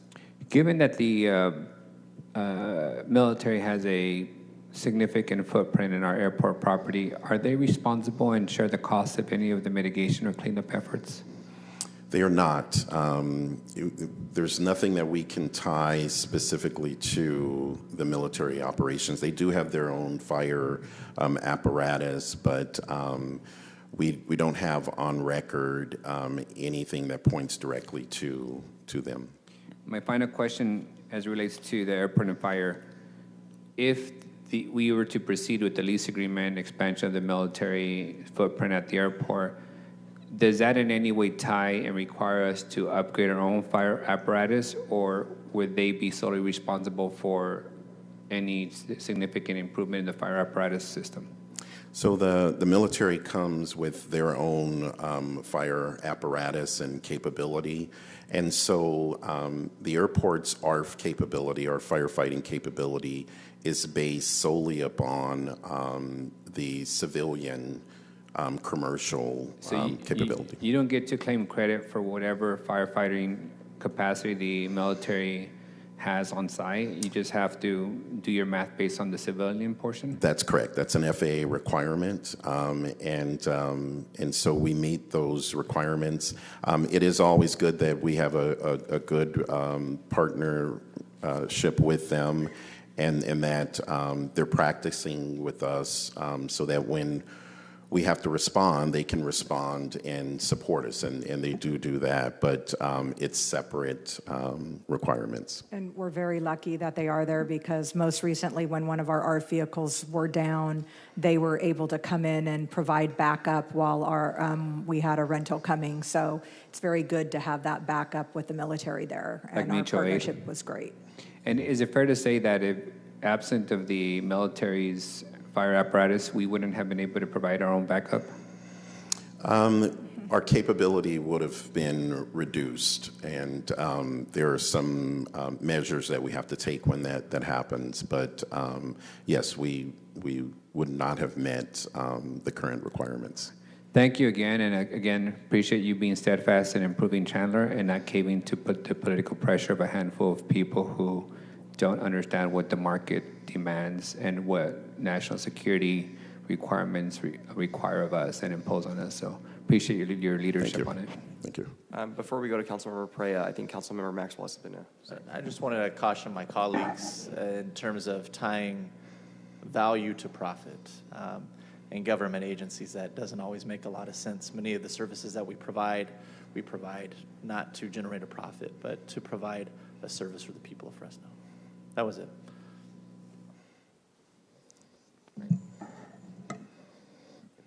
Thank you, Council President. Hey, Director, how's it going? Good. Most of my questions have been asked already by my colleagues, and so my remaining questions are tied to the family experience at our airport. Do we have diaper changing stations in both the men's and the women's bathrooms? We do. We do. Yes. And then do we have a room dedicated to breastfeeding mothers? We do. We have a family restroom, and that's located in the spine as you're going up to the pod there. So. Okay. Can we get a cost estimate? I've been to other airports and they actually have a pod, an external pod, specifically for mothers. Can we get a cost estimate? I'm just curious what that would cost because we just only have that one family restroom. Correct. Well, there's two. In the new connector, there's also another space there. So, we will get the cost estimate, but the biggest challenge for us is going to be space where we can place that unit, but we'll take a look at that. Okay. And remind me, the two family bathrooms, there's one prior to TSA and one after you go through TSA? Yes, that's correct. Okay. Those are my only questions. Okay. Thank you, Director. Keep You up bet. the great work. Thank you. Thank you. Next, we have punched up Councilmember Richardson. Just one follow-up question on that, Director. Are we able to also get a cost estimate on heavyweight or adult changing tables for the airport? That's not a joke. Yes. When you're traveling with, especially a teenager with special needs, and you're already going through the airport and having all these struggles with sometimes international travel, the last thing you want to be worried about is bathroom stuff. So if we could work that in. The zoo has done a good job at pursuing this already, and I appreciate that. Okay. But there are way more places in the city that we need to take a look at providing more levels of care for those with disabilities. Airport would be a great place to continue that. Yeah, and we do have a private family restroom, and we'll see what capabilities we need to have in there. But yeah, the space is there. Thank you, Director. I think that concludes. Any other council members punched up? No, that concludes your presentation. Thank you very much. Well done, Henry. Thank you. Yeah. Next, we're going to move on to Parks.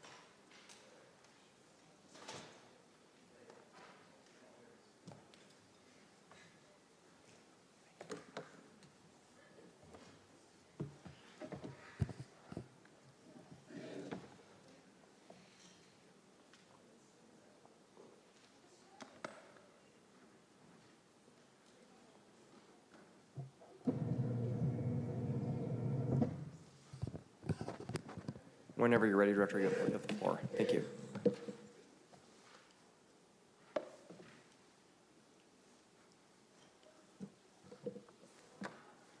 Excuse me? I did. I had to fit in with Santino, right? Jeez, I'm punching up. Casey has to come back and answer any questions. Good afternoon, Council. Aaron Aguirre, Parks Director. Happy to be here today to present the Mayor's proposed 2026 budget. Before I get started, I just want to thank my amazing team, who many of you have had the opportunity to work with. Their drive, their passion, and their unwavering commitment to providing the first-class park system our citizens deserve is appreciated. I'd like to thank the Mayor and City Manager, as well as you all, for your continued support with the Parks Department over the past few years as Director. So moving into our first slide, total Parks 2026 proposed budget. As you can see here, our personnel line item for the 2026 is about $25.5 million. Non-PERS about the same, 25.5. Interdepartmental, 9.9 for a total operating budget of $61 million. In addition to that, we have our debt service of 1.9. And then $55 million in capital for a total department budget of $118 million, $473,000. Again, this number here includes all of our stakeholder groups such as park rangers, the Treasury, Measure P audit team, as well as the arts and culture, which you'll find in Category 4, which is about $11 million. As well as every other department, you'll notice in here we have our attrition rate of 6.18% built into these numbers here. Staffing levels here for the proposed 2026 budget. One of the big items you will see will be the direct services. You see the 50 employees coming into parks. That is part of the landscape maintenance transition from Public Works into the Parks Department as proposed in the budget.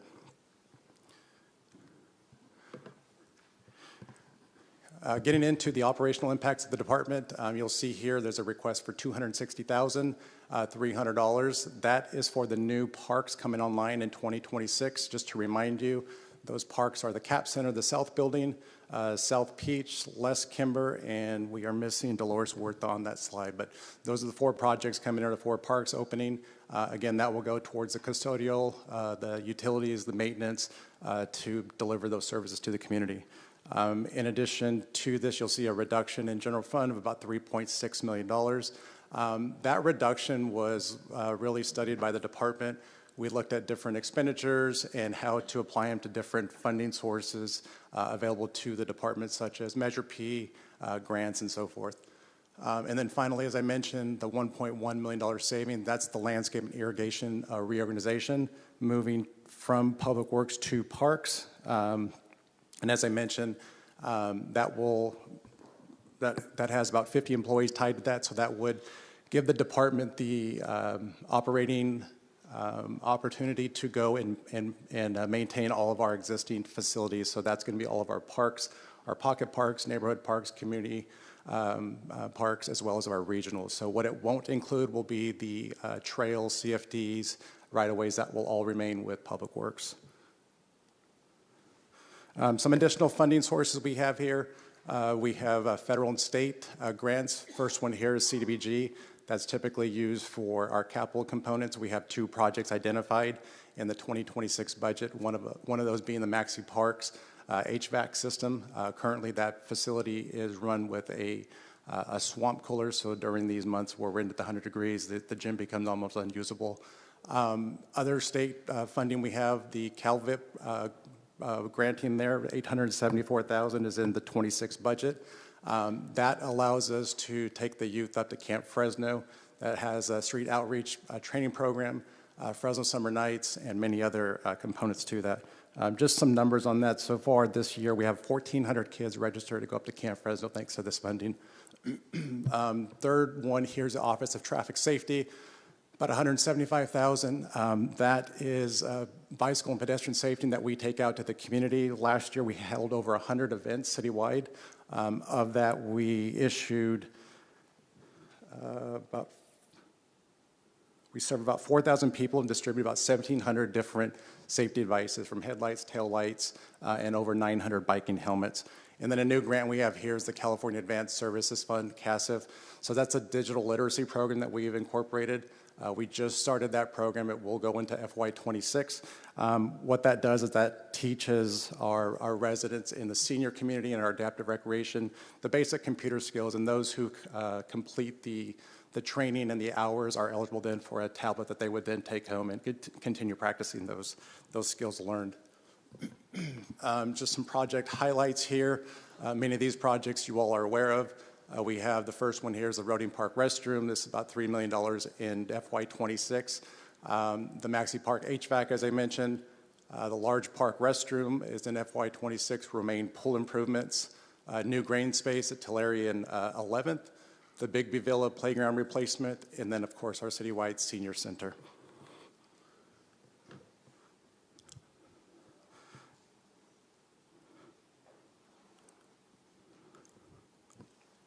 So the next slide I have here, these are the recommendations that came from our Parks Commission over the past fall. So part of the ordinance requires us to have budget hearings with the community and the PRAC.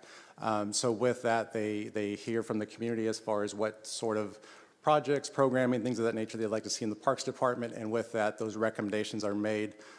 In the fall, you have an October 28th meeting, November 4th, and November 18th. Of that, you see these 7 motions or recommendations that were made for your consideration. You can see in here, everything highlighted in yellow was incorporated into our FY26 budget. You'll see the one, number 6, was not, and that's the $300,000 for the El Radka shade or lighting project. You'll see items 8 through 13 here. There was another item here, the River West. Director Mosier, when we get to Public Works, will speak more on this as Category 5 falls under his authority. You'll see the other motions that were made here that were not, unfortunately, incorporated into our budget, but again, were made available for your viewing pleasure and recommendation. Aaron, slight correction. Yes.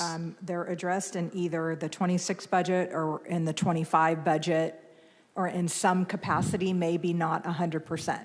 I thought you said just this budget, so I just wanted to clarify. Thank you. And then the next slide here, these were the motions. Again, after the mayor releases his budget, we go back to PRAC. We held 2 additional meetings for the community as well as the commissioners to make any additional recommendations that may not have been in the budget. Those meetings were held on May 19th and May 27th, and you can see the remaining motions here. And I'll read those into the record. I know you all received a trade memo, but one of the motions or the recommendations is to allocate $657,300 for a tot lot at Fink White. Recommendation 15 was to allocate $2.3 million for the replacement of restrooms at Nielsen Park. 16 was allocate $400,000 for basketball court improvements at Nielsen Park. 17 was $50,000 for wellness on the west to keep them going and growing, keeping seniors active and added resources. 18 was to allocate an amount not to exceed $50,000 for planning, design, and implementation from Category 5 for the area along the San Joaquin Trust. And 19 was allocate $300,000 to start a park-related project planning process for the development of a plaza-type center for the unused portion of the site. This is on the southeast corner of 7th and Cesar Chavez.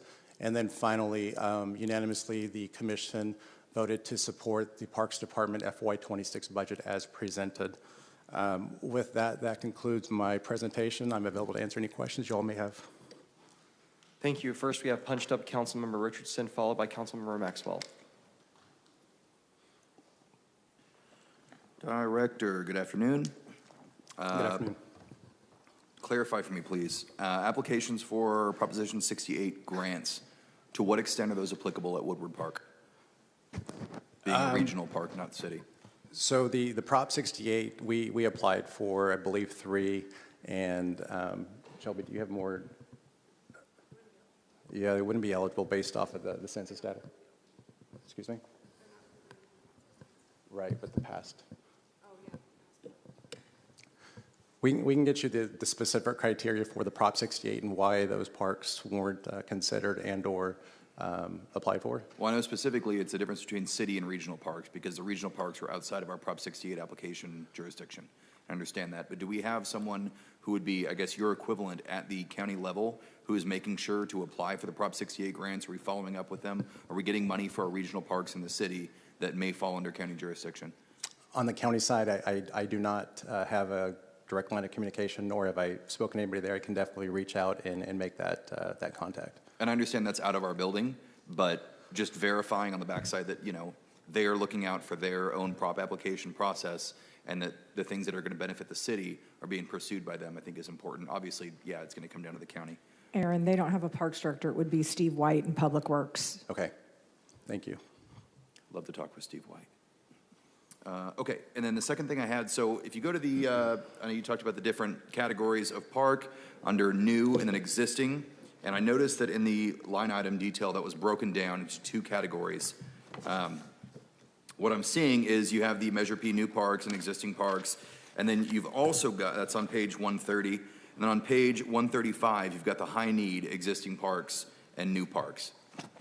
And what I noticed through looking at this, and this may be normal, again, I'm somewhat new to this process, but I noticed that under the regular category line items for new parks are about 38% of the total budget, or of the existing parks budget. Shows that we're putting more money into the preservation of our existing parks, right, than the chasing of new places to develop parks. I think that's good. That makes sense, right? You want to build a park, but not just to put it there and put a stamp on it. You want to preserve that park, maintain the resources and everything for the people who are going to use it, right? It's called green space, not brown space. Correct. I think that makes sense. Well, what kind of caught my attention was looking at the High need, the same two categories for high need. We've got the existing park fund plus an extra 5%, and that's how much money is going into the new parks.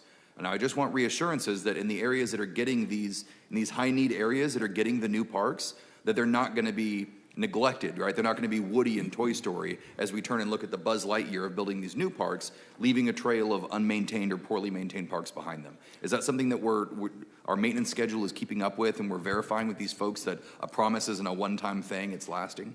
I would say yes. And then coming from, I was previously in public works, and maintenance was something that I handled there. So making sure, we are able to maintain whatever we bring on that's new, so we aren't having maybe a new $15 million park that looks in a couple of years like, it's been there for 30, 40 years. You've got bare spots, you're missing plants, whatever that may be. Yes, I think that's been a priority of ours. Even so, with the existing Category 1 money, reinvesting into our facilities for so many years, there were things that were just kind of patched up that we've been able to, roof replacements, things like, infrastructure, replacing of irrigation systems, sewer mains, things of that nature that, aren't always popular, but yet need to happen to preserve our assets there, because so many of those assets, like Holmes Playground, for instance, that sees probably 130 people a year. So we want to make sure it's nice to build new, but make sure we're maintaining what we currently have. See, 130 people a year? 130,000 people. Oh, 130,000. Okay. Correct. All right, that makes a lot more sense. Okay. Do you project there's going to be a point at which the expenditure for the high needs new parks will descend back down below their maintenance, and we can work on maintaining those green areas? Can you repeat that again? I'm sorry. They look like this right now. Right. The regular, not high-need parks looks like this. New parks, existing parks. Do you expect there will be a point when, for the high-need areas, they can get to a similar ratio to where more of that money is going to maintaining than building new? Yeah, I think so, and I think with the maps that we've looked at, the new high needs definition and how that balances out, I think right now we have a lot of existing parks that are kind of near those areas that will help us continue to maintain new assets that may come on in those areas that are clearly highly needs parks or park areas. But hold on a minute. So the measure dictates how much money goes into existing parks versus new parks. So theoretically, as we bring new parks on and they're no longer new, they become an existing park. Category 1.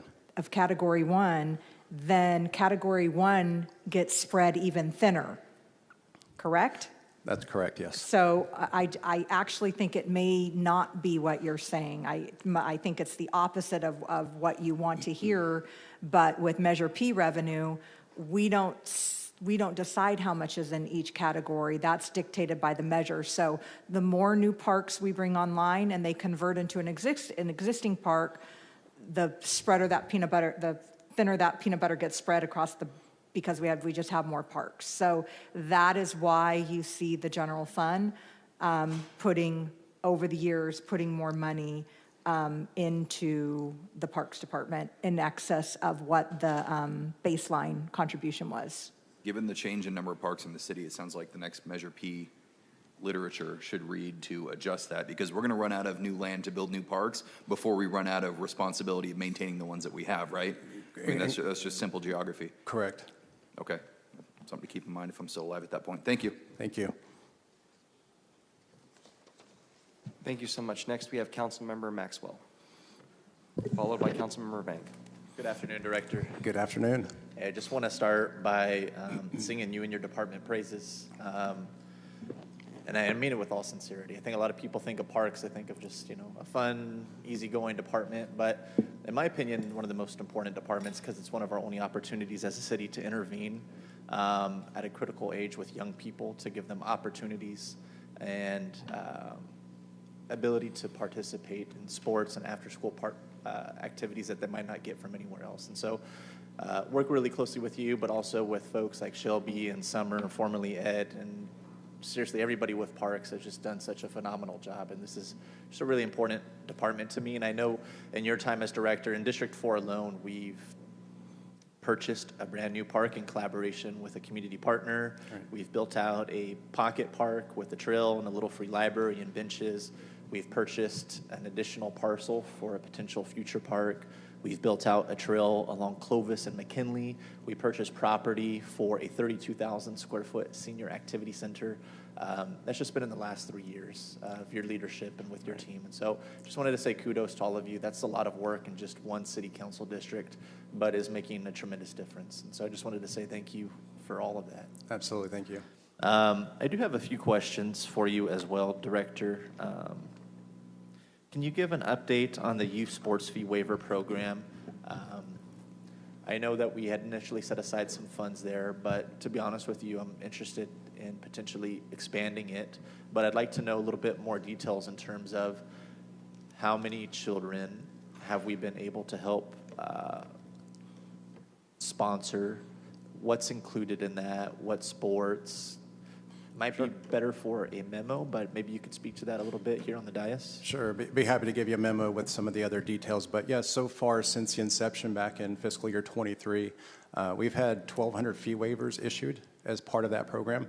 Of that, 61% of our participants that are in our youth sports, as you mentioned, whether it's t-ball or basketball or soccer, whatever that may be, 61% of those participants are utilizing that youth fee waiver. And recently, we just implemented futsal and cricket, and I believe futsal— As new sports. Those are new sports, correct. And I believe futsal was over 80% of our participants utilize the youth fee waiver. So it is a program that is working, that has expanded. We're at the point right now that we're almost at capacity with what we can offer sport-wise just because of our youth sports team. What do you mean by that, Director? So I have a program manager and a rec spec and some temps that offer all these programs that you see that we're working on. So if we wanted to look at expanding, we'd probably need to build more capacity on the PERS side too. What would that take? You're talking about, these are part-time folks typically, correct? We've done a good effort of building a permanent program. A permanent program to Parks is a program manager and one permanent employee. Years ago, it was, you're right, temporary employees that ran these programs. So we've been able to bring in staff to come and build these programs. So we're at the point now just stretched so thin with the limited staff members we have. We do offer a lot of programs throughout the year, but if we wanted to look at expanding, depending on what that means in your eyes, it may require some additional resources. Staffing. Staffing, correct. What are your thoughts on expanding it to the private sector? Pros and cons. I think, depending on what sport we're talking about, if it's a gym sport, that's a hot commodity in Fresno. We have these hot summer days ahead of us and we have the winter months. We have 5 gyms that are, packed with basketball, volleyball, futsal now. So I think if it's a partnership that requires an indoor facility, there's going to be maybe some concerns or some struggles on meeting their needs. Now, if it's outdoor with sports fields, lighting is an issue. It's hot now, nobody wants to play on a Saturday at 2 o'clock. They all want the evening with the lights. So, we've got a lot of projects in the works that have lights, and new parks that are coming online do have lights in the design.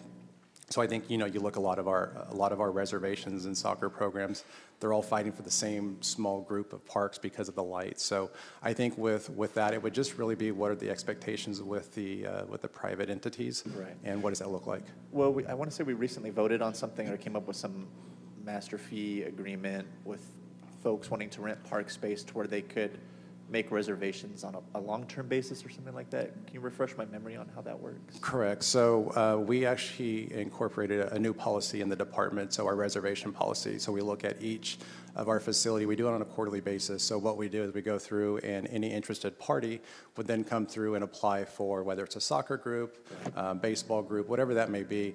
They then would apply, and it's a competitive process. So if you and I are competing for, let's say, Cary Park, for instance, and I'm not serving residents around that area, your application is going to score better than mine, you would get the reservation. That reservation then is for a quarter at a time, and they are refreshed every few months. We go back and start that process. How much does that cost again, Director?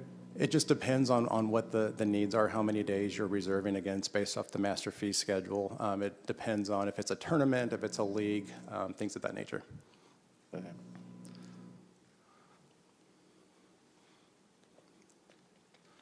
Okay, I'll probably circle back to you off the dais on that, Director. Let me see. I have a few questions for you here. In regards to El Dorado Park, do we have enough financing to do the full design for a full build-out in this fiscal year proposed budget? We do, correct. Yeah, so I met with your team a few weeks back, and we're still in that planning kind of development phase for the competitive process to get a landscape architect or engineer on board. Okay, so we're not going to be piecemealing the design, but potentially the construction, is that accurate? I think with the budget we have and the size of the parcel, I don't anticipate it to exceed the dollar amount we have, but yeah, we should be fine with what we have in the budget. We don't have any construction dollars set aside, is that correct? It's just the design dollars? That's correct, just the design dollars. Okay, thank you. I noticed in your presentation you talked about we're moving landscape maintenance to parks. Didn't we move that out in 22 to focus more on operations within the parks department? Why are we moving landscape maintenance back into parks, or am I getting that mixed up? So I think the move you're referring to was the irrigation staff that was with parks around that time that moved over to Public Works. But initially, park maintenance moved to Public Works back in, I want to say, 2012-ish, Okay. somewhere around there. But the recent move that you're referring to is the irrigation specialist, that they were under the Parks Department and then moved over to Public Works a few years back. So what's the logic of moving them back into your house? Cost savings. Thank you. So. How so? Help me out here, Ruthie. The Parks Department was, who was paying who? Public Works? Okay, TJ, can you cover? You undercutting your staff director? Or what's Sorry, going the on? cost savings for moving, Are you going to pay people less or what? No. There are indirect costs when another department is performing services for a partnering department. So those indirect costs will not hit the general fund if the park maintenance team moves into the Parks Department. Can you speak to what those indirect costs look like? Those would be, City for manager? example, the director, assistant director, the support team that isn't actually performing the work but overseeing the work that is being performed. Also the facilities. For example, there's a facility at MSC that the parks maintenance team, a portion of them that are in Public Works now, they will, when they move to parks, report to either Woodward or Roding or one of the other locations that the parks. Who do our park rangers report to? I'm sorry? Who do our park rangers report to?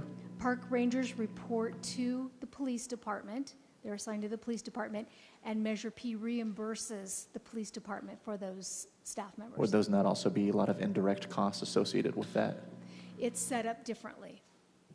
Okay, I don't know how this stuff is set up. I'd like to learn a little bit more because, in my personal opinion, I think where Parks thrives is the operations, right? I think it's the programming, providing services, and not so much the other stuff.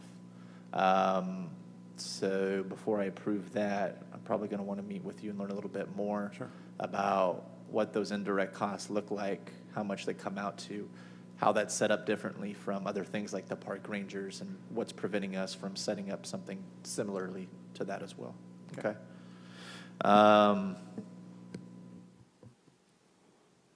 Storyland and Playland, is there money in your proposed budget to go towards that organization? Not in this budget, no. When's the last time that we allocated money from City of Fresno to that nonprofit? I believe that was a couple years back, possibly FY22 or FY23. Do you remember how much and what for? I can get you the exact number, but it was around the $1 million mark. Okay, we don't remember what that was for. It was, I'd have to go back. It was a motion, I believe, that council made. I'd have to go back and get the exact wording, but I can provide that for you. Okay. Can you speak to our after-school programs? What parks are those offered at, and what days and hours? Sure. After school is offered at all 20 community centers that we operate out of. So those hours now during the summer months are extended as kids are getting out of school. But typically they're 10 a.m. to 7 p.m. Most are Monday through Friday. You do have a few that have Saturday operating hours. Those Saturday operating hours are typically going to be our gyms like Holmes, Romaine, Frank H. Ball, Maxey. Those are going to be at 12 to 5. Pinedale is also open on Saturdays, and then you have a few that are open Saturdays and Sundays. But I'd be happy to get you a complete list with hours if you'd like. Breaking that down for me? Yep. And then are they open during non-school days as well, like summer break? Yes. Spring break? Yes. So we during the winter break, spring break, summer break, that's when we really open, because most of the children aren't getting out of school till 1, 2 o'clock, and that's when we see a lot of their youth come through the door when school's in session. Now school's out of session here in the next week or so. That's why we open our doors even earlier, because they do start coming through 10 the door. Correct. What is it typically during school? It's open from 10 a.m., but we just don't see the. So when I say why we open would them, we spend the resources on staffing those places when kids are in school till 2:45? so in those centers, they're also assisting with like senior programming if we have senior programming going on. At all 20 of those locations? About 9 of them. Okay, so we're only staffing those 9 from 7? They're all staffed, but we may not have senior programming at the other 11. So 9 of them have senior programming at the centers that the staff that's registered to that site would then go and assist with senior programming in addition to the after-school program in the afternoons. Well, I guess I'm not following. So we're staffing all of them from 10 to 7, regardless of whether they have senior programming going on or not? That's correct. All of Why our is that? centers are open 10 to 7. Why is that if we're not offering senior programming at that location throughout the day? So in some cases, some of those folks will go to another site to assist with some of the senior programming if they don't have a senior program there, and or that's where they do a lot of their preparation for the camps and activities for those weeks and those upcoming camps. I'm assuming there's much more demand for the youth than there are for the seniors at these locations, which is why you're able to be flexible and move staff around. I mean, our senior program is pretty popular. At But all yeah, 20 locations? At the 9 locations. But yeah, Right, our at the 9 locations. Correct. So 9 senior locations, 20 centers that offer after-school programming. But yeah, we do have a big, especially now with, like I said, school getting out, we'll start having kids come as soon as we open the centers to come and do activities, go to the park with our staff, or just, get out of the hot weather. Do you anticipate that changing once we have the activity center up and running? The staffing for all of those locations for all those hours? For the senior activity center? And once we have that online, do you anticipate keeping your current staffing at these park locations for senior activities operating as is now? I think the senior activities center is going to have its own kind of staffing model. I think, based on the size and the programming going on there, I would have to pull almost my entire senior program to run that, which we don't want to do. So I think that's going to be in itself a different staffing model that we'll look at in upcoming budget years. Okay, I'll wait on a memo from you on those things that we did talk about, but I will make an additional motion for $1 million to Storyland and Playland for ADA improvements. Okay. Thank you. Great. Next, we have Councilmember Vang, followed by Councilmember Perea. Thank you very much, Council President Karbasi. Good afternoon, Director Aguirre. Good afternoon, Councilmember. Good afternoon. You mentioned Peach Park, 49 acres, still a dirt patch. Let's talk about something that is green.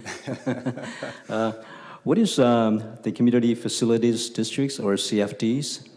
That's a program that's under Public Works. I believe Director Mosier is in the next couple of days and can probably speak better to that than I can. Okay, we'll continue this conversation with that as well. There's a lot of pocket parks as new growth comes into the eastern side of District 5. And there may be some CFDs within these pocket parks. Is there a way to identify which CFDs, which pocket parks fall under CFDs and which ones are not? Yes, through our GIS system, we can identify those parcels that are identified as a pocket park or a parks asset. Okay. And for the pocket parks that fall under the CFD's jurisdiction, a lot of them do not have amenities like benches and covers, shades, etc. What is the regulation or the policy in terms of the city's ability to go into these CFDs and put in additional benches or shades if that is the case? I'll go ahead and cover that.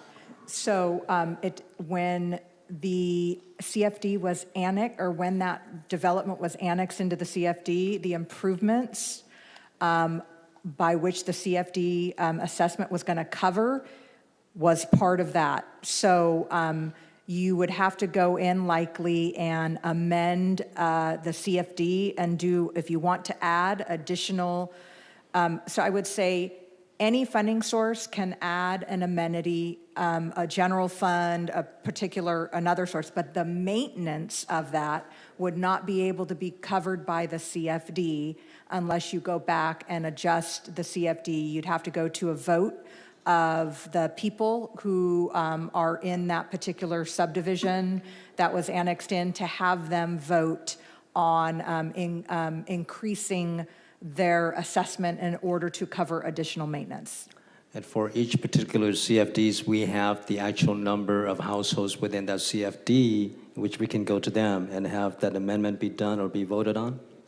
Theoretically, yes. We've never done that before, but, you know, I guess technically there's a first time for everything.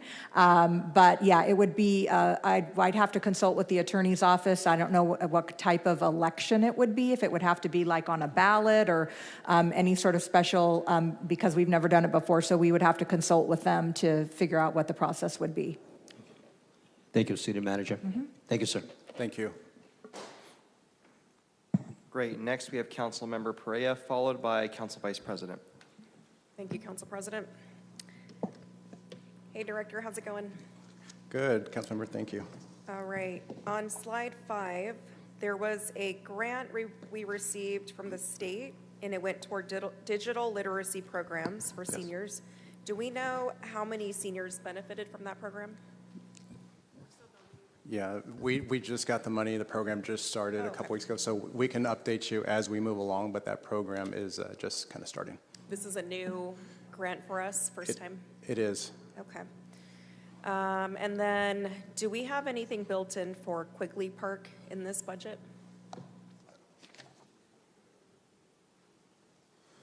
To wrap up the design. Right, we have in this budget the money to wrap up the design, correct. Okay. And then when will we have that estimate for construction?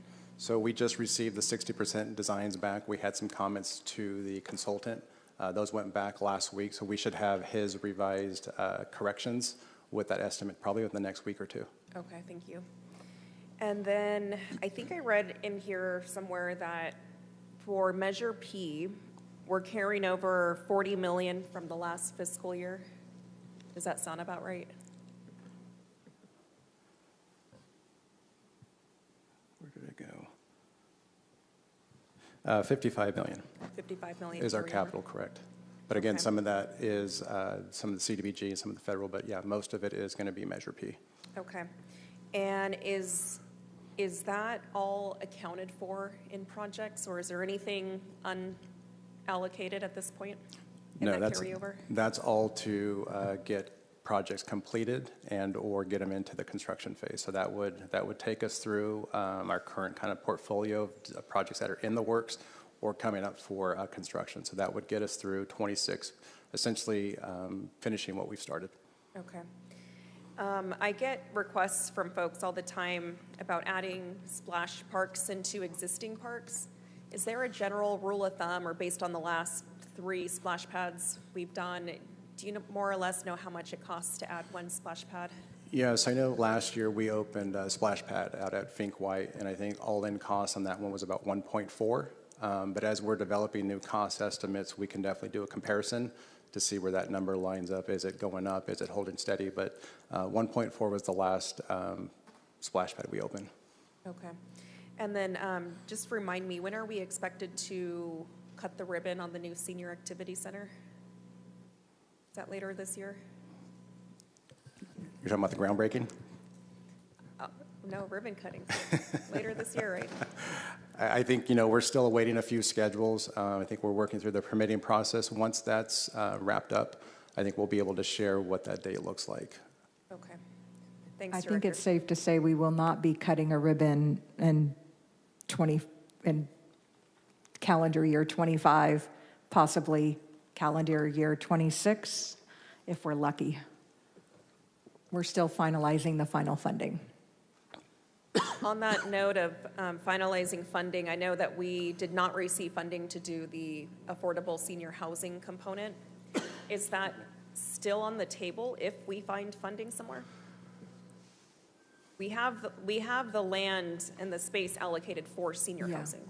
So I'll be prepared to have Phil Sky or Planning and Development address that when they come up. I know that currently there is not a active proposal for senior housing. As you may be aware, the developer, I think, applied 2 times for tax credits and was not successful.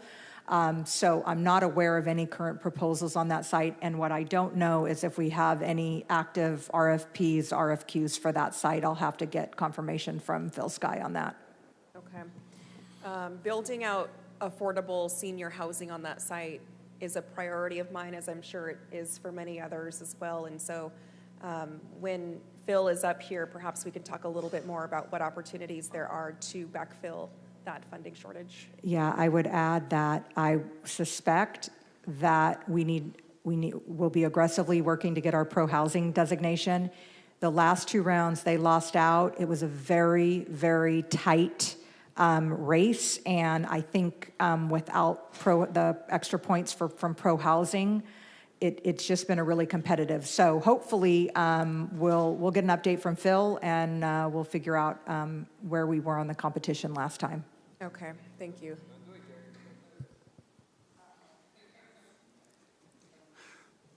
Thank you, Director. You're welcome. Thank you.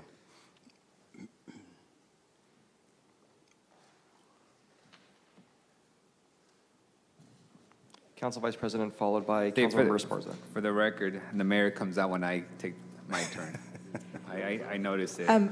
Council Vice President, I don't know if you want, Phil just entered the room, if we want him to answer Councilmember Pereira's questions. I'll defer Please. the council. Hi, Phil. Okay. Did you hear the question? Senior housing on Blackstone, our senior activity center. Are there any active RFPs? Where are we in the process of putting that back out for senior housing? Sure. Phil Sky, Assistant Director, Planning and Development Department. Thank you for the question, Council Member. So currently where we are is we are completing the NEPA for that site. As you recall, there's an existing retail strip mall. And so we are completing NEPA because that is necessary to utilize community development block grant dollars, which we've set aside, council's approved, for us to utilize to demolish the strip mall. Again, in order to do that, we must complete the environmental. So that is where we are right now. Upon completing the environmental, we will then proceed with demolition. And around that time, we would then initiate a new procurement for proposals. So the proposed housing is proposed to be located near or where the existing strip mall is? That's correct. Okay. And then we haven't demolished that yet, correct? Correct. Completing the environmental first, yes. Doing the environmental first, okay. I don't know if you were listening to the discussion, but it was around the fact that we were not successful in getting the funding, or the applicant was not successful in getting the funding for the housing. But I just kind of wanted to hear more about what is our plan to backfill that funding, because I think a majority, if not everyone on the council, is supportive of ensuring that we do build senior housing at that location. Yeah, I think, Councilmember, the plan is, as the city manager is indicating, would be a new procurement. At the time, this council approved a subsidy of $15 million for a project as it was proposed at that time, which was originally, I think, 82 units. We ended up around 79.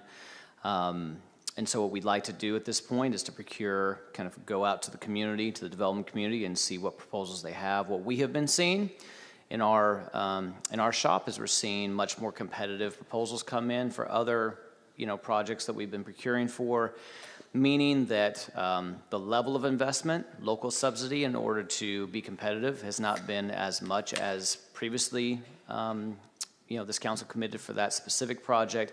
And the reason for that is that we've seen other construction technologies and methods utilized to advance affordable projects, and also using some private financing as well, which is something that was not in play when we originally contemplated this senior project. Yeah, so that's right, Mayor. So when I was talking about the construction technologies and methodologies, so you're referencing manufactured housing, modular housing, factory built, cold form steel, a number of things that we're seeing utilized in some current projects. that just wasn't in play at the time. You're welcome.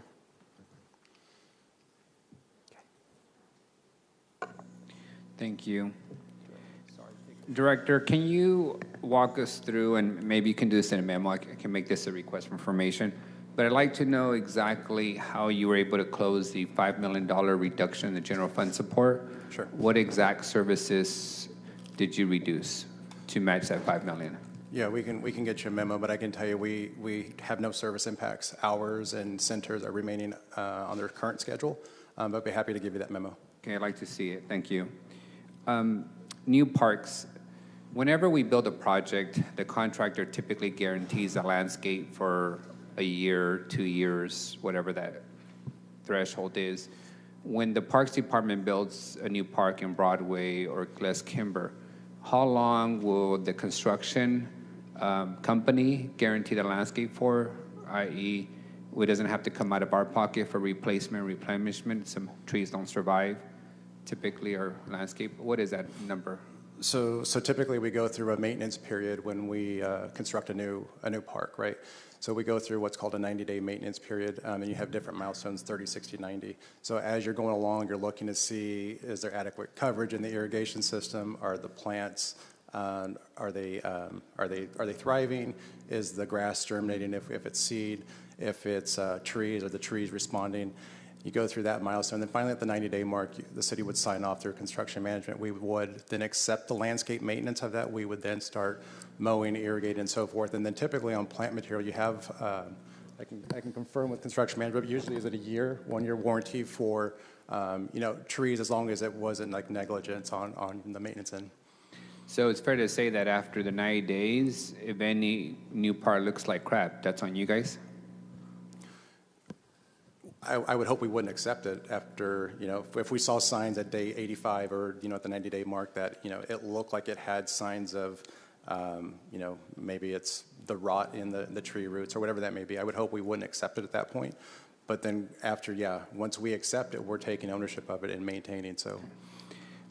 Speaking of which, I know you've discussed previously with Member Maxwell around the rationale for cost savings, which I fully don't understand yet, how we can save so much money by moving staff from one department to another department. That's foreign to me. So I'd like the breakdown of exactly in what categories is that money being saved. And two, I do recall the conversation, maybe 2 years ago now, Council, we had a swath of all the park grass was all yellow and dying. We brought Director Mosier in and read him the Riot Act, because Public Works was managing landscape, and then he focused on it, and 2-3 months later, and since then the grass is green. I think the root cause was the aged irrigation system and replacing pumps and things of that nature. So are you suggesting now that it will no longer be Public Works, that it will be your team that's responsible for the quality of irrigation and conditions of the greenery? Correct. So based on the proposal, the current staff that are maintaining our parks now, that have them looking in the condition they do, nice green lawn, the nice crisp edge mode, would be the same employees who would transfer over to Public Works, or I'm sorry, to Parks from Public Works. Did staff evaluate outsourcing landscape and maintenance of parks completely instead of just moving it from one department to another?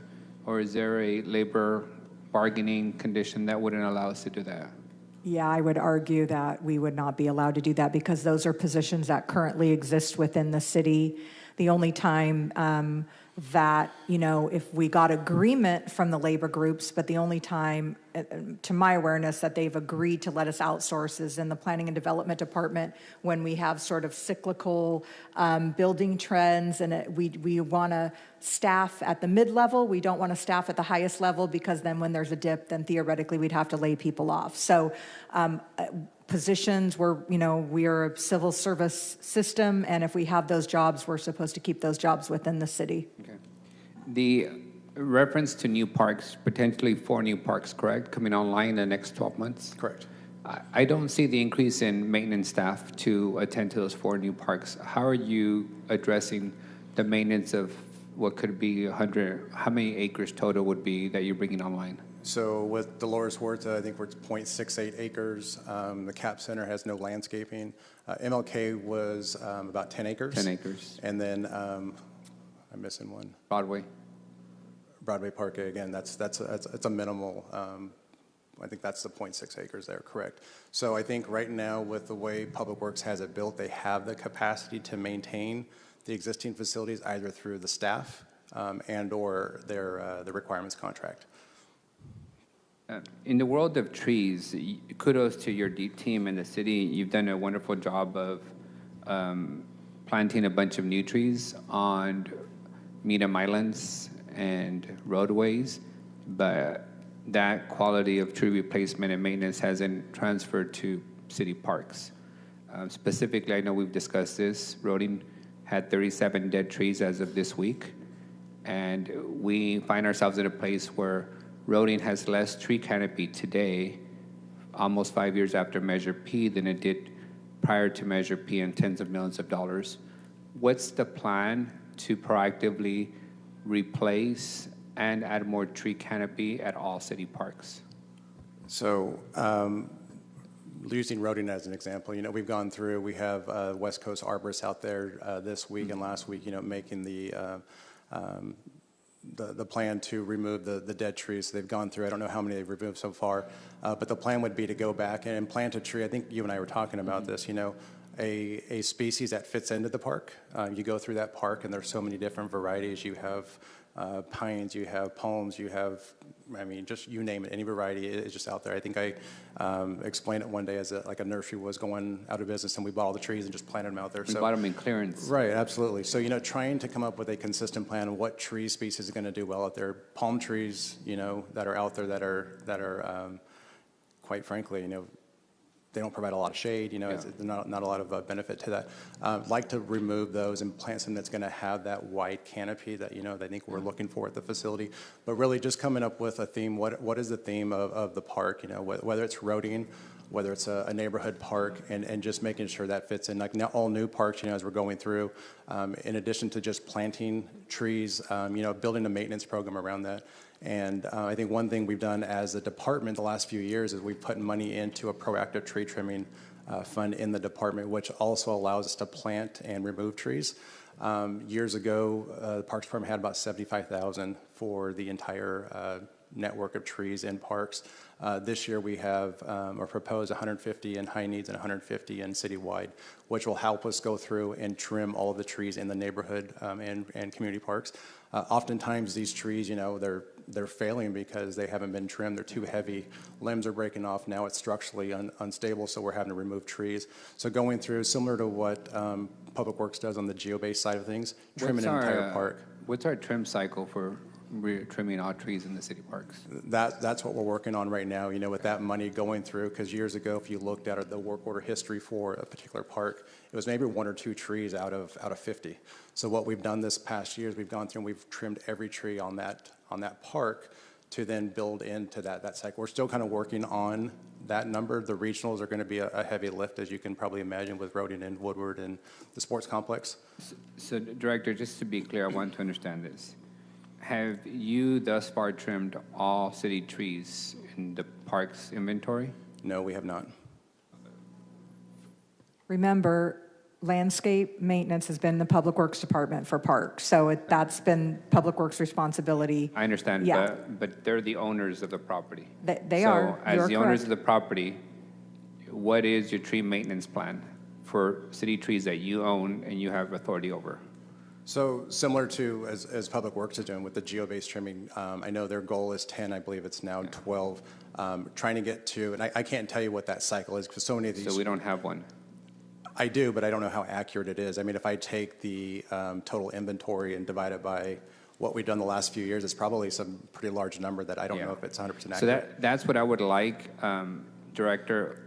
I want you to take the next couple of days if possible, but just the way we have a clear trim cycle for Public Works right-of-way trees, I want a trim cycle for the Parks Department for every tree in your parks inventory. And I want to know what that cost is because I intend to make a motion to include that in this year's budget. trees are so significantly, as you know, buying shade canopy is extremely expensive to install, given ADA and contracting supplies, materials. But the one place where you've done a really good job is at that secondary playground at Roding, where, yes, you have shade canopy, but really most of the shade comes from thoughtfully placed variety of trees around the playground. And that's what I would expect from a Parks Department, is a complete inventory, a trim cycle. I also want in that information a plan for replacement and adding additional trees to the current inventory of trees. I'd like that for us to make a motion on it. The other component of my reference, I did see, just FYI for the city manager and director, I just read the presentation to the Parks Commission, and this is the most detailed, in-depth presentation on city parks I've ever read. But I'm wondering how come this level of presentation hasn't been given to the council. This has more information on like the status of our parks. Like, for example, even the park rangers. The information that you have in this presentation is extremely valuable, and I think it's something that we should be receiving directly. I know timing is whatever it is. You went to a Parks Commission probably this week or the 27th, and you're coming to us. But this, I think, is the level of information that we need. I was surprised by the fact that you've had 33,000 calls for service for the park rangers, and the Northeast sector has 8,700 calls for service versus Southwest having 5,500 calls for service from park rangers.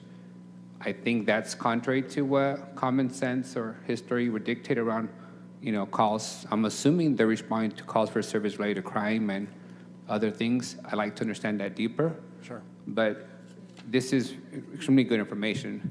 It breaks down the categories of Measure P, the project list, timelines, all things versus a budget presentation that we get that's really just sticks to the broad numbers. We'd be happy to get that to you. If that's something that the council want, that's fine. That's generally not the level of detail that we've presented at these meetings, but we can certainly provide it to you. Yeah, and I know you have to for Measure P, Commission, but I think giving it to us would be helpful too. It answers some questions. We can go ahead and put a cover memo on that and get it to you all. Thank you. My other questions, it might be because my tenure here, I'm on my way out. I want to see more money going to projects that are actually going to be completed versus projects that are going to be studied and evaluated and designed, and we never get to the actual construction side of things. It takes no fault of yours. It takes a long time to construct something. It's what I've learned, especially on parks. So I will be making some motions to move around money within my district to go into construction of projects and some things that I think have gone way out of cost estimates. I did want to make a note on the request from the Parks Commission. They request $2.3 million for restrooms at Nielsen Park. My recollection of restrooms is that they cost about $500,000. Where do they come up with the $2.3 million money? There's a couple numbers they came up with that I'm not sure where they got those from. But yeah, the restrooms that we're putting in are typically less than $2.3 million. So that motion there, I think, is a little inflated. But yeah, we're typically seeing restrooms about $1 million. Are they not asked to stay within reason, or do they just get to make up numbers? So myself and City Manager Miller had the opportunity to sit down with them and kind of go through some of their motions and walk them through, that level of detail you talk about, the different categories, and trying to keep them in kind of within the guardrails. Like if you look at some of the previous motions, they were recommending $3 million from Category 3, which is our youth and seniors at, the total budget, and that one's about $3.8 million. So trying to kind of guide them through. I think they've gotten better with some of their motions, but again, trying to give them that level of detail to help them make motions that you all can stand behind. Motion 7, allocate $1 million for River West project. What is that exactly? I've never heard of it. I don't know if Public Works is here to I'm asking you to answer it to you. It's, Probably it's don't in know. District 2. River West is well, there's a couple different components, but it's the continuation of the connection of, Mike, you might want to help me here. Sure. River West is the So- connection of the Eaton Trail, right? Yeah, so it's going to include, the Eaton Trail. It's got alternative, I don't want to get into this because it's it was controversial at one time. Now it's very peaceful. What's the basic summary, a description of what it It is? increases, good question. It increases public access to be able to use the Eaton Trail along the river on the Fresno side. So is that like building an actual trail? Yep, so what Okay. we'll do, the core project, which is pretty much fully funded, will have potentially a trail access point, but a parking lot off of Perrin and 41, where you can park and then access the Eaton Trail all the way to the Palm area. Spano Park, thank you. And then eventually, as we get more funding, there'll actually be a parking lot and access through the neighborhood off of Audubon and through Spano Park itself for like buses for school kids to go down there. Motion 11, explore how we can get blue heron up. What is that? That is. Is that a bird?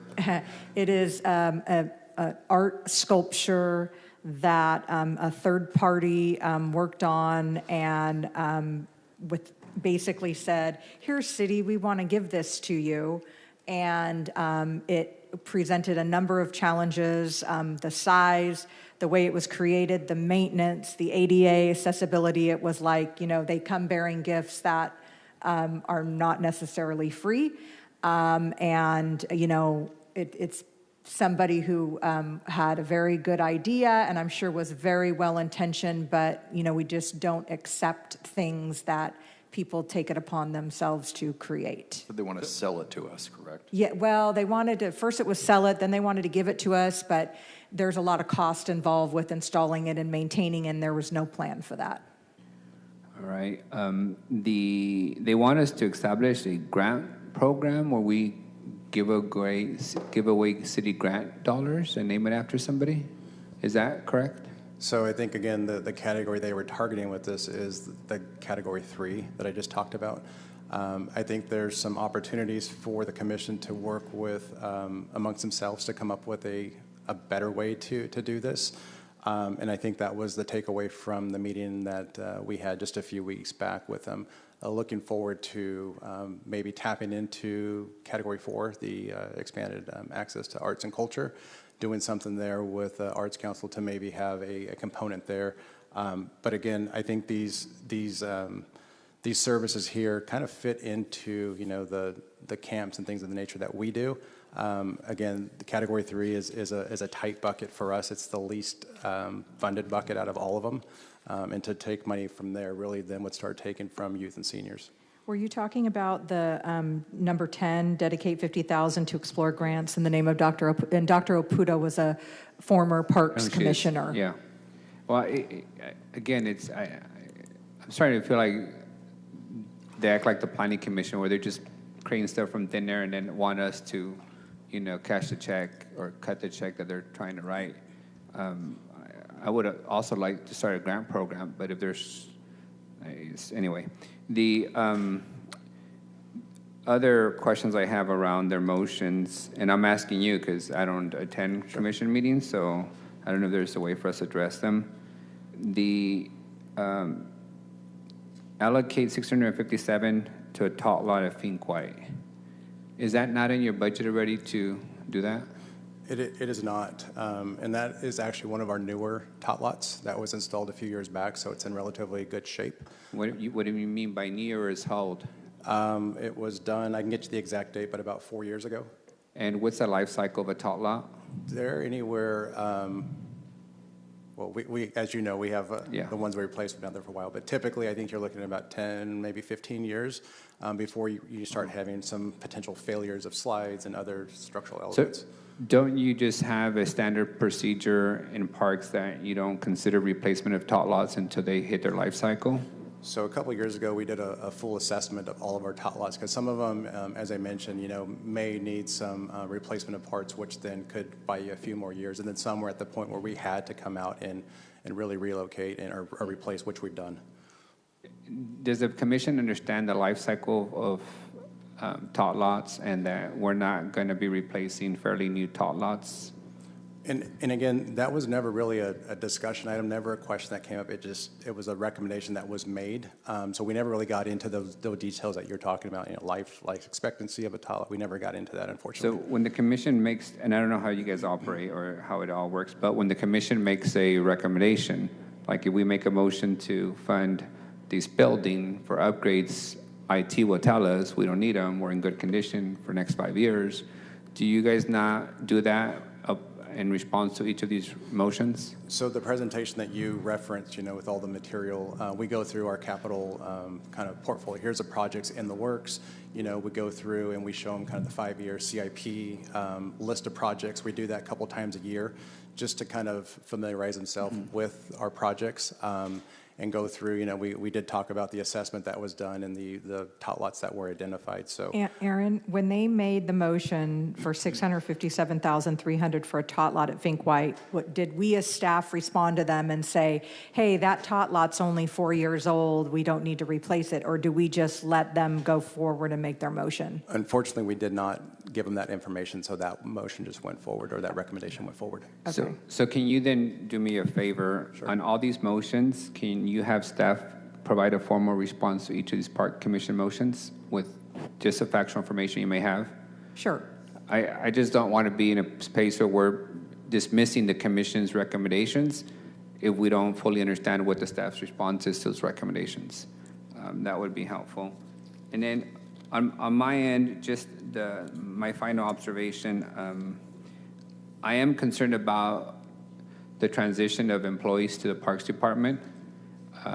That concerns me quite a bit because when we received Measure P, we were convinced by city staff at that time that the Public Works Department should be responsible for capital and maintenance of parks. I, in retrospect, regret that agreement and that consensus that we gave at that time because I have not seen the uphill improvements in the green spaces. I think Public Works does a wonderful job of building streets and buildings and a bunch of other stuff, but I just haven't seen it until it gets bad enough that we have to have a public conversation about yellow grass or irrigation systems. I've seen the canopy of city parks diminish over the last few years, even though Public Works has been the point on that. Again, they do very good work in planting new trees in the middle of roadways. I haven't seen that translate to city parks. So my only hesitation is, at that time, I think we also did it in connection to the budget conversation. I don't think there was a standalone, fleshed out conversation. The transfer of parks maintenance goes back much farther prior to, do you remember, Brian Russell? I thought we did it when we... It was before Measure P, because Measure I P. wasn't here during Measure P, and it was during a previous administration that I was part of. Yes, but... I feel like it could have been the Swearingen administration, but I'm not quite sure. You're right, City Manager, but we added more? In 2010. Correct. And I'll tell you what the genesis of that is we were trying to increase service and the improvement of what the parks look like. And the way the Parks Department was run at that time was sort of like, hey, if it's broken, go fix it. If this needs to be improved, put more water on it, put more fertilizer. And whereas Public Works was much more sort of data-driven of like, okay, we can pave this many miles with this many tons. And Bruce Rudd at the time was very much about sort of analytics and data. And Parks wasn't able to sort of provide, okay, we're able to manage this many, mow this much grass with this many staff. And so it was decided at that time that we would transfer the responsibility over to Public Works so that we could get in more of the like cost per unit analysis. Now, having said that, I feel like I've kind of heard a couple different things from you today, but I think the people, as you have stated, they're the owners of the parks, and I do think they are in the Parks Department is in the parks every single day, either, dealing with issues with the parks, with the people. Public Works comes in and provides a service. So I would say that, they provide the service to the best of their ability and do a great job. And I don't mean this derogatory towards Public Works, but I think the sense of ownership is a little bit different with it being in Public Works than it is with it being in Parks. So when we started having the discussion about the possibility of moving it to Parks, and frankly, Aaron used to work, when he was in Public Works, he used to oversee the landscape maintenance. So we started having those conversations, and then we'll get into more explanation about the cost allocation plan. It's basically like an accounting mechanism, but then when we realized we could save $1.12 million by transferring it into Parks, it did sort of seem like a no-brainer to us because they do have the most ownership. And it is a little bit difficult, as you mentioned, with the tree canopy and the fact that they don't have a sort of an idea of what their replacement cycle. Well, on one hand, yes, they are the owner, but basically all of that responsibility and funding has been given to Public Works, so it doesn't leave the resources back in the Public Works, in the Parks Department, to be looking at it from that perspective. So we'll obviously have more discussions and more explanation, more detail. But that is one of the reasons why we are proposing that the responsibility go back to the Parks Department.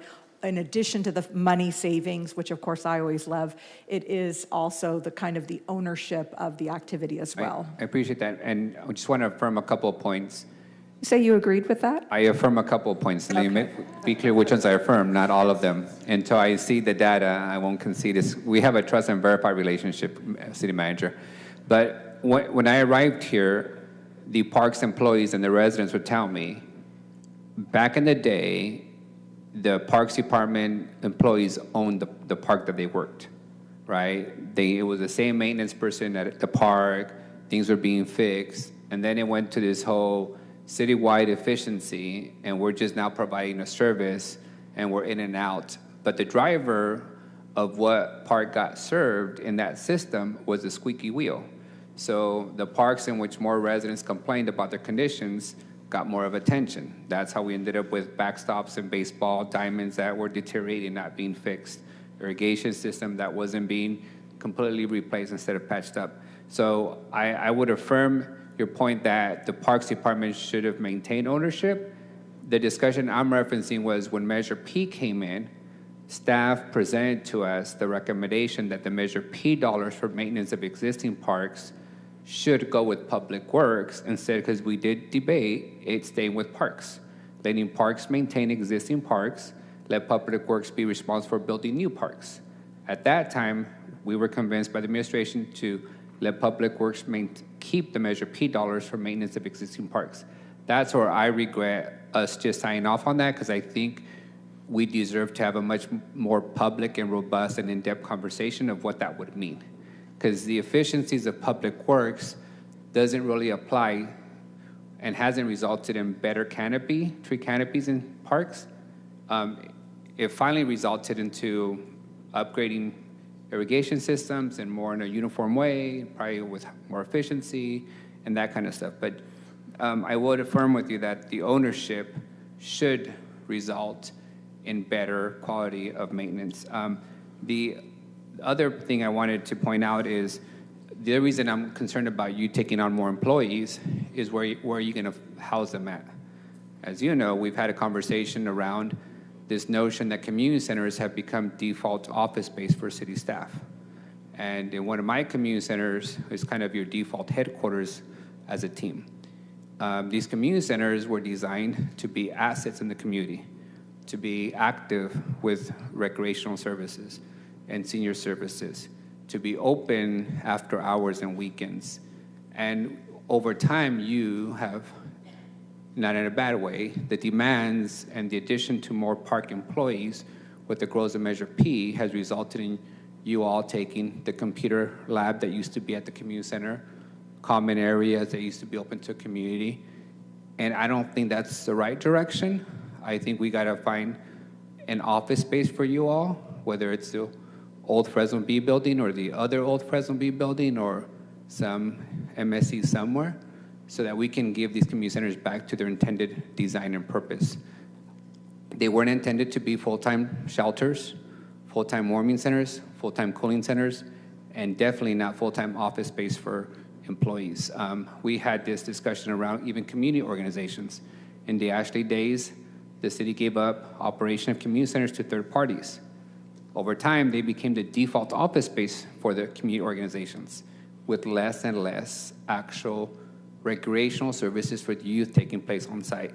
So I'm cautious about, until I know where you're gonna place all these employees, and they're not gonna further result, and you guys taking more office space in community centers, I'm hesitant to just sign off on it. Yeah, I hope they're not going to be in office space.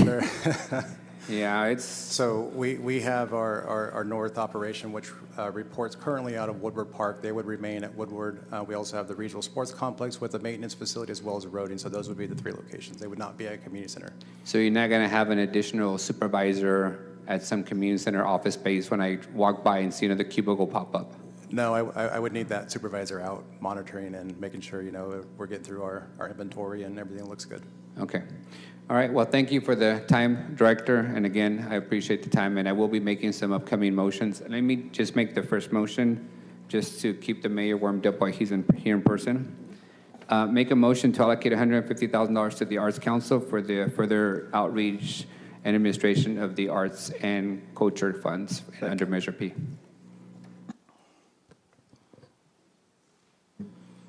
That concludes it. Okay, so we're going to quickly go to Councilmember Maxwell and then Councilmember Esparza. Just a memo that I had forgotten to ask for, Director, really quick. Unallocated Measure P funds by bucket. That was it. Absolutely. Thanks. Okay, Councilmember Esparza. Director, can you confirm this budget includes funding for the warming and cooling centers? That resides in the city manager's office. Yes, it is in the Office of Emergency Services in our budget. Okay. What level of service is the status quo we had this current fiscal year? I believe so, but I will confirm that when we do our budget presentation. Okay. Or before that.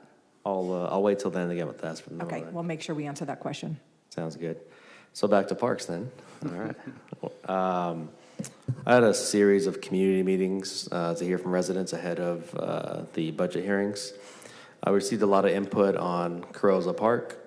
There's a lot of good stuff in here for D7, but I did want to request a memo. In that memo, I'd like for it to include estimates for installation of new play equipment and bathroom rehab over at Carrozza Park. Sounds good. Thank you. Carrozza. And could we also provide a memo? I know that the park rangers are housed within PD, but given their source of funding and just the impact on our parks, I want to know if we can get a memo with updates on our park ranger program, just how many rangers there are currently, and just how have they alleviated calls for service at our city parks. Sure. Just see the impact. And that Councilmember, I'm yeah. sorry, on the park ranger, the call for service, do you just want the pure volume, or are you looking for? Maybe like a comparison of before and after. How long have we had the park rangers in service now? So we haven't had them at full capacity for the entire duration, so those numbers might be a little off. But we can definitely work with PD on that. They should have at least 2 years worth of good data last year and this year. Prior to that, I'm not sure what that may look like, but I'd be happy to work with Deputy Chief Beckwith on that. How long have we been at full capacity then? To their credit, they've gotten very close, and I think they've lost a few to the cadet program. Sure. So we've lost a few in that capacity, but I believe right now we're about 18 or 19. The max is 20, so we're very close to being at full capacity here. And I know they are actively recruiting and interviewing to get to that 20. Yeah, so maybe at minimum, just off the top of my head, say they've been at full capacity for 6 months, 7 months, maybe an apples to apples comparison of these 7 months versus the 7 months prior to them being implemented at all. Okay. We'll kind of leave the in-between out, if you will. Sure. That makes sense? Makes sense. Yeah. And that's all I had for today. Thank you. Okay. Any other council members punched up to discuss this item? Parks Department? Okay, so I have a few questions. Definitely a lot of praise, but also a lot of criticism. Oh, I thought you were Billy. I'm sorry, never mind. No, I'm kidding. We love Chief Alcorn. I just like making him sweat. Start sweating, Aaron. I want to make him sweat. No, I'm kidding. No, lots of praise from your department, and I think that you've heard a lot of council members. We've delivered a lot in the last few years alone in terms of improvements at park sites throughout this city. I know it feels like it's never enough, and we hear from residents all the time. I just want us to remember what it was like back in 2019 when I first came in, and it was totally different than it is today. So just a couple of things. The Pinedale Community Center, I'll email this in. I'm going to send a request for information. Okay. We have ongoing, every year we've allocated some funding to improve that community center. I think it's the only community center we really have north of Bullard in Fresno. And it is a very proud community, and they really use that community center. We have senior programming out there, we have youth, we have a teen center now for the kids that are a little bit older, and we have a public library on site as well with Fresno County. The good news, though, this year, I believe, is it's considered a high-needs neighborhood, so they're eligible for more funding. That's correct. What I'm going to request is, in the past, I've requested information on improvements. We've come up with a plan, but those numbers have shifted, I'm sure, over the last year, with inflation being what it is. I'll request an update to that memo so we can have those improvements. Now, Stallion Park is another park near a fire station in northwest Fresno. Definitely needs some work. I've requested in the past kind of a survey. I'm going to request that again, but also I wanted included an estimate for the softball servicing that we're putting in at Logan and Orchid Park, which is underway right now, so good job on that as well. Thank you. So those two, and then another park that's actually closer to where we are now, and I think Council Vice President mentioned it, but Dickey Park. I'm going to request some information on Dickey Park, also maybe what programming is available out there and what future plans are for that area as well. And I can answer real quick on Dickey Playground there. It's kind of tied into the Dickey Youth Community Center. Mm-hmm. So, we do have programming at that center, which then we incorporate the park. So we'll take the children from the community center, walk into the park, do our recreational activities out there, in addition to what we do inside the community center as well. Has any expansion of that site ever been considered? I think years ago there were a couple parcels just to the east of the building that were looked upon to I think purchase and create almost like a walkway from the community center directly to the park, but I believe there were some historical issues with the structures they were looking at, so I can see if I can dig that back up. Maybe in the requested memo we can include that information as well. Okay. I think that concludes my questions. I have Councilmember Esparza punched up. Yeah, Director, I forgot to ask if we can get, I know there were some questions about the senior center earlier. Perhaps and I think there was a couple different scenarios the city manager had kind of outlined. If we can get sort of a what if, scenario 1, scenario 2, scenario 3, in terms of timeline, based on some of the moving variables right now, just so we have an idea of what, sort of best case scenario versus a worst case scenario is. I know I've communicated to residents kind of an expected groundbreaking date, and I hate to make liars out of all of us in terms of when we tell the public something's going to happen and then it does not happen.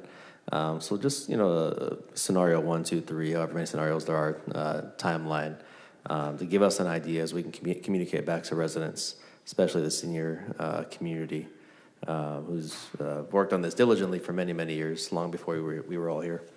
Yeah, thank you, Council. Probably a good time for me to provide an update to the council on this, because it's been somewhat of an evolution in terms of inflation, some of the costs, the fact that the senior housing initially was going to be a part of the senior center development with the Lingo brothers, and then the senior housing did not get funded with the tax credits.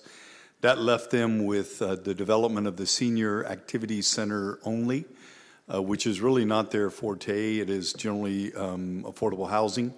But having said that, we have been had a series of meetings with them, and the challenge has been the increase in cost of labor as well as material. And as you recall, they entered into a contract with this for a maximum guaranteed price. And that maximum guaranteed price was $30.5 million for the senior center. Since that time, we have been working with them and determined, or at least they have provided us that there would be an additional cost. And that additional cost is about $2.4 million. And part of that has to do with, at one point during the negotiations, there was a 10% design fee. We asked them to drop that down to 2%. That was a $500,000 savings. On top of that, there's about $1.9 million that they anticipate were increased material cost, which is about 7% across the board. So the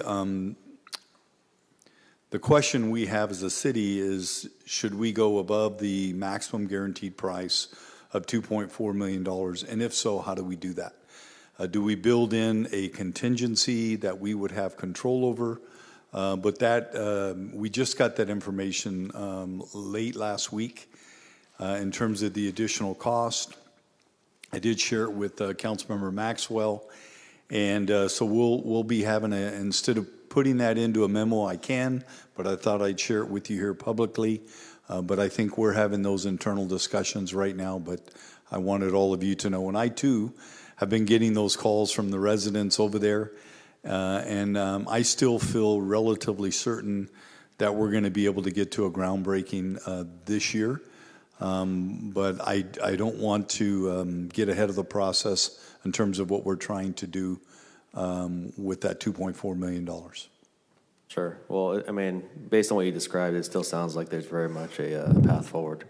There's definitely a path forward. It's what path we're going to take forward to get there, and you know how we were able to work this out in terms of contingency for cost increase. So, been working with Assistant City Manager Macias and Ruthie Quinto and trying to come to grips with this because it was a maximum guaranteed price that we negotiated on this. So, Mayor, is this something we're going to figure out in the next 21 days? Yes. Okay. Or less than that, actually. And yes. I don't want to give too much detail other than what I already have. Sure. Okay. All righty. Thank you. Okay. You good? Okay, Director, I just wanted to ask, I forgot to mention one thing, my Columbo moment. Just one more thing. Logan Park, I requested this already. I would like an update on the conversion of the tennis courts to the multi-use courts, including pickleball. I have some residents that are very active and very patient, but they really want that to get done. So. And we have the date for you, so we'd be happy to give it to you Great. in that memo. Thank you for that. Any other council members wishing to ask any questions of our Parks Director? Thank you. Okay, good job, Aaron. Thank you. With that being complete, who said 5 p.m.? You said, I mean, you're on the same page. So we took... It's the Esparza rule. Yeah, we drew straws before the meeting saying how long you think we'll be here. Yep. I said 4 o'clock, and then about 11 a.m. I said, no, we're going till 5. Yep. We're there. And tomorrow we, of course, have continued hearings, and we will be back tomorrow morning at 9 a.m., meeting adjourned today at 4:51.